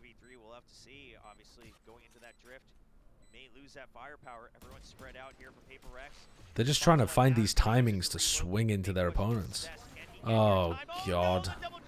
And they're just not aware that somebody might have repositioned over towards double doors. And yep, as predicted, RB and Stax are dead by the time Zest gets here. They just haven't been able to get any retakes going because PaperX fights them before they're in retake positions. God, it's over. It's so incredibly over. Too easy for them. Too easy. He's here 1 second, over there the next. Single-handedly causing so much confusion. DRX is just stacking A. They have a 5-player stack on A in round 11 on a rifle round. A rifle round. And they're 5 stacking A. They've given up. They've given up. I mean, they left it open. DRX, all right. It's time for that retake to come into play. Maybe this is the way to beat it. Just let Forsaken expend all of his utility before. And now they're going to fight them before they retake again. Yes, Monyet right by him as well. What is Here it this comes. setup? Here comes the flash peek. Forsaken, can he react off of it? He gets two, he gets They get 3 off the flash peek. Monyet, simply the bait the scout set forward. The true They're so decoy. aggressive in the post plant. As Forsaken But they're shuts aggressive in down kind the of... retake with a spray down. I mean, this round was fairly coordinated. Because they had the... They have 2 players forwards off of flash play off noise. And then they also have the Sovereign to back it up. And they have the Vi flanking. So it is coordinated in this round. But a lot of the time it just feels like people taking their timings. It's 10-1. Just incredible. At a loss for words, really. And now the attackers... Buzz has no armor. Get one more. He absolutely could. Look at this. They're covering him on B main. They have 3 operators on the attack side. It's like, I know what you want to do as a duelist. This is still less of a flattening than Liquid EDG? No way. Really? I didn't look at the VLR Oh my gosh, map here we scores. go. Who's next? Well, it ain't DRX, 'cause Did are they getting obliterate another them? round. This happens, seems. Forsaken finds the spot. Oh, whoa, what? Oh my You can't get away with that. That's not legal. Oh my gosh, here we go. Who's next? Well, it ain't DRX, because they aren't getting another round. This happens, seems. Forsaken. This is opportunistic because Mako has utility out in his hands. He also has a Guardian, so he would only be able to shoot 1 time anyway. And Forsaken just rinses him. If you're playing against a Yoru and you get utility into your hands, you're dead. I mean, if they're in the ult. The disrespect against Mako, and something shutting down Stacks as well. Oh, and they're ulting, and Monyet just has the freest 2K.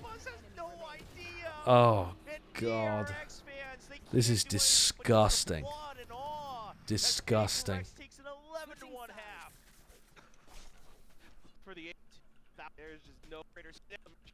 What could be the last map? I mean, they're just getting fucking bodied.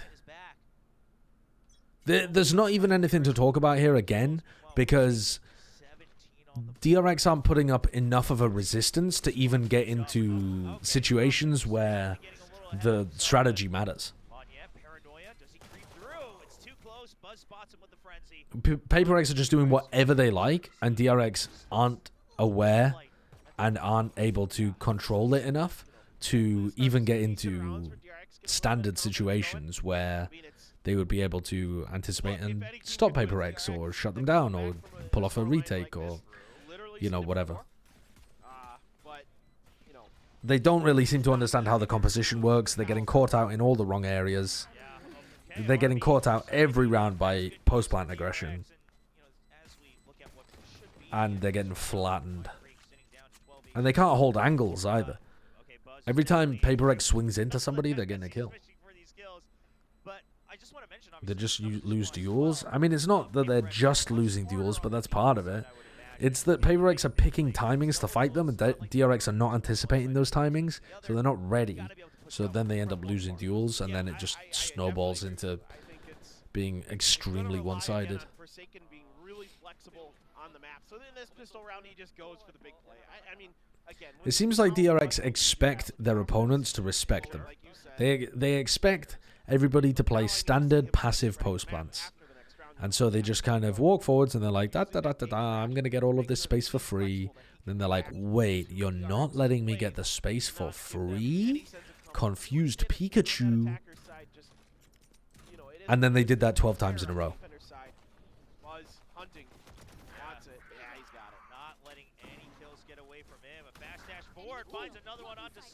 Nasty by Buzz. Back with a vengeance on the attacking half. Devi will shut him down. With the rest of the crew from DRX entering from B main. RB holding this angle, waiting for his teammates to come through. Mako will pick up that kill. Yep. Get the Vandals. Make sure you have some extra rifles. You got to buy up, as you mentioned. They don't have too much margin of error here. That's going to be all the rifles, but one already taken down. Monyet. Just an aggressive hold on to Cave. Another situation, by the way, where, you know, DRX were trying to get that peak working constantly on the defense side. Never worked. Always got destroyed. As soon as Paper X try it, yeah, of course we get a kill. That's a good angle. works off of it. Zest tries to just walk into bricks for I don't exactly know what reason. Dies to a defender trying to take a timing and peek. Buzz has an insane round to cut the lead down to 8. That's pretty awesome. That's awesome.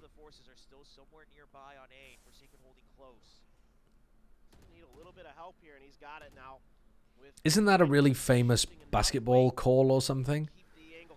It's like an outrageous play, but it cuts the lead down to like 33 or something.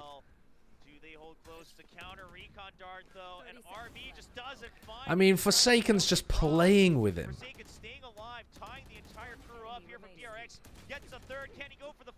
And then just playing with some people close and some people behind. A little two-piece between Mindfreak and Forsaken, and then another little two-piece between Devi and something. Both double facing into A main. Disgusting. Chris Paul hit a 3 to cut the lead down to 42. That seems good. The decoy gets shot out as well, and now confusion as there's no follow-up. Forsaken just trying to bait them in to this death ball trap.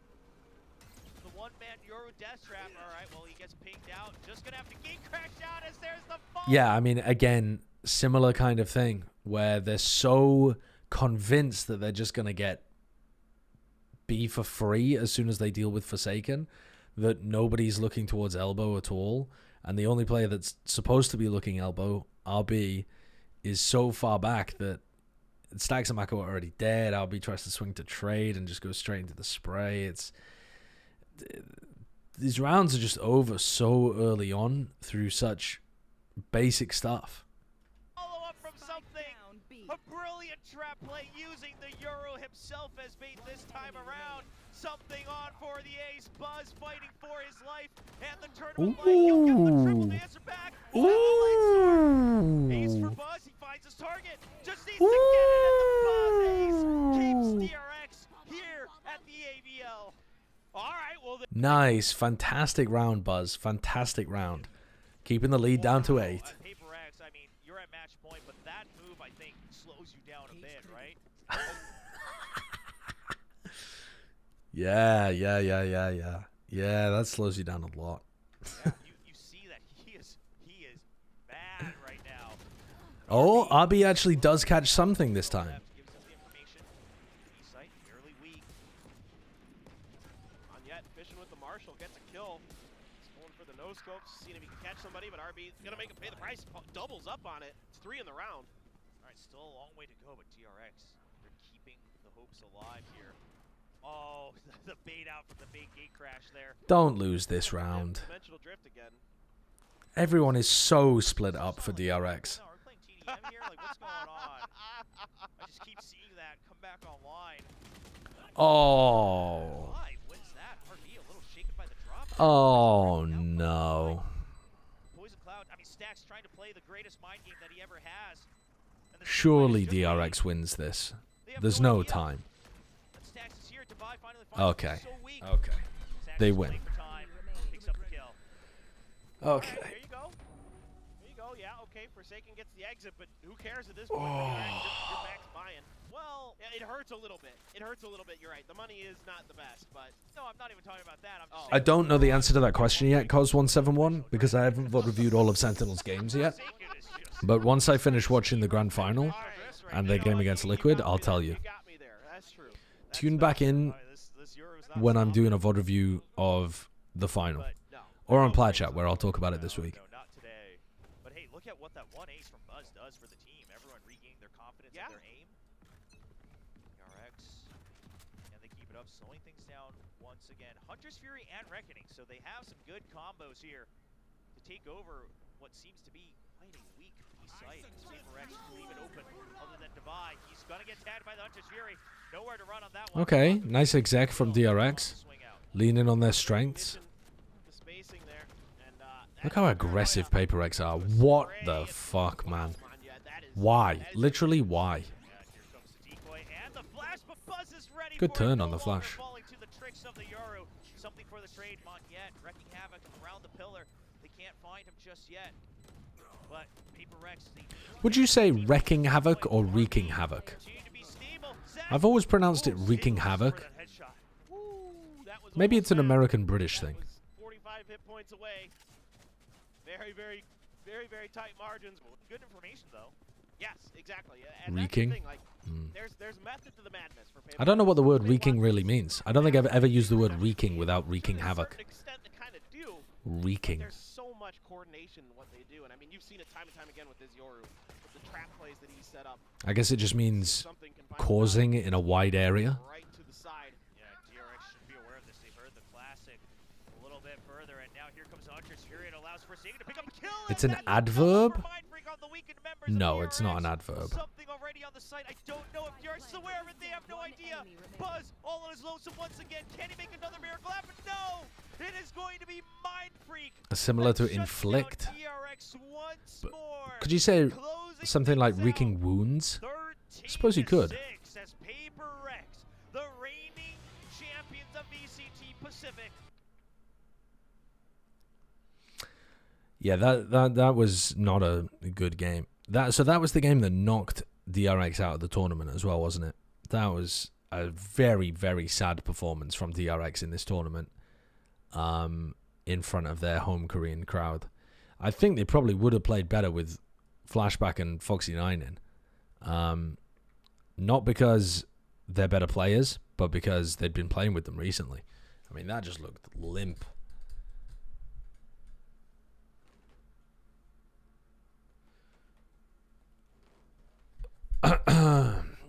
Have you not watched Furiously 9 yet? No, I didn't watch these games yet. I was gonna watch these games, didn't watch these games. This is the VOD backup. No, I haven't watched them yet. T1 look insane though. I watched the T1 EDG game and I thought T1 looked alright, but not amazing. But T1 play against Liquid here, that might change my mind. And then T1 also played against Paper Rex, right? But they ended up kind of getting whacked by Paper Rex, so I guess it's down to this game to change my mind a little bit about them. But yeah, we'll see. We'll see. Team Liquid versus T1 looks crazy. I mean, 6 aces, 6 4Ks, 4 1v2s, 11 1v1s. I mean, batshit bonkers. Absolutely bonkers. Ridiculous. Why did Liquid kick safe? Liquid didn't kick safe, right? Oh, no, wait. Oh, I listened to the safe interview a while back and now I can't remember. Was it the Liquid kicked safe? Liquid didn't want to work with safe for some reason. Oh, was it something to do with they didn't feel like his personality meshed well with the team or something? I feel like there was something about that, wasn't there?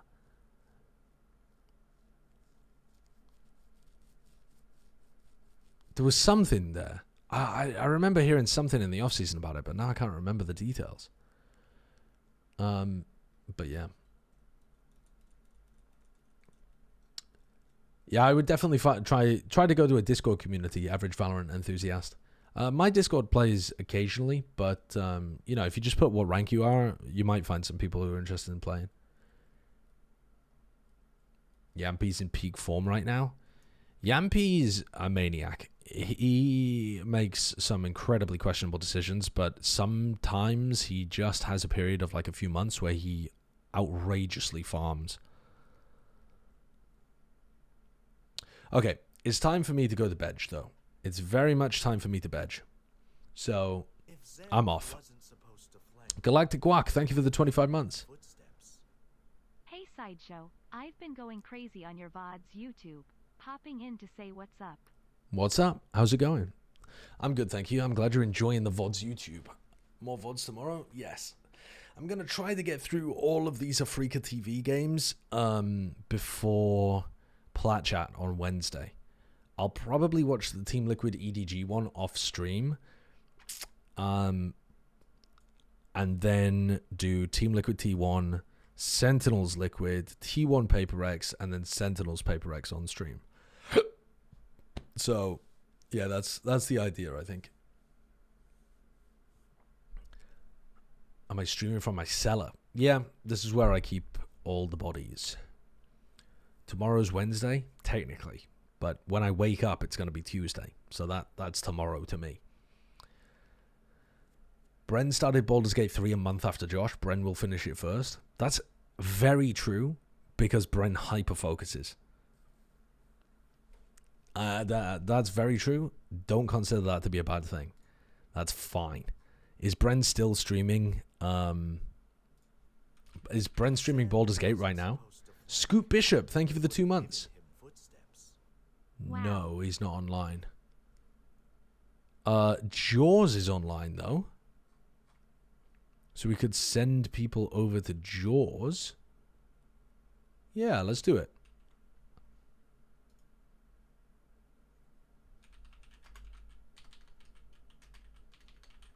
Alright. Someone should show Bren Bloons TD6. He might never do anything else with his life. Yeah, the review is over. The VOD will be on YouTube, and I'll probably cut down the Sentinels DRX VOD to pop up on my Valorant YouTube channel. For now, though, bye-bye.